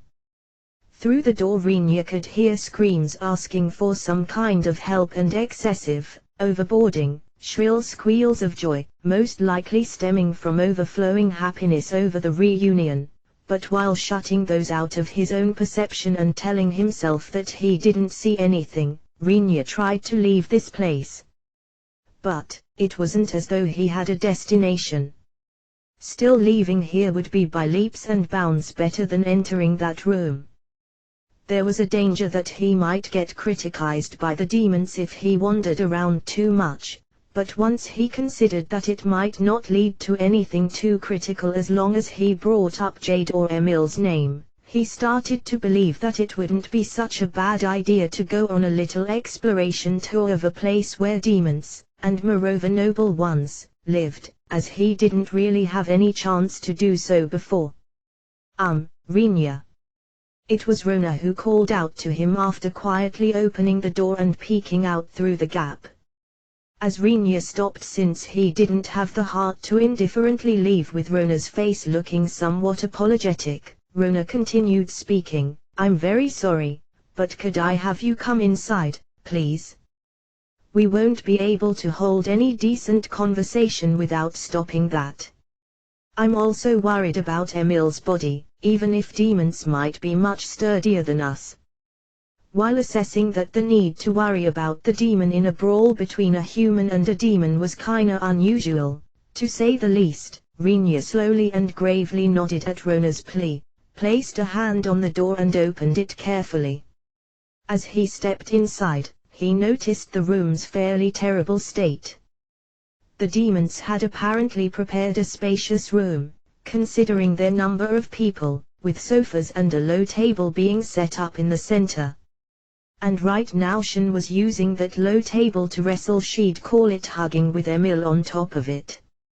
Emil, still in her dress, seemed to frantically struggle, attempting to somehow free herself from Shin's embrace, but because Shin's physical strength was beyond abnormal, or because Emil wasn't overly serious, Emil continued to be swung around in the room's middle, unable to escape. Each time she got whirled around, the hem of her dress got rolled up, allowing a peek at her bare legs or something more. In short, it was a scene that could only be called tragic. Probably because Emil's upper body fervently squirmed within Shin's arms, her dress slid to the sides or down all over her body, making it somewhat difficult for Rinya to decide whether he should enjoy the view or silently avert his eyes. Rinya, stop staring and get Shin off me, will you? I wonder whether I'm really in any position to pour cold water on such a heartfelt reunion. Liar. There's no way for you to ask yourself something like that. Shin looks pretty happy to me, though. If you gave a dog something that delighted it, it'd sometimes result in the dog shredding it apart after biting strongly into it while shaking its head around. Rinya judged that this might be a similar situation. In the meantime, Emil cried out to him in despair. Hey! Just now you thought about something totally rude, didn't you? I was just thinking that it wouldn't be torn apart anyway since it's so durable. What are you talking about? The pretty dress looks like it's going to be ripped apart anytime soon. No. Seemingly having been afraid of getting dragged into this whole mess, Frau had evacuated to the wall. Now she scuttled over to Rinya, and tightly clung to his waist. Once Rinya looked at where she came from while gently caressing her head, he spotted Krua leaning against the wall with her arms folded, whereas Az and Lyris stuck to the wall, seemingly wanting to blend in with it, while holding each other's hands with somewhat cramped expressions. Krua kept her calm as if this whole scene was an everyday occurrence, but Rinya could feel that Az and Lyris were quite nervous. Rinya breathed out lightly, thinking that he couldn't really blame them for it. From their point of view, it was next to impossible to act completely normally in a place teeming with demons. I think they're nervous for another reason, you know. Rona retorted in no time. In response, Rinya stroked his jaw, pondering whether the people around him weren't reading his thoughts way too easily, as he somehow showed it too clearly on his face. I can somehow grasp the general gist since we've been hanging out together for quite a while now. Rona added with a wry smile. While wondering whether this was the way things worked, Rinya called out to Shin, who had transformed into a devastating storm atop the table. Stay, Shin. I think that's a command you'd use for a dog. No. Frau commented in astonishment, but as the meaning apparently got through to the person in question, Shin immediately stopped moving. Then Rinya and Shin fixedly stared at each other. After a little while, Rinya cast his eyes down, and whispered, "Good girl." "What the hell's good about this?" Emil screamed while being swung around once again. In response to her gaze, pleading with him to stop this, Rinya composedly announced, "Let her do it until she gets tired of it. That will save us further troubles down the road." Everyone except for the people concerned asked themselves whether it would really work out as Rinya said it would. But none of them rebuked his words. Given that it was clearly obvious to Rinya that each of them would hate to be told that they should stop this if they made some imprudent comment here, he decided to let Shin do as she pleased for a while since he didn't need to worry about any potential criticism. It's truly wonderful to see that you're safe and sound. Okay, listen, just now I wasn't all that safe and sound. In the end, it required another 20 minutes after Renya's entry for Shin to get fully satisfied and release Emil. Emil, who had been continuously whirled around during all that time, looked like a mess, with her clothes completely disheveled, her hair being wildly ruffled, and her eyes being lifeless and empty. Currently she was laying like a corpse on a sofa, screaming to have the label after the fact attached to her. On the other hand, Shin didn't look tired at all, despite having thrown around a person over such a long time, and her expression, as she looked at the wasted Emil, seemed rather full of life thanks to its glossy feel. It woke the urge in Renya to suspect that she might actually possess some kind of energy drain ability, but since he'd likely found out about it if that was the case, he harbored the dull impression that she was simply overflowing with vitality, and thus moved on to invite everyone in the room to take a seat on the sofas. One person was down in the ropes, but after waiting for everyone to find a free spot, Renya informed them about the information he had heard from Jade. Since it wasn't as though he had been forbidden to speak about it or anything, Renya frankly told them everything. The news of Emil actually being a hero was received with surprise by everyone except for Emil. With only Emil forming a faint smile on her lips and not looking all that surprised, Renya asked her whether she had already known about this to confirm his suspicions. Well, more or less, yeah. Emil's voice as she answered was intermittent, but this didn't stem from her having received a shock, but merely from her having been unable to fully recover from the previous ordeal's effects. I'd like to hear your opinions what we should do from now on. When Renya looked at everyone, it was strangely Lyris who answered first. We're not going to simply grab Emil and head back to Clinch. I'm not gonna go with you, you know. Emil responded to Lyris while raising her body on the sofa. Renya alone looked up to the ceiling as it confirmed what he had suspected. The others stared at Emil in surprise, as if asking her what she was talking about. I can't face running away from here all by myself. I mean, it's not like I received much love in this family, but telling me to scurry back to Clinch while leaving my brother, his retainers, and the residents behind is kinda unreasonable, don't you think?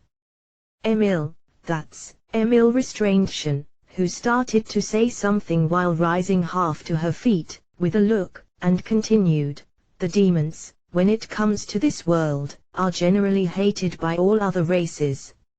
I think that's the reason. Even with the emotional bonds being weak, we've got a strong sense of fellowship. Abandoning my brother and the others and going back to Clinch might be simple. Especially with Renya being here as well. But, I'm 100% sure that I'll regret having left them in the lurch here after returning to Clinch. But, demons have a long lifespan.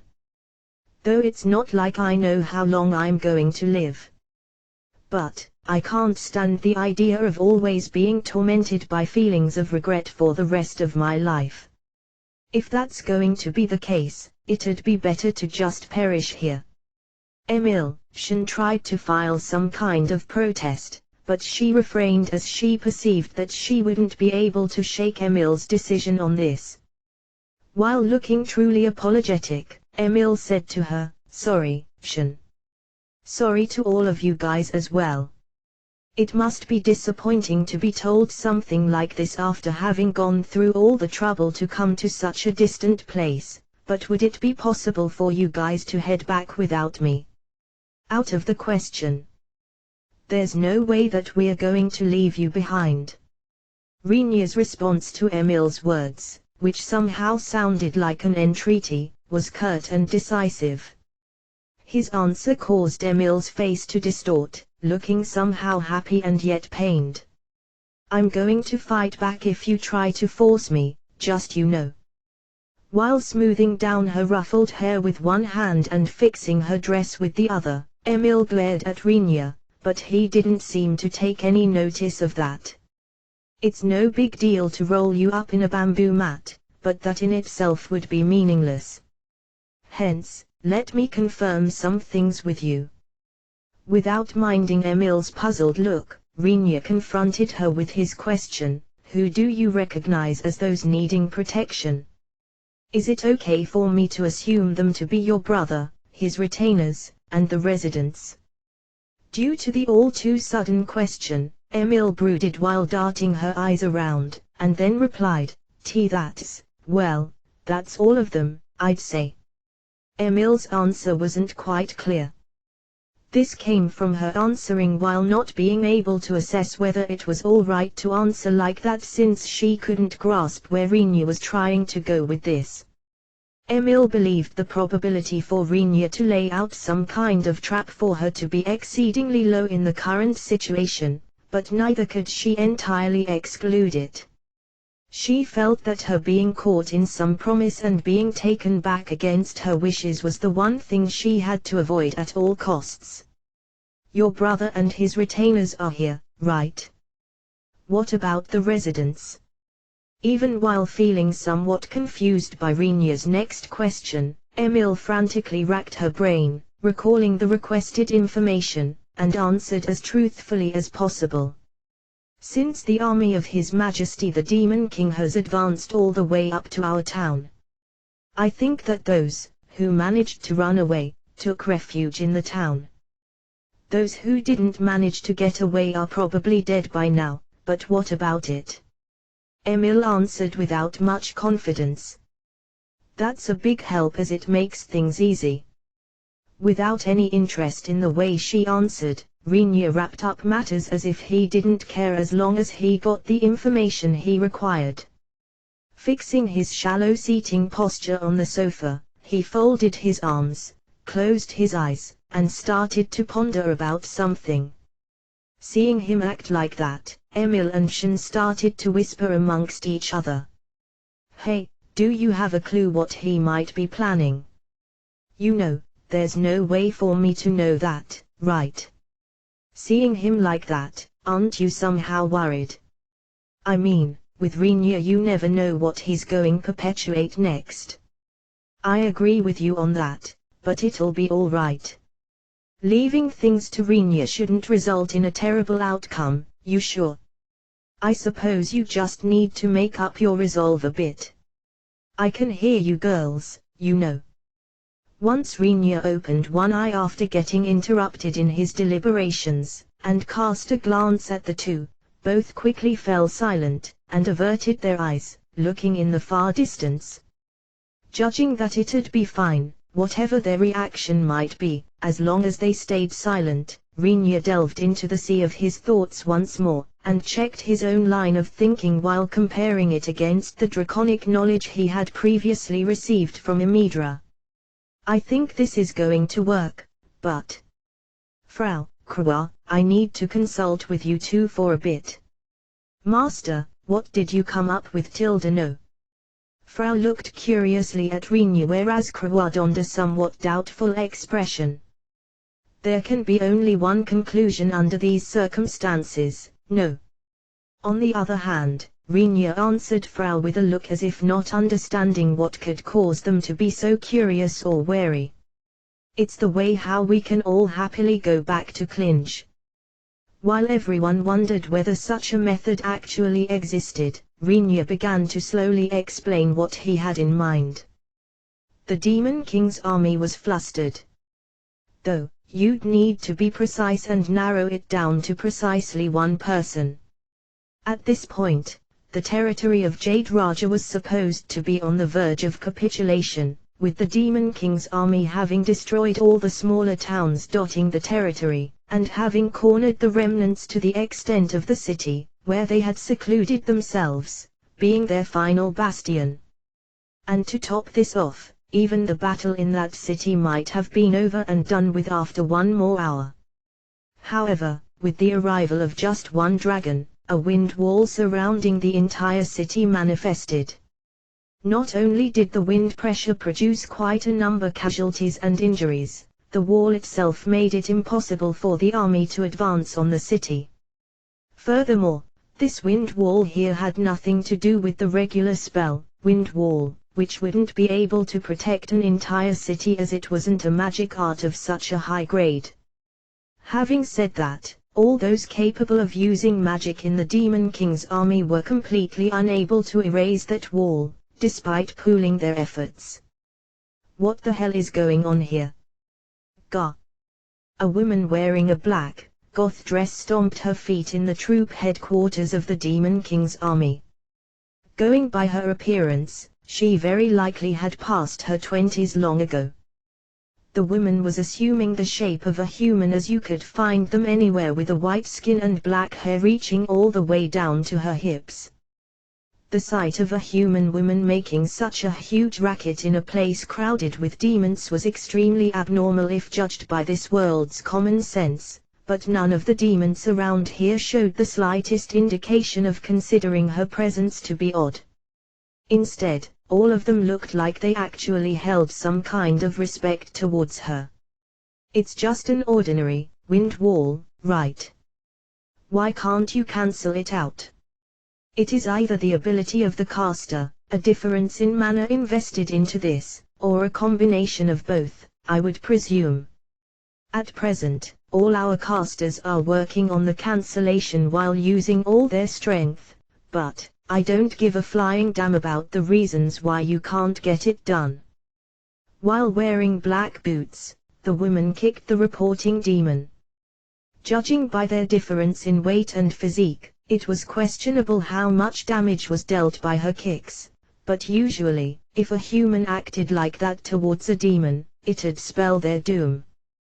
But the demon, who was still being kicked by her, didn't react in the slightest, obediently allowing her to keep going just like an elephant would ignore a pesky mosquito. For heaven's sake, you guys are completely useless garbage. The woman kept kicking for a while longer, letting her irritation free rein, but seemingly perceiving that she wasn't getting through to the demon with what she was doing, she stopped kicking, with her breathing going roughly, and flopped down on the chair set up in the middle of headquarters, especially for her. Without even cleaning off the place that got treated with kicks by her, lowered his head, showing the woman, who was reclining on the chair, his utmost respect and politeness. I am terribly sorry. We shall use everything at our disposal without any breaks to cancel the spell. Sighing deeply, hey, do you understand? Contrary to the courteous demon, the woman stuck with her arrogant attitude, adding, this war is something His Majesty entrusted to me. A glorious duty he personally assigned to me, okay? To this Sazan Kuromitsu. It is exactly as you say, your ladyship. And you don't consider this state, where my war is hampered by some childish, fake spell, to be pathetic. It is exactly as you say, your ladyship. If you get it, then get your ass moving, and do something about it. As you wish, your ladyship. While he responded like some answer machine, some of the present demons headed out to pass on the orders just now to the front line, but their movements looked somewhat mechanical. Coupled with the abnormal situation of demons meekly obeying the orders of a human, it created a somewhat unreal scene. That being said, those caught in this abnormality didn't seem to notice anything. The woman in the black dress, Sazan, cockily sat on her chair while slovenly fanning herself with the hem and collar of her dress. For some reason, just this behavior of hers caused the faces of the demons around her to look entranced. Give me a break. This is such a major pain. Sazan muttered while continuing to flap the hem, seemingly feeling hot and stuffy from her outfit which used plenty of thick cloth. A stiflingly sweet fragrance hung in the air, appearing to be blended with her body odor and perfume. Here I am, stuck with this annoying mission, even though I want to be assigned a great mission like taking over the world. I've got to wrap it up quickly. The first obstacle standing in Sazan's way was the wall of wind, protecting the city. Back when the woman with the name Kuromitsu Sazan was summoned to this world alongside two men, she was informed by a being calling itself the demon god that the demons of this world were shunned by the other races, and were currently on the brink of destruction. According to that god, he had granted the three of them various blessings for the sake of saving the demons from their peril. What she had received as a blessing was the skill, temptation.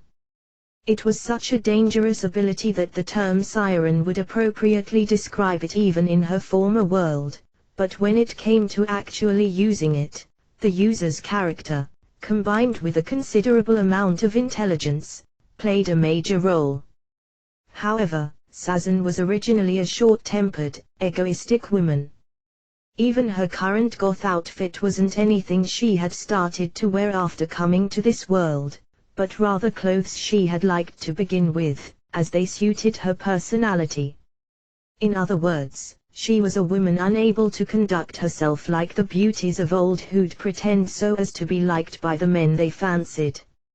Sazan herself seemed aware of her own flaws, and demanded for the ability's performance to be boosted considerably during the blessing bestowal, arguing that a normal temptation wouldn't cut it, and had the wish of hers granted.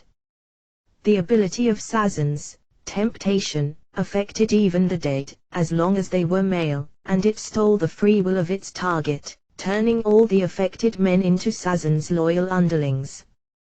With the ability having become this powerful, the demon god told her that she wouldn't be able to any blessings to increase her physical abilities or similar, but Sazan readily consented to that. In the first place, I'm not the type of person who does something by herself, so, as long as I can manipulate others with this ability, I'll never be forced to do anything by myself. Because Sazan's ability was as mighty as that, she was given an army by the Demon King, which resulted in her being entrusted with its command too, but this ability also had downsides. First, it wouldn't work on women at all. But this didn't matter to Sazan at all. All she desired was to be pampered and fawned upon by the opposite sex. Being loved by women bore absolutely no meaning to her.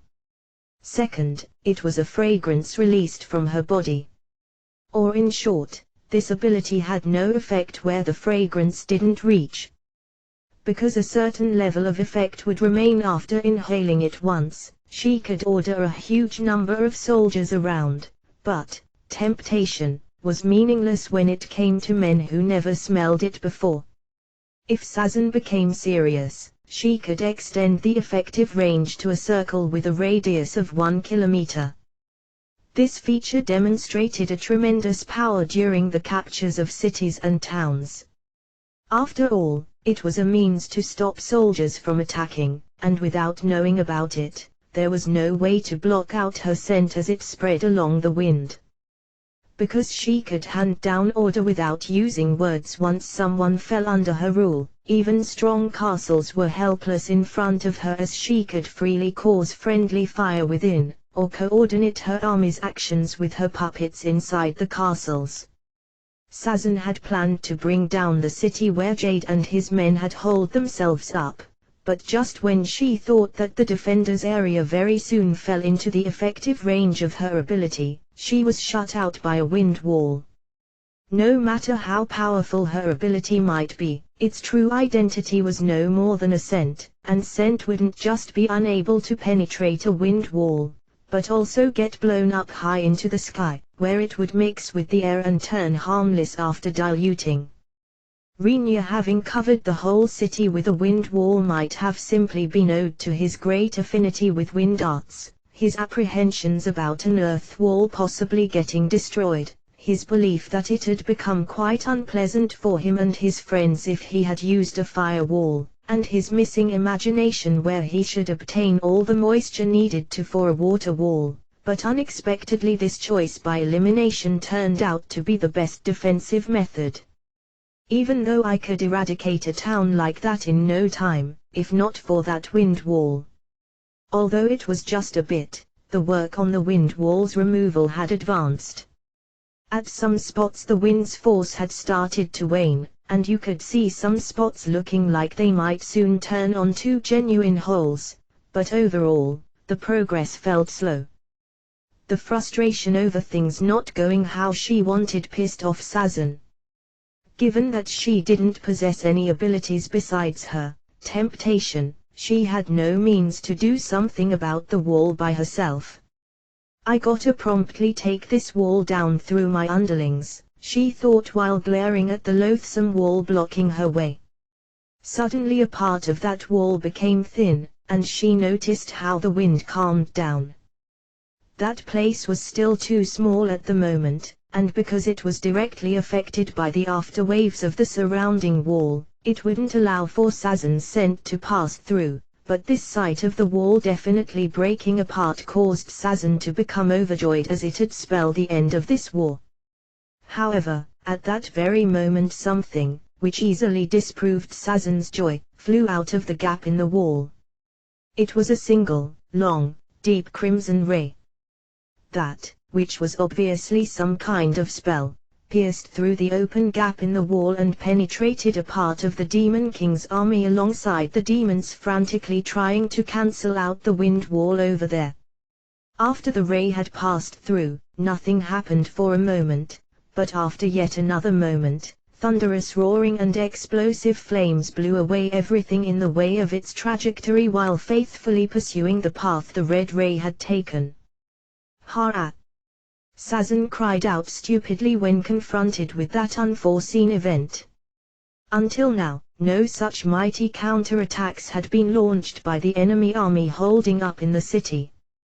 Because both sides, defenders and attackers, were demons, both sides' strength was even to some extent, lacking any such one-sided attacks of mass destruction.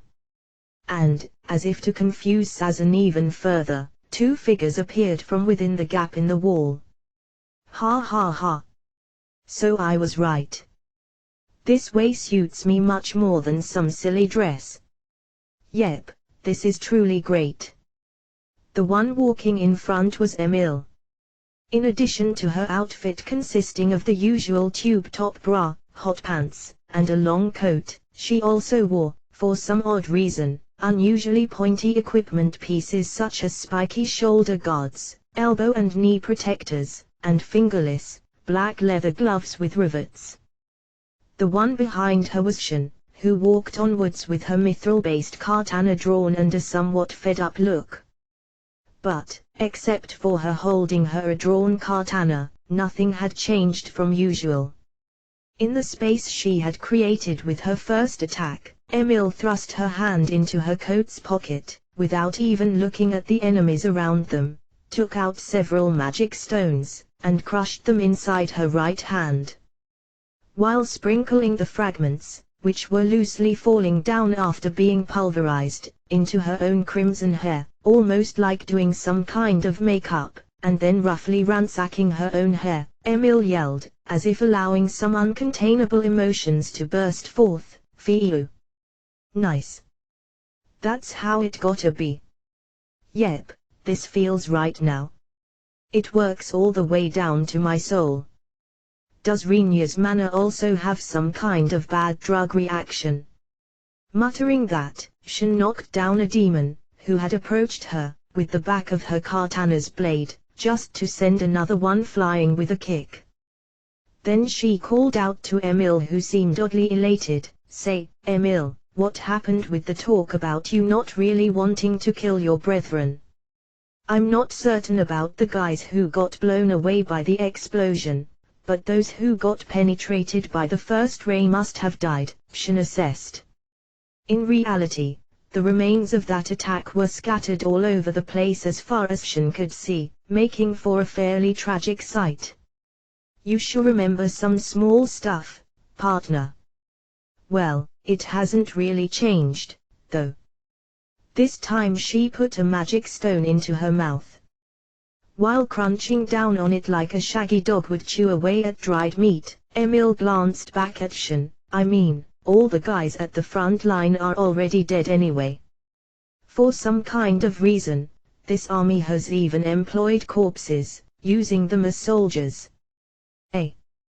But now that you mention it, I sense some sickly sweet fragrance. Ha ha ha. Scent, ha. Truly, it's the scent of some bitch.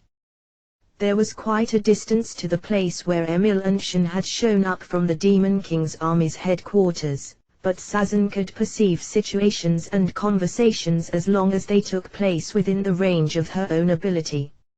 In other words, Sazan overheard the talk between Emil and Shin, but the two didn't know that. Of course, it wasn't as though Emil or Shin would have softened their tone in consideration of Sazan, even if they had known about being overheard. I've got this for this stinking army of the dead. The instant Emil held her hand up, the soldiers of the enemy army, who tried to encircle Emil and Shin, were blown away alongside the ground, turning into a jumbled mix of earth, sand, and demon bodies. Emil looked back at Shin with a very happy smile, and shrugged her shoulders exaggeratedly. That said, living demons should be in the rear of the army, so I think it's cool to not worry about it too much. Okay. Then let me apologize now, in case I should mistakenly cut down a living demon. Don't worry about it. This is a war, so yeah. Around the time of Emil's reply, several heads were already dancing through the air. When Emil started to follow Shin's movements with her eyes after staring blankly for a moment, another batch of soldiers returned to being simple masses of meat while releasing fountains of crimson blood after getting slain by Shin. Now that you've mentioned it, they definitely feel a bit slow. Some soldiers also attacked with their weapons at the ready. But their movements looked awfully sluggish to Shin, which allowed her to agree with Emil that this was an army of corpses. While lopping off heads and cutting away arms, without even exchanging any decent rallies, and then kicking away the remaining torso, Shin thought that there was no need for her to get so worked up if she had known that it'd turn out like this.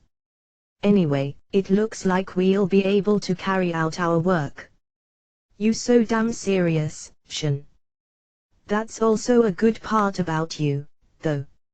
After pushing back Emil, who had been leaning her body against Shin's as if snuggling up to her while laughing foolishly, without putting too much strength into it, and clearing her throat once, Shin readied her katana anew. Well then, until the work inside is done. Aren't you looking forward to this mop-up operation, partner?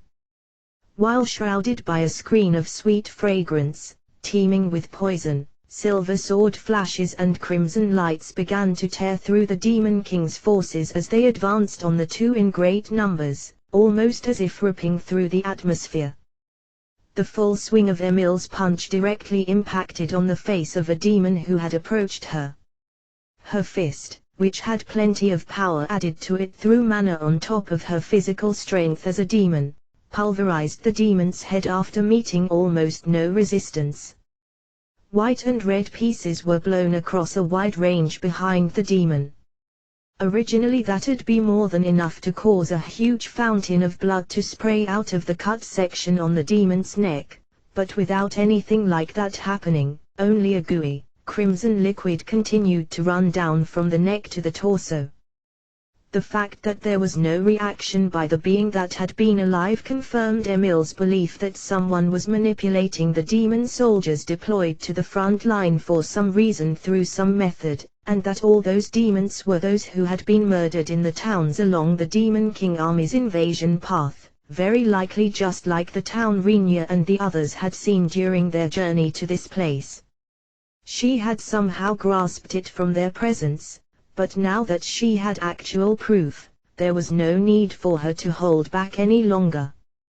Kicking away the body which was still trying to grab her despite having lost its head, she performed a vigorous turn on the spot, as if dancing, and vertically cut through the body of another soldier, who had closed in on her from behind, with the hem of her coat which was as sharp as a blade. Even this body only had a gooey, red liquid oozing out from the cut wound, completely lacking the usual vigor of blood when gushing out. It was evidence that the heart, the pump circulating the blood, didn't beat anymore within this dead body. Pity welled up within Emil as she saw how the corpses of her brethren were defiled without allowing them a proper burial, but this feeling was immediately painted over by her combat excitement.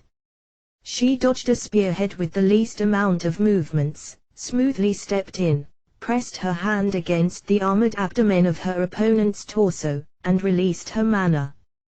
The soldier who received her attack dragged all the other soldiers around him into it, burning everything down within the range of the bursting flames and explosive blast. "Aren't you in perfect shape there?" The Demon King's army didn't consist of just demons. It also contained plenty of humanoid monsters. These ones being truly alive, though. While running through the gaps between those monsters, Shin muttered in admiration after seeing Emil's way of fighting. During that murmur, the mithril katana, having its sharpness increased by receiving Shin's willpower, freely drew white, gleaming trails between the enemy soldiers. A somewhat nasty stench is constantly hanging in the air. With Shin's strength and the techniques she had been taught by Rinya to some extent added to the mithril katana which got hardened even further by her will and mana, the arms of the lifeless puppets ranked next to scraps of paper. The soldiers on her side also lacked any significant blood flow, as might be expected, and merely collapsed to the ground after turning into dripping chunks of meat. Not a single blood spurt clung to her katana either. Ain't the smell of blood and grease somewhat less offensive than this stench? Somehow I feel like agreeing with you on that one. Shin didn't know whether it was owed to them being manipulated by someone or because they were recycled corpses, but the movements of the demons were dull. Shin cut apart one demon after the other, even though just one demon would cause great havoc on the human continent under normal circumstances. As she simply kept slashing as if cutting the places she could cut, without any hesitation or delay, her movements looked extremely natural. I ended up agreeing with you, going with the flow, but what does grease actually smell like anyway? You don't know from humans. Contrary to Shin, almost all of Emil's movements were brute strength approaches. She happily punched and kicked anything within range. Be it face or belly, she simply hit everything without a care whether they might use shields or wear armor. As long as her attack landed, it instantly turned into a fatal hit thanks to her strength as a demon and the mana charged into the blow, completely smashing apart the area around the place she hit. Her power was at a level where all that mattered was her hitting. It was a way of fighting that took aiming as optional and looked extremely unintelligible as it fully disregarded technique. Is it somewhat unexpected? I wonder. While inclining her head in doubt at Shin's question, Emil crushed the heads of the soldiers which she had grabbed with her left and right hand, using just her grip strength, and ripped those heads off their torsos. And yet, the soldiers' bodies didn't stop moving. Since they were already dead to begin with, something at the level of losing their heads wouldn't hinder them in the first place. That's why Emil firmly stepped down on the heads, grabbed the belt of an attacking body's trousers, pulled it up with one hand so as to lift it into the air, and slammed it back down on the ground. Even though there was almost no distance for it to gain speed, the headless soldier was stabbed into the ground neck first with an absurd momentum, resulting in its body being scattered in all directions through the impact with the ground. As expected, even those corpses would apparently stop moving after turning into pieces. She used the same method on the other soldier's corpse, leading to another batch of flesh chunks flying about. Emil's arms and body had started to get dyed in blood spurts, but she didn't appear to mind the disastrous scenery around her. Just when she tried to wipe away blood clinging to her face with her blood-smeared hand, she noticed that it had just worsened things, and hurriedly pulled her hand away. "Since I'm strong to begin with, techniques and such are meaningless, don't you think?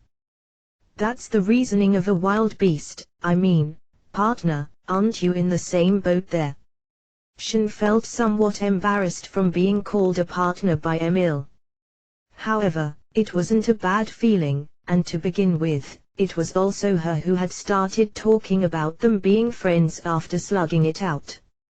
She definitely hadn't expected that Emil would call her partner, but once it happened, it felt rather natural to Shin.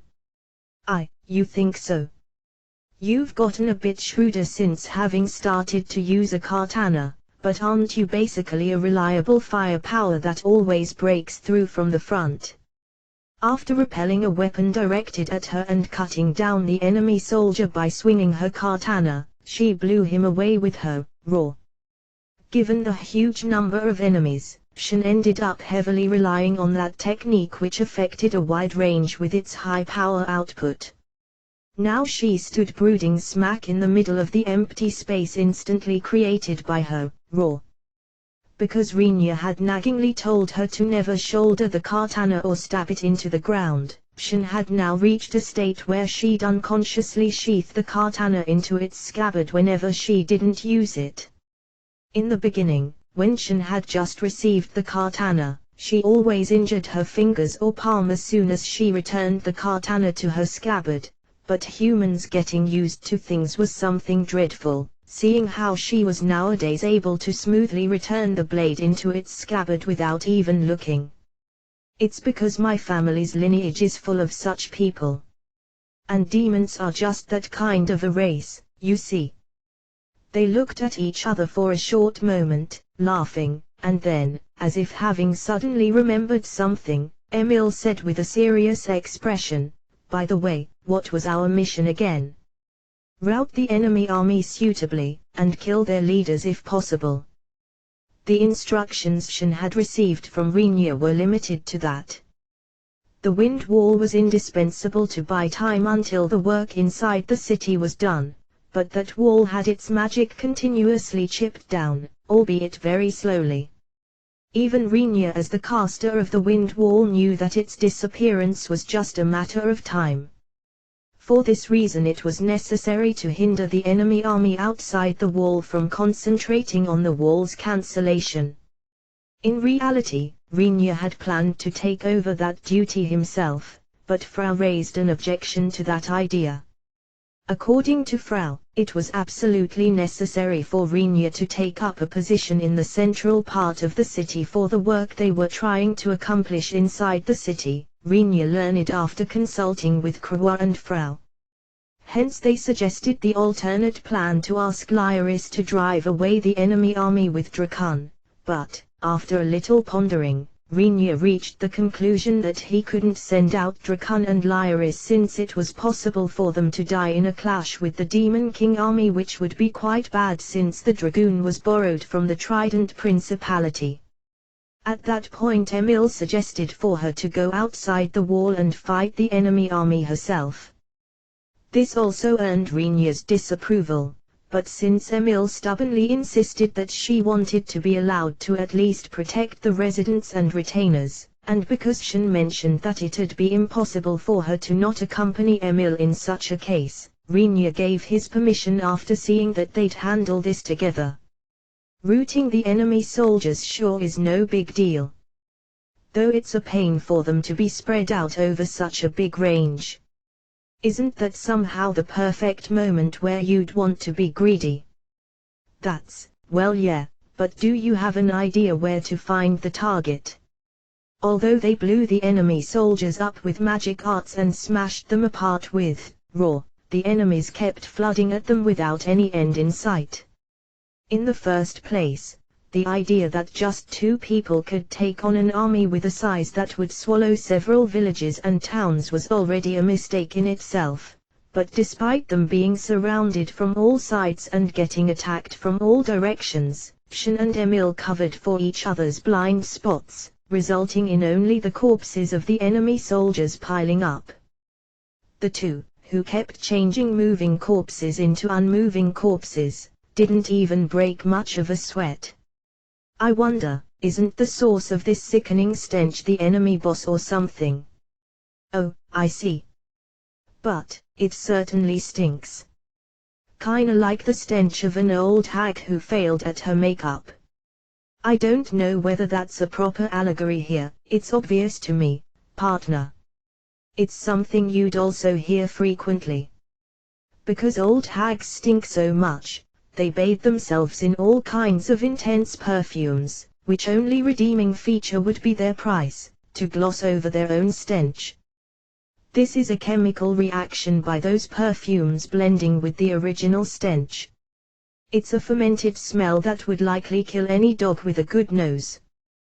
Once things devolve into such a state, it's too late. That's why you should take proper care of your skin, partner, since humans age much faster than a demon like me.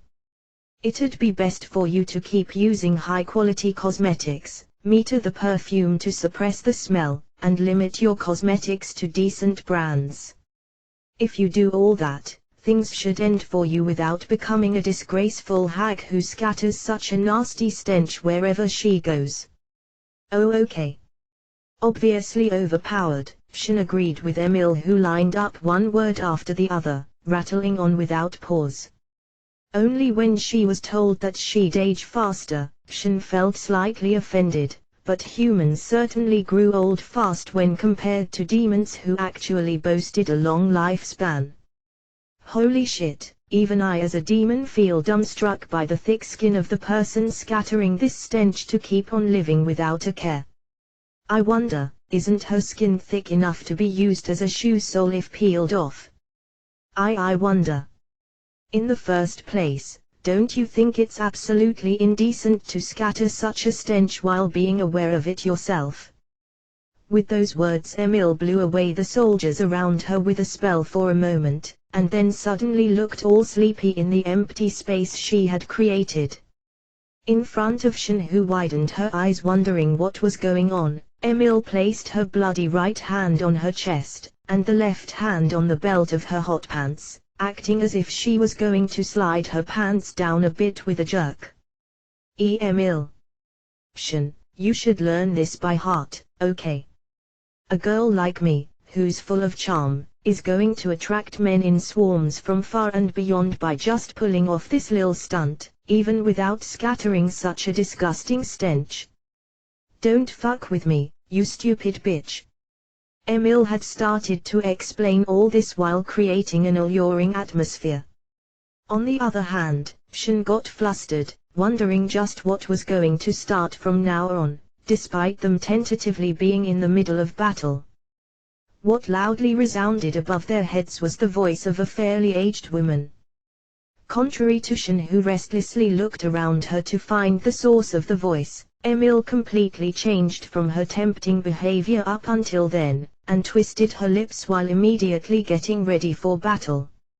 Found you, you're surprisingly thin-skinned, aren't you? Did you possibly provoke her, aiming for this to happen? Who knows?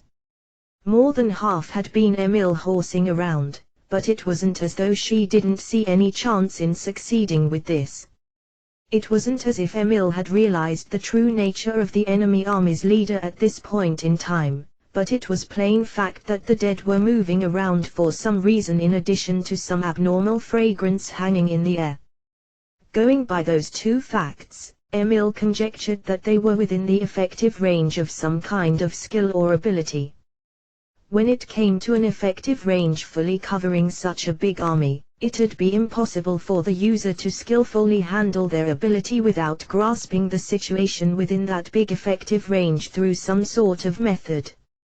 Moreover, if the user had no means to pass on their will within their ability's range, it'd degrade the ability to something worthless, which would be limited to at most making the dead move around with some conditions added to it.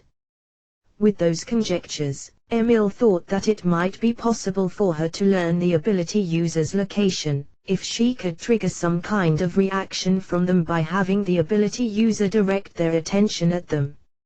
Either way, I know where to find her now. Perfect time to hunt her down, right? Leaving aside the method you used to achieve that, I consent.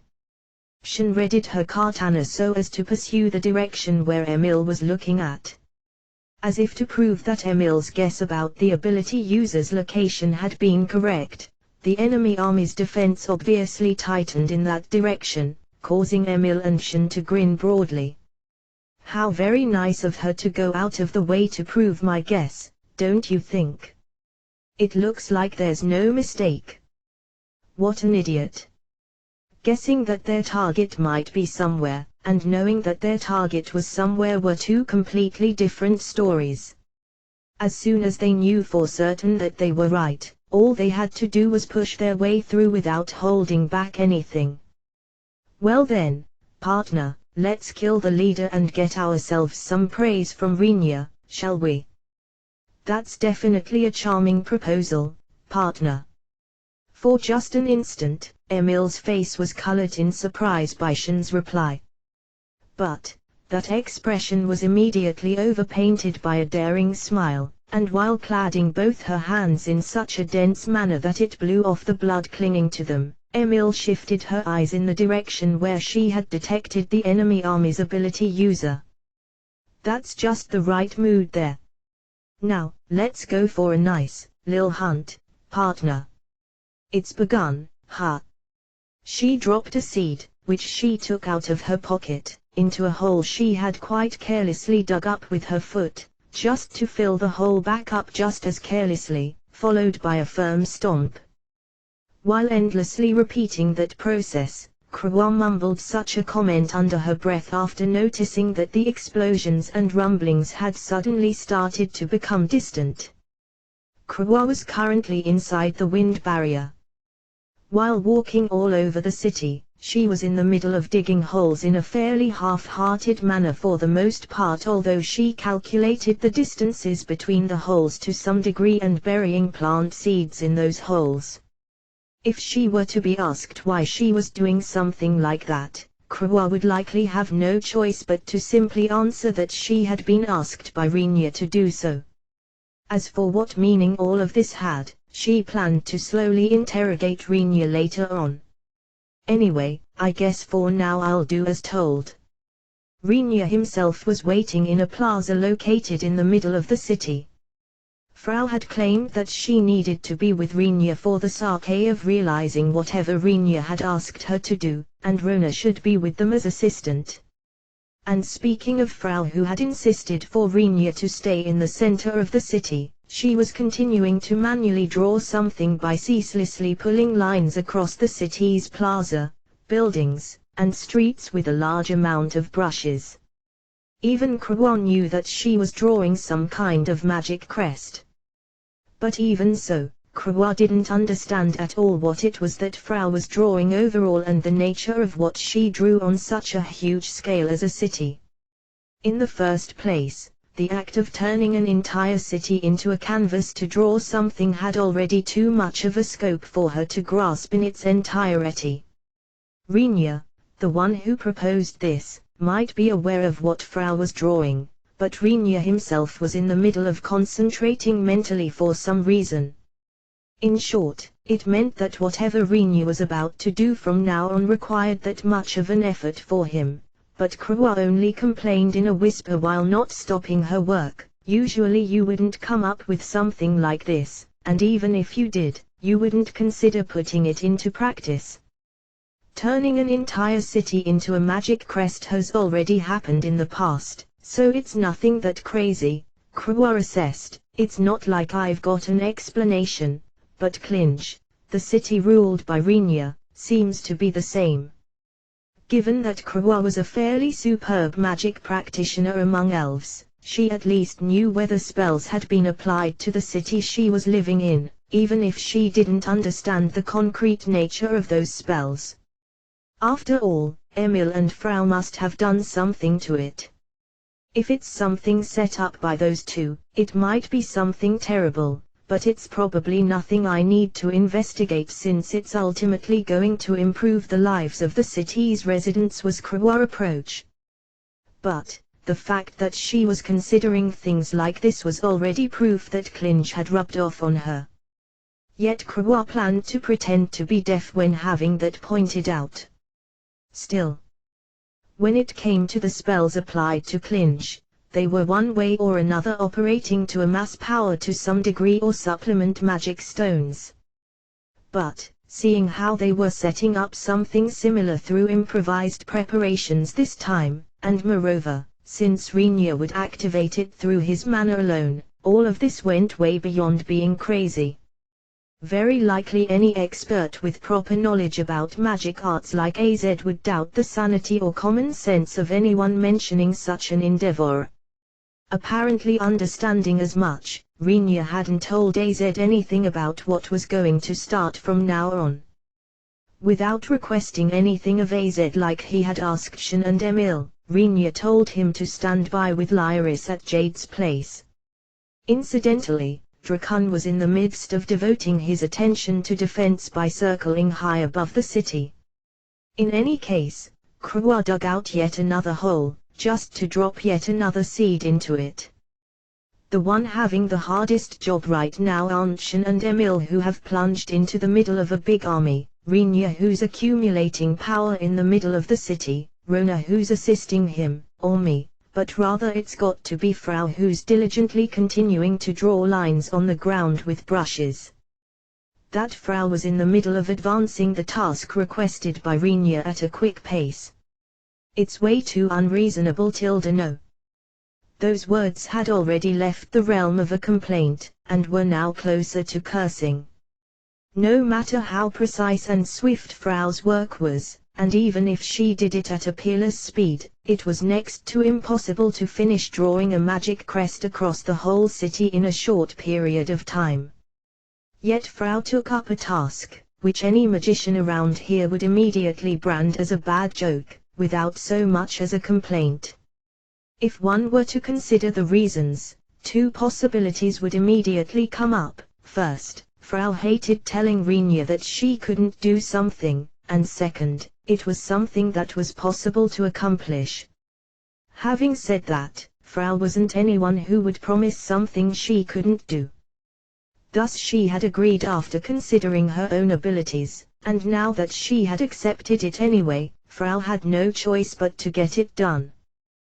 Tightly grasping the brush with both hands, Frau continued drawing characters and patterns on the ground with a speed that made her hands seem to blur. Frau, how are things proceeding on your side? Once Frau looked up towards the source of the voice, she found Krua standing on the roof of a nearby building, and looking down at her work of crawling across the street. Krua's skirt was such an impregnable fortress that it caused Frau to wonder how that was actually possible with a skirt of such a length. Although it should definitely be possible to take a peek beneath the skirt considering the angle, even Frau's eyes that were looking up from quite a low position couldn't see under the skirt. Frau? Krua asked worriedly, wondering whether something was wrong, since Frau was so looking up to her with something similar to a frown, appearing as though she might be able to see something if only she squinted hard enough. After looking upwards like that for a while, Frau lowered her eyes to the ground again, seemingly having given up, and answered while resuming her work, as planned. Nano. If things continue like this, that is. I'm mostly finished on my side, okay. Krua sat down on the roof's edge, and answered while letting her legs swing back and forth. While fiercely continuing the drawing work, Frau said to her, have you spread them out relatively equally while making sure that they don't get in the way of the crest? I think I've managed to plant them as you told me. In that case, I'd like you to make them grow bit by bit. No. If they look like they're going to interfere with the magic crest, it will be necessary to adjust them right away. No. Okay, I'm going to start then. Krua nodded, and nimbly stood up on the roof. On that occasion, Frau pulled off the stunt to spitefully stare at the area from Krawa's thighs to her waist, wondering whether she might catch a glimpse, while continuing her work, but that attempt also ended in failure with her remaining unable to see anything. As if not having noticed Frau's look, Krawa widely spread her hands right after getting up, and let her manner flow into the atmosphere while shouting, "Listen, O children sleeping in the soil. I am a forest maiden. Together with the forest, I am your blood-related descendant since times long past." What she had recited there in Elvish wasn't a magic spell, strictly spoken. Although she had poured mana into her words, and passed mana into the atmosphere, it was a racial technique only available to the elves. It was an ability allowing the elves the growth of plants as long as they had sown the seeds, just like using a forest overgrown with plants as a barrier. According to Krawa's call, the seeds, which she had planted herself, sprouted at a pace that would be impossible with natural growth. They began trying to grow rapidly while sucking up the moisture and nutrients from the ground, alongside the mana in the air. Isn't this possibly bad? Are there any troubles? Nano. Yes. If this place was a forest, it wouldn't be much of an issue, but, immediately after she started to use her ability, Krawa's face took on a serious look. Krawa answered to Frau, who asked what had happened. Unlike a forest that possesses a soil suitable for an abundant growth of plants, this place is a city. It's not like there's plenty of moisture in the ground, the nutrients are apt to be insufficient, too. I hadn't considered that. No. A forest had heaps of withered, rotten wood and leaves fallen from the trees litter the ground. On top of these forming a soil with a high nutritional value, the forest itself would store the fallen rain. But, Frau and Krawa were currently in a city built for people to live in. It wasn't as if anyone would care about the nutrients in the soil, and because a city would be built to be a comfortable place for its residents, people would include drainage and keep it in a state where excess water wouldn't accumulate. If you were to sow seeds and urge their growth in such a place, the plants would run out of water and nutrients very quickly. It'd be only natural for a decent growth to become close to impossible. Krawa summer, is it possible to spread the roots over a slightly wider area? No. Define slightly. To be precise, go beyond the wind wall, onto the battlefield where Shanae Summer and Emily Summer are fighting. Nano. With that alone, Krawa immediately comprehended what goal Frau was pursuing by mentioning this. The meaning hidden behind Frau's words gave Krawa, an elf, a rather bad feeling, but right now they were in a situation where she couldn't mention anything like that. After thinking, if there's one problem about this, Krawa spoke up, it's possible, but making them spread throughout all plants is impossible. Frau's idea was to turn the enemy soldiers, which were likely strewn all over the battlefield, into fertilizer that also contained moisture, if it was possible to extend the roots all the way to where Shan and Emil were fighting. However, those corpses weren't spread out equally outside the city. For a part of the plants it might be possible to suck the corpses dry through their roots, but if it came to spreading the nutrients and moisture across all plants equally, it'd be impossible. Drakan. Drakan. After groaning for a bit, Frau looked up to the sky and shouted. Drakan, who had been devoting himself to defense while circling in the sky, changed his flight route after noticing Frau's call and came down to a height above Frau and Krawa, where the wind pressure wouldn't affect the ground, while flapping his wings to keep hovering. It's an emergency mission. Nano.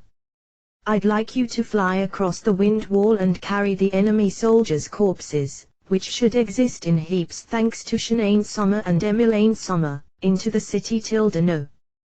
Krawa ended up thinking that this settled Frau's intent to turn the corpses into nutrients. Drakan skillfully tilted his head while hovering and at the same time pondering about the meaning behind that instruction. I've got no time to give you a detailed explanation, no. I'd like you to drop the corpses all over the city, as much as possible, no. Avoid the place where the residents have taken refuge, no. The way of dropping the corpses down suitably will be much faster than carefully lowering them to the ground. But, this is based on the condition of ignoring all respect towards the remains of the dead. Krua judged, but even she could understand as much that neither Frau, the one instructing, nor Drakan, the one being instructed, possessed any of such respect to begin with. Krua wondered whether she should retort at this, but in the end she decided to focus herself on using her elven technique.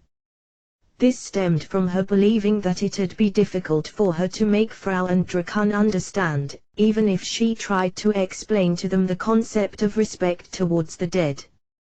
Besides, it wasn't as though she'd have any benefit from saying something either. Hurry, no. If you understood, get going, no. Frau waved her hand hectically, and then pointed in the direction where Shen and Emil were probably fighting while shouting.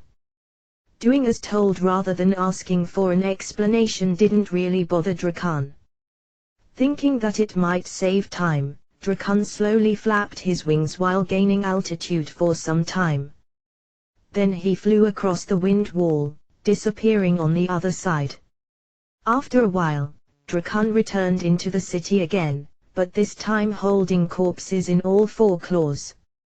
Without lowering his altitude, Drakan carelessly tossed the corpses towards the ground from high up in the air. Krua thought that he was probably throwing them while aiming at places with no people, so far as it goes, but if they were thrown down from such a high place, it'd be only logical for them to scatter all kinds of stuff into the vicinity while breaking through roofs and hitting the walls of buildings. As the residents had taken refuge at the Lord's castle, Krua felt grateful that no one besides them was watching this gross spectacle while holding her mouth as she felt somewhat sick. Contrary to Krua, Frau seemed to feel absolutely nothing from seeing this spectacle. She asked Krua in a normal tone, "Will it be possible to spread them out equally with this? I don't really want to agree with the method used here, but, well, you're right. It will work. If the corpses got terribly damaged, it'd make it easier for the plant's roots to suck them up. After all, there would be plenty of places for the roots to enter the bodies even without needing to bore through the skin." But Krua hesitated to rejoice about her work having become easier with that. Still, her feelings on this and the things she had to do were two different pairs of shoes. Krua immediately resumed with her elven technique, urging the plants to grow. The plants, which sped up their growth again after receiving the elven power, made their roots crawl deep through the ground while stretching towards the chunks of flesh scattered on the surface. As they eagerly sucked up the nutrients and moisture, the plants' bodies began to grow big. "Sure looks like they've started over there as well." Emil raised her voice while looking back as she kicked a demon soldier, who had attacked her, and further stomped down at the place where he had fallen. Shen and Emil, who had been proceeding in a beeline towards the location of the enemy General Emil had spotted, had cut their way quite deeply into the enemy army, and living soldiers had started to come attacking at a considerably high rate while blending among the moving corpses as Emil called them. Shen, who had been asked by Emil to limit the killing as much as possible since the enemies were demons like her, had shifted from slashing to smashing attacks by using the back of her katana's blade. Each time her katana flashed, more than one soldier soared up high into the sky, being blown away in the far distance. Started what? You mean Frau and Krua's preparations, huh? Launching up several soldiers by widely swinging her katana allowed Shen to take a breather, which she used to look back towards the town over her shoulder. At the end of her line of sight, Shin could see an abnormal scenery through the wind wall which looked as if various kinds of plants had started to very quickly grow into sizes going beyond any common sense all over the town. It was the result of an artificial plant growth through Frau's preparations and Krawa's powers as an elf, but for some reason, only the weird impression she got when Rinya ordered to definitely not use any elven beans remained inside Shin's memory. I don't know whether I'm the right person to tell you. Shin struck the head of a soldier, who had charged her in the middle of her words, with the back of her blade as if doing a karate chop. After doing half a vertical roll due to the impact, the soldiers heartily planted his face into the ground. Shin continued while praying that he hadn't died, but, if you have such huge plants growing all over the town will become completely useless, won't it? That's an unavoidable evil. Slipping past a sword thrust, Emil drove her elbow into the body as a cross counter, shouldered the body, slammed it on the ground, and stepped on it. While performing that sequence of actions in a single fluid motion, Emil answered, "What matters right now is how to let the residents stuck in the town escape from here. That's why. Things will get a happy ending as long as the town is rebuilt at some point after giving up on it for now. I do like making such clear-cut decisions, partner." Shin intercepted the fireball spell simultaneously fired at her by 10 odd demons with a roar of hers. The roar one-sidedly overwhelmed the fireballs and blew away all the soldiers, who had stiffened after just having cast their spells, in a jumble alongside the magic flames. Getting struck by their bodies, yet more soldiers were knocked down, causing a chain reaction, as if domino stones were falling over, and cutting a swath through a part of the army. Having said that, we're about to reach our time limit. Rinya had ordered Shin to come back once the wind barrier had vanished completely.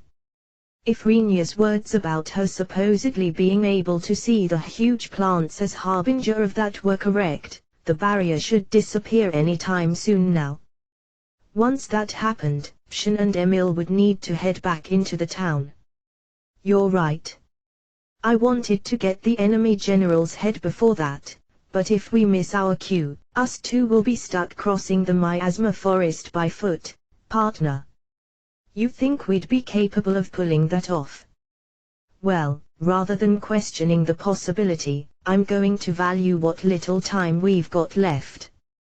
Due to Emil loudly laughing, though it sure looks like we could have plenty of fun if only we had lots of time. Shin turned over the blade of her katana for some reason. It's time to churn up the pace a bit, I guess. I should be able to bring up the speed quite a bit if it's fine for me to slash away. No matter how many I blow away by smashing, the soldiers return to the front line even while bearing injuries that would make anyone withdraw usually. Probably because they're being manipulated by someone. Emil says that they can move even as corpses, but they won't be much of a threat if they move around a bit as long as they are chopped into pieces, Shin assessed. No, could I have you hold back on that, partner? I know, but it's frustrating. Shin turned over the blade once more, and unleashed a slash with the back of her katana. A single soldier had his cheekbones dented in by the blade's back, and got blown away while rotating in a comical way. Whatever the circumstances might be, didn't that guy die just now, seeing how his skull or neck bones must have taken major damage? Emil wondered, but she remained silent as she felt that it would be weird to plead for a gentler handling of the enemy. Besides, if Shin went too easy on them, it'd actually put her in danger. Anyway. Shin psyched up herself once more while fixing her hold of the hilt. Seeing the mithril blade, which felt Shin's will, shine up brightly, Emil looked up to the sky, feeling like she could perceive a future of pretty many soldiers getting beat to death instead of being cut to death. At the same time, she hid the hatred welling up within her towards the enemy general, who manipulated her brethren and thus caused her to see that future, behind a mask of foolish laughter as much as possible. Let's somehow cope with the time restraint by raising the speed. Gotcha, partner. I'll get a little bit serious then.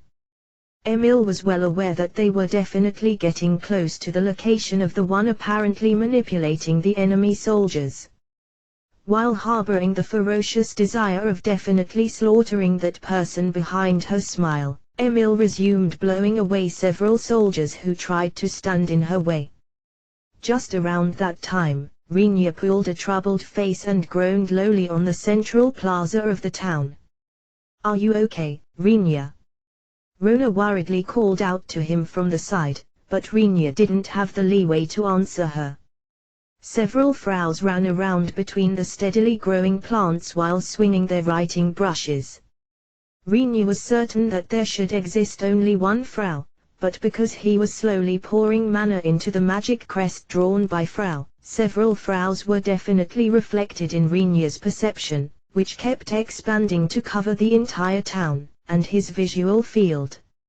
Are maids actually capable of splitting? Rinya wondered. Him groaning about this issue, which also had a component of being like a boomerang since it concerned frau, despite coming to terms with it, was another matter altogether. "You're sweating a lot, you know." Rinya had started to get drenched in so much sweat that Rona saw no choice but to bring it up with him. At present Rinya was in a state of charging his mana into the crest while spreading it out evenly, but at this point, he had reached a point as if the expended mana and the recovered mana were vying for supremacy within him. Until now Rinya had used big spells on many occasions, but it was his first time to experience his mana consumption being on the verge of exceeding his mana recovery at the stage before casting the spell. If someone were to ask him just what he was going to cast here, the answer would be very simple. Right now Rinya was trying to return to the human continent while taking the entire town with him alongside Emil's brother, his retainers, and residents, whom Emil wanted to save. For this very purpose, Frau was drawing a magic crest for the sake of activating flight on the ground all over the city while using all of her abilities. However, there was a problem with this. Even if Frau were to draw the crest on the ground, it'd immediately crumble apart as soon as the ground got lifted up since it was simple soil without any kind of binding. Rinya had asked Krawa to grow plants all over the city to prevent that from happening. By forcing those plants to grow, the roots would create a support underground, making sure that the whole town wouldn't break apart as soon as it was lifted into the air with flight. If you were to describe the idea with an example, it'd be like lifting hardened soil in one lump out of a flower pot if you raised a flower out of its pot while holding on to it. But, unlike roots that grew inside a limited space, the roots of plants growing normally could support the earth right under a town, but pulling the town out of the ground required an excessive amount of power since some parts would try to cling to the ground. Since it seemed as if this could be adjusted by Krawa to some extent, there was less resistance than Rinya had expected, but even if you deducted those parts, the endeavor of lifting an entire town still meant raising an unimaginable weight. Given that Frau hadn't finished drawing the crest yet, Rinya, in a state of idling, tried to roughly calculate the weight he'd be lifting soon inside his head. Considering that 1 cubic meter of earth would weigh around 1.7 tons, Rinya realized that he'd actually need to handle a total weight of 30 million tons. Can I really lift this much? At this point, it'd be kind of meaningless to say that he couldn't do it without trying after having suggested that plan earlier. Although he wouldn't talk about it, Rinya fired himself up once more after being faced with the reality that his calculation went far beyond any value a single dragon would be capable of carrying. Rinya. Are you really all right? I feel like your complexion looks somewhat bad. I'm going to be fine, probably. That's a worrisome reply. In the meantime, the plants growing all over the town started to easily surpass any sensible sizes, and the whole town began to look like a dense forest. The trees growing outside the city were fanned by the wind wall, causing their leaves to be scattered off. Drakan, who crossed the wind wall for some reason just to throw something into the town, tried to come down in a hurry after observing his flight space getting dominated by leaves and tree branches. Unable to break through the thick layer of leaves and branches, he ended up hanging onto a somewhat tricky location. Then the magic crest began to shine in a powerful white, as if to illuminate the whole town, which had even the sunlight blocked off by the dense layer of leaves and branches. Rona was taken aback by the absurd situation of things having completely reversed, with the sky being dark and the ground brightly shining. Master. Meanwhile Frau, who seemed to have reached a 2-digit number by a rough estimation, loudly called out to Rinya while rushing onto the plaza. While continuing the mana permeation, Rinya didn't quite know what to say to Frau, whose numbers appeared to have grown even further when compared to before, and just nodded at her. I finished drawing the magic crest no. The Fraus reported in harmony while saluting. Instead of Rinya, who couldn't find the right words, Rona, who had enough leeway since she was just standing next to him, retorted, Frau-san, since when did you have sisters? There are no sisters. Frau is Frau Nano. Rinya shook his head as if he couldn't make heads or tails of what she was saying. Rona felt just like him, but holding the strong feeling that she very likely would never make any progress if she kept ignoring what she didn't understand. If she gave up here, she asked Frau, who was lining up in rows in front of her eyes, in other words, you're saying that Frau-san is going to become many Frau-san from now on? That'd be fine as well, but since it's just going to be confusing, I'll erase them no. Erase, you say, in front of Rona, who thought that neither people nor fairies were capable of being created and erased so easily. One among the group of Fraus placed a finger on her chin, slightly cocked her head to the side, and asked Rinya and Rona as if probing for their opinion, I have the option of erasing them by splattering them into a pulp, or making them vanish while scattering into fairytale-like petals. Which would you prefer, Master? Rona ain't some no. I'm just asking for reference, but which do you prefer, Frau? Rinya asked her in return while continuing to control his manner. In almost no time, Frau replied, Spla, please go with the petals. Got it. The petals, okay. Rinya ordered Frau while drowning out her answer. His reply seemed to make Frau somewhat unhappy. She put on a bored expression, but Frau didn't plan to push her own preference to the extent of contradicting her master's command. Magic art name, maid's sister, release Nano. In response to Frau's command, the other Fraus gracefully bowed on the spot, turned into countless white petals in the next instant, and lost their shapes. That spectacle even had something mysterious and beautiful to it. But precisely because they simply went back to their origin, someone like Rona was watching the petals being dispersed by the wind with a complicated expression. Master, my work is done Nano. Rinya, I'm mostly done over here as well. Krua slowly walked up through the whirling petals. Probably because she had expended a lot of her power to create a huge forest in a short period of time. Faint exhaustion could be seen on her face, but her curiously looking at the petals didn't seem to carry any of the sluggishness that usually accompanied fatigue. Just her elven appearance as she walked within the dancing petals while being illuminated from below looked like a perfect fit for a painting, but without knowing whether they should describe that as pretty, Rinya and Rona looked at each other. Is something wrong? No, nothing. Good work, Krua. Krua smiled happily after being thanked by Rinya. Now then, next is going to be the critical moment. If this succeeds, it'll probably be marked down in history. Rona believed she could clearly state that it'd be absolutely impossible for her to try imitating the same thing, no matter how much she trained. Rather than that, she couldn't help but to wish that nothing else imitating this would ever appear. After all, she thought that the current peacefulness would undoubtedly become a distant dream, if anything like that would show up. Rinya, who had no way to know about Rona's feelings, pointed both palms towards the ground, breathed in deeply once, and slowly declared in front of the 3 watching women, "Okay. I'm starting." What he could remember was a shock running through his body, and the sensation of hard and soft stuff inside his body being crushed and jumbled together. While feeling something akin to heat rather than pain, his consciousness sank into deep darkness.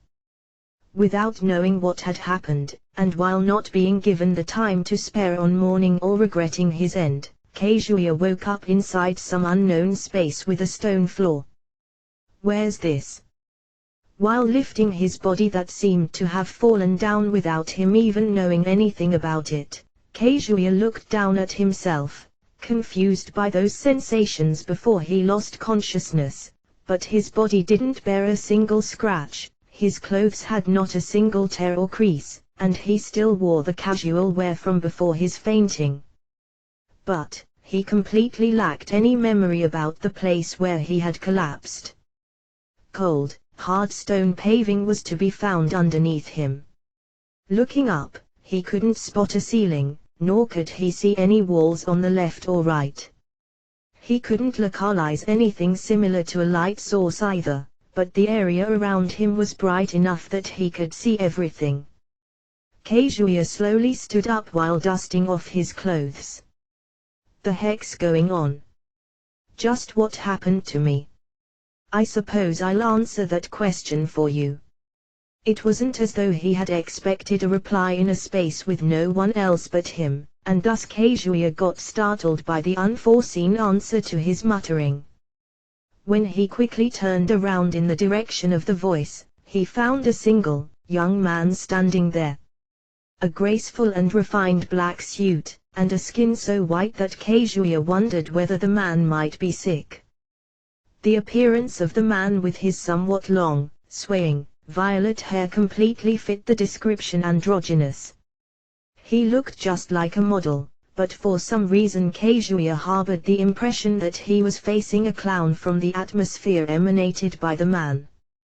"Who are you?" "Me. Let's see. Since I don't have a particular name, feel free to call me as you please. Going by the general concept of you humans, I think I'm equivalent to what you'd call a god." "Ha!" Kazuya returned involuntarily. But that could only be called natural, seeing how the person, who suddenly appeared just when Kazuya fainted and then woke up in some strange place, introduced himself as a god. But his words have a certain degree of persuasiveness to them, Kazuya assessed. After all, Kazuya should have also looked at the place, where the man was standing right now, when he scanned his vicinity at first. And Kazuya was sure that no one had been present then and there. You could say he suddenly stood there, without any indication of him having walked over from somewhere, let alone me sensing his presence as he appeared, Kazuya thought, but, if I assume him to be a god, it'd make sense. "Kiyamaiju Kazuya-kun, unfortunately you died in your previous world."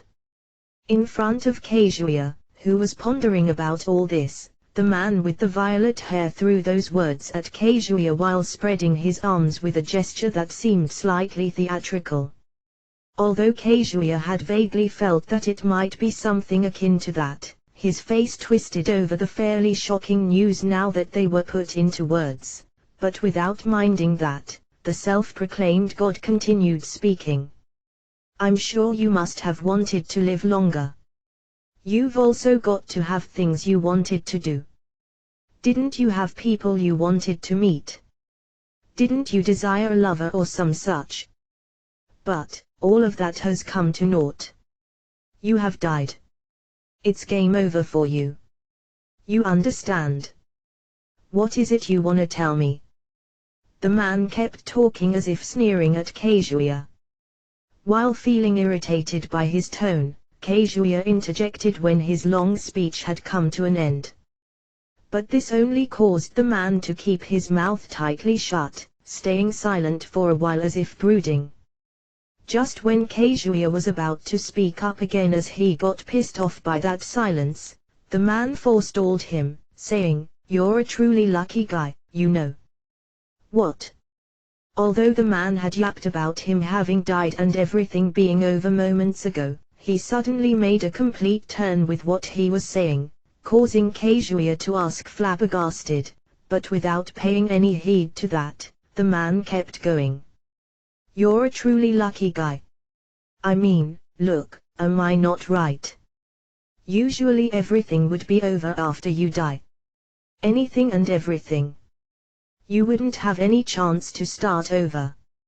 Yourself would be disintegrated, becoming meaningless, and your soul would be cleaned, and then reused. Your very being would vanish." Kazuya felt slightly mad about the man speaking about all this indifferently as if it was someone else's problem, but the instant he heard the man's next words, his anger faded away like a fleeting dream. "However, you can start over once more." "What do you?" "Of course I'm not saying that it'll be the former you in your former world, okay? After all, death is absolute, whichever world it might be. This is nothing I could overturn." But as the man lowered his voice, Kazuya instinctively leaned forward to listen closely. While revealing a happy smile over Kazuya's reaction, the man resumed, "Things are different, if we're talking about another world." "Another world, meaning, Isekai?" "It's an Isekai, man. Shouldn't you've seen or heard about Isekai as someone of your age who lived in that world?" If pushed to say, the boy called Kiyomiju Kazuya wasn't one of those overly active, normal types. He preferred staying indoors over going outside, and he liked video games over sports. He remembered having encountered stories using such a theme among the entertainment novels he could read online for free, just as the man had said. To summarize it concisely, those were stories about boys without any outstanding, noteworthy talents who suddenly died one day after getting run over by a truck, for example, were invited to a different world by a god who had coincidentally witnessed their death, were given some absurd powers in the process, and made an effort as heroes or adventurers, just to get married to a heroine in the end. There existed all kinds of variations, varying the numbers and types of heroines, the conditions, story course, used subjects, and the protagonist's role in the story. The ones Kazuya liked were the orthodox stories. For this very reason, Kazuya muttered in disbelief, "Me, in an Isekai? Indeed. I'm a god guarding a certain race in a certain world. That race has been cornered into a slightly bad situation. So, you see, this is about me asking you whether you wouldn't be willing to save that race." "What's that bad situation you're talking about?" "That is, oh right, I think it might be better for you to hear the details from someone concerned instead of me." With those words, the man snapped his fingers once in an exaggerated, theatrical manner. In response, something like a fog manifested next to the man, and within the time of breath, that fog cleared up, revealing a single woman. Kazuya had his breath taken away by her appearance. A white skin without a single blemish while looking very healthy. Her flowing, blonde hair looked just like gold. Her jet black dress accentuated her obvious proportions and yet delicate figure. Her shapely face was dyed by grief as she put her hands, which were clad in gloves, reaching all the way up to her elbows, together at her chest as if offering a prayer. Kazuya ended up thinking that the term perfect beauty must have been invented for this woman, but it was the woman's chest that drew all his attention. It was voluptuous. Kazuya didn't know how her world handled underwear, but those two boobs of hers, which conquered gravity with their youthful springiness and volume, stuck out to such a degree that Kazuya wondered whether they wouldn't get in the way of her folding her arms. Moreover, despite her boobs having such a volume, he didn't feel the slightest mismatch when combining them with her slender body. Unclear whether she was aware of Kazuya's eyes being pinned on her bulging chest, the girl slightly stepped forward in his direction while making sure to bend forward with a jerk, and began to spin entreating words with her mouth that looked like a thin line of pink. "Oh, gentlemen of another world, I am but a princess governing a race called demons in my world. Currently, my race finds its existence in jeopardy. Might you kind sir not be willing to lend us your strength to save us from peril?" Kazuya, who didn't have that many opportunities to get in contact with women so far, almost ended up nodding unconsciously after suddenly hearing the plead of a pretty girl he'd never be able to meet in his former world. But he immediately cleared his mind by shaking his head in a fluster, directed his eyes to the man next to her, and asked, "Hey, she said demons." "Yes, she's a demon. And I'm the god who's worshipped by those demons. I somehow get what you want to say. You probably want to ask whether demons are an evil race, right? Isn't that the case? You can't really describe judging something by its name as overly clever. I mean, didn't something similar take place in your world as well? Stories about aboriginal gods and such being changed into devils because another religion intruded upon an area. That was something Kazuya had also read in books. The act of labeling aboriginal gods as heretic beings and lowering them to the level of devils had certainly occurred in Kazuya's former world over the course of history. Well, as for the demons over here, it's also a situation where you could say that they simply reap what they've sown. And you might as well say that I bear some of the responsibility as their god for things to have developed like this. What do you mean by that? It is a fact that the demons have done evil deeds against the world in the past. The girl answered while sadly lowering her eyes. Kazuya was almost swept away by her atmosphere again, but firmly enduring, he carefully listened to her words. We demons are a race which produced many beings called demon kings in ancient times. It is said that the demon kings caused great harm and ill to the other races in their attempts to conquer the world. But nowadays we loathe strife, and do not wish to trouble the other races. We have spanned a barrier around our territory so as to not get into contact with them, and are peacefully living within that enclosed space. But you see, because they are a race who committed such atrocities in the past, the opinion that they should be eradicated is firmly rooted within the minds of those outside the barrier.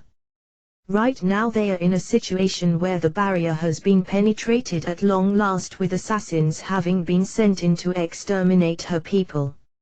Are you saying they are under attack at this very moment? Because neither of the two really looked like they were completely at their wits' end after getting cornered, Kazuya believed that the situation couldn't be that bad.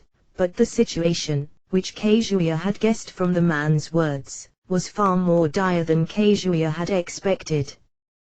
They destroyed the barrier which the demons put up to sever themselves from the world, and invaded the demon territory.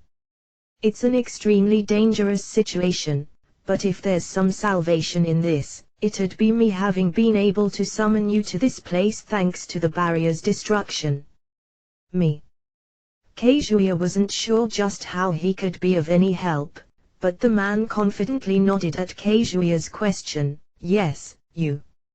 You're a being called lost in this world. A being that can hold extremely powerful abilities when compared to the residents of our world. Usually, we'd have no choice but to wait for someone to fall into this world after crossing through the wall separating the worlds by chance, but thanks to the assassins having used mighty powers when breaking through the barrier, the wall separating our worlds thinned, allowing me to summon you. The man explained that if you named the destruction of the barrier protecting the demons a calamity, him being able to summon Kazuya to the world over here as a side effect brought about by that calamity could be called a blessing. Of course, I don't intend to tell you something as irresponsible as you having to fight them all by yourself. There are other losts who were summoned into this world at the same time as you. I plan to request the same from them as I've requested from you. We simply want to live a peaceful life. We do not intend to repeat our past mistakes. I shall promise you that much. O Lost Summer, please save us. The chances for success are, no matter who might be asking him, Kazuya had no intention to go along with something that was doomed to fail. Going along with something where he'd definitely get killed was nothing but hurrying towards death. Moreover, the assassins who were currently invading the demon territory possessed powers at a level allowing them to destroy the barrier the demons had put up to spend a peaceful life. Kazuya couldn't believe that they'd be opponents he could fight as someone completely lacking any experience in combat. If you give me your consent, I can lend you a helping hand. I won't promise you victory, but I think there's a chance for you to be able to win. You think I can handle it if I get power from you? The man shook his head at that question. As you're right now, it's probably next to impossible. But there's a means to somehow fix that issue. Though, it's a slightly forceful method. Please, my hero, bring peace to our race. The girl calling herself a princess fell on her knees while pleading, and bowed her head at Kazuya. Kazuya showed a faint hint of hesitation at her frantic attitude, but before long, he tightly clenched his fists, and powerfully declared towards the man and the princess, "Okay, I'll do it. Oh, Hero Summer. Thanks. You don't know just how many citizens will be saved by your decision. Allow me to thank you as god of the demons. Don't mind it. There's no time left, right? Hurry up and bestow power upon me. The assassins have already broken through the barrier protecting the demon domain and invaded their living space. If that piece of news is correct, it doesn't sound as though there's much time left, even when considering that I don't know what means of transportation the assassins use, Kazuya was led to believe. The demon god gravely nodded at Kazuya, who hurried them along for this reason. Understood. I'll grant you power. You just need to imagine the power you desire. Then a power should be chosen according to that wish of yours. Kazuya immediately closed his eyes after being told so by the man. It didn't mean that he did so because he was told to do it, but because he genuinely believed that it'd be better if he did it. Immediately thereupon, a huge amount of information streamed down in front of his inner eye. Kazuya was unable to understand even half of the information displayed, but he sensed how a single power eventually settled down within him. He opened his eyes, and focused his consciousness on his right hand. What he imagined was one of the model guns he had been collecting as a hobby in his former world. It was a famous gun as it had made an appearance in a certain manga. Come. Light convened in Kazuya's right hand. Then Kazuya felt the touch of the grip and its comfortable weight in his right hand. While his lips curved into a smile, he placed his index finger on the trigger. Colt Python 357 Magnum. While voicing the name of the gun, Kazuya set up the gun, which had very likely manifested thanks to his new power. Because of its firepower, it was generally accepted that it wasn't a gun one could hold up with just one hand, but for some reason, Unconsciously, Kazuya was convinced that he'd be quite capable of handling it like that in his current state. "Can you bring out some targets?" "As you wish." Once the man snapped his fingers, 2 stone dolls rose from the ground, which was supposed to be a stone paving. While believing that those 2 might be something similar to stone golems, if you were to describe them with what appeared in fantasy novels, Kazuya pointed the muzzle at one of the dolls, and squeezed the trigger twice, very casually. The 2 thunderous roars were loud enough to burst one's eardrums. Gunfire was spat out of the muzzle, and the 2 lead bullets penetrated the abdomen of the doll without missing their aim, greatly hollowing out the area of impact. Because the doll was made out of stone, it probably felt no pain, but its movements became very sluggish thanks to the heavy damage to its abdomen. 2 further shots aimed at that doll reverberated. Hit by the bullets, its head crumbled apart, and the stone doll collapsed to the ground. Without even looking, Kazuya erased the handgun in his hand, and manifested another gun. It was a gun used for self-defense with a unique shape, known under the name 90p. Kazuya held it as if carrying it in his arms. Once he took proper aim and pulled the trigger, the gun immediately blasted bullets out at a speed of 900 bullets per minute. The 50 bullets in the magazine were completely used up within a mere 3 seconds. Originally it should be a gun with a highly concentrated magazine, but the bullets, which were sprayed suitably with a casual aiming, indiscriminately hollowed out the doll's body. Receiving the strafing, the doll fell over while scattering countless fragments, and smashed to pieces after hitting the ground. What an amazing power! The princess raised her voice in delight. The man applauded towards Kazuya as if admiring him. For an instant Kazuya looked bashful due to their reactions, but he immediately tightened his expression again. "There's no time to spare, right? At once, with this power, now. No need to hurry so much. Certainly, your power is terrifying, but the assassins are no ordinary opponents either. We must have you master that power to a certain degree first." "There's no time for that, is there? As a matter of fact, I can create a space with a different time flow. It'll mostly feel like you'll experience around 1 month inside that space while only 1 hour passes outside, but it's necessary to have you familiarize yourself with your new power in there, Kazuya-kun." Kazuya didn't know whether 1 hour would count as long or short. When he asked whether it'd be really alright to spend that much time on training, the man directed a gentle smile at Kazuya as if to soothe his worries. "It's okay. The demons are strong. Using that much time should pose no problem. You've obtained power without a doubt, but sending you out on the battlefield while not ready would only hurt the princess and me. Please leave it to me. We are going to somehow hold back the enemy until your preparations are perfect." The color of determination was visible in the princess' eyes as she declared so reassuringly. Kazuya nodded at that determination. "Got it. Please send me into that space.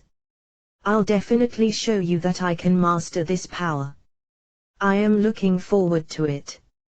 "Okay, I'm sending you into that space then. You will find a teacher to show you how to use your power there, so learn all you can. Off you go."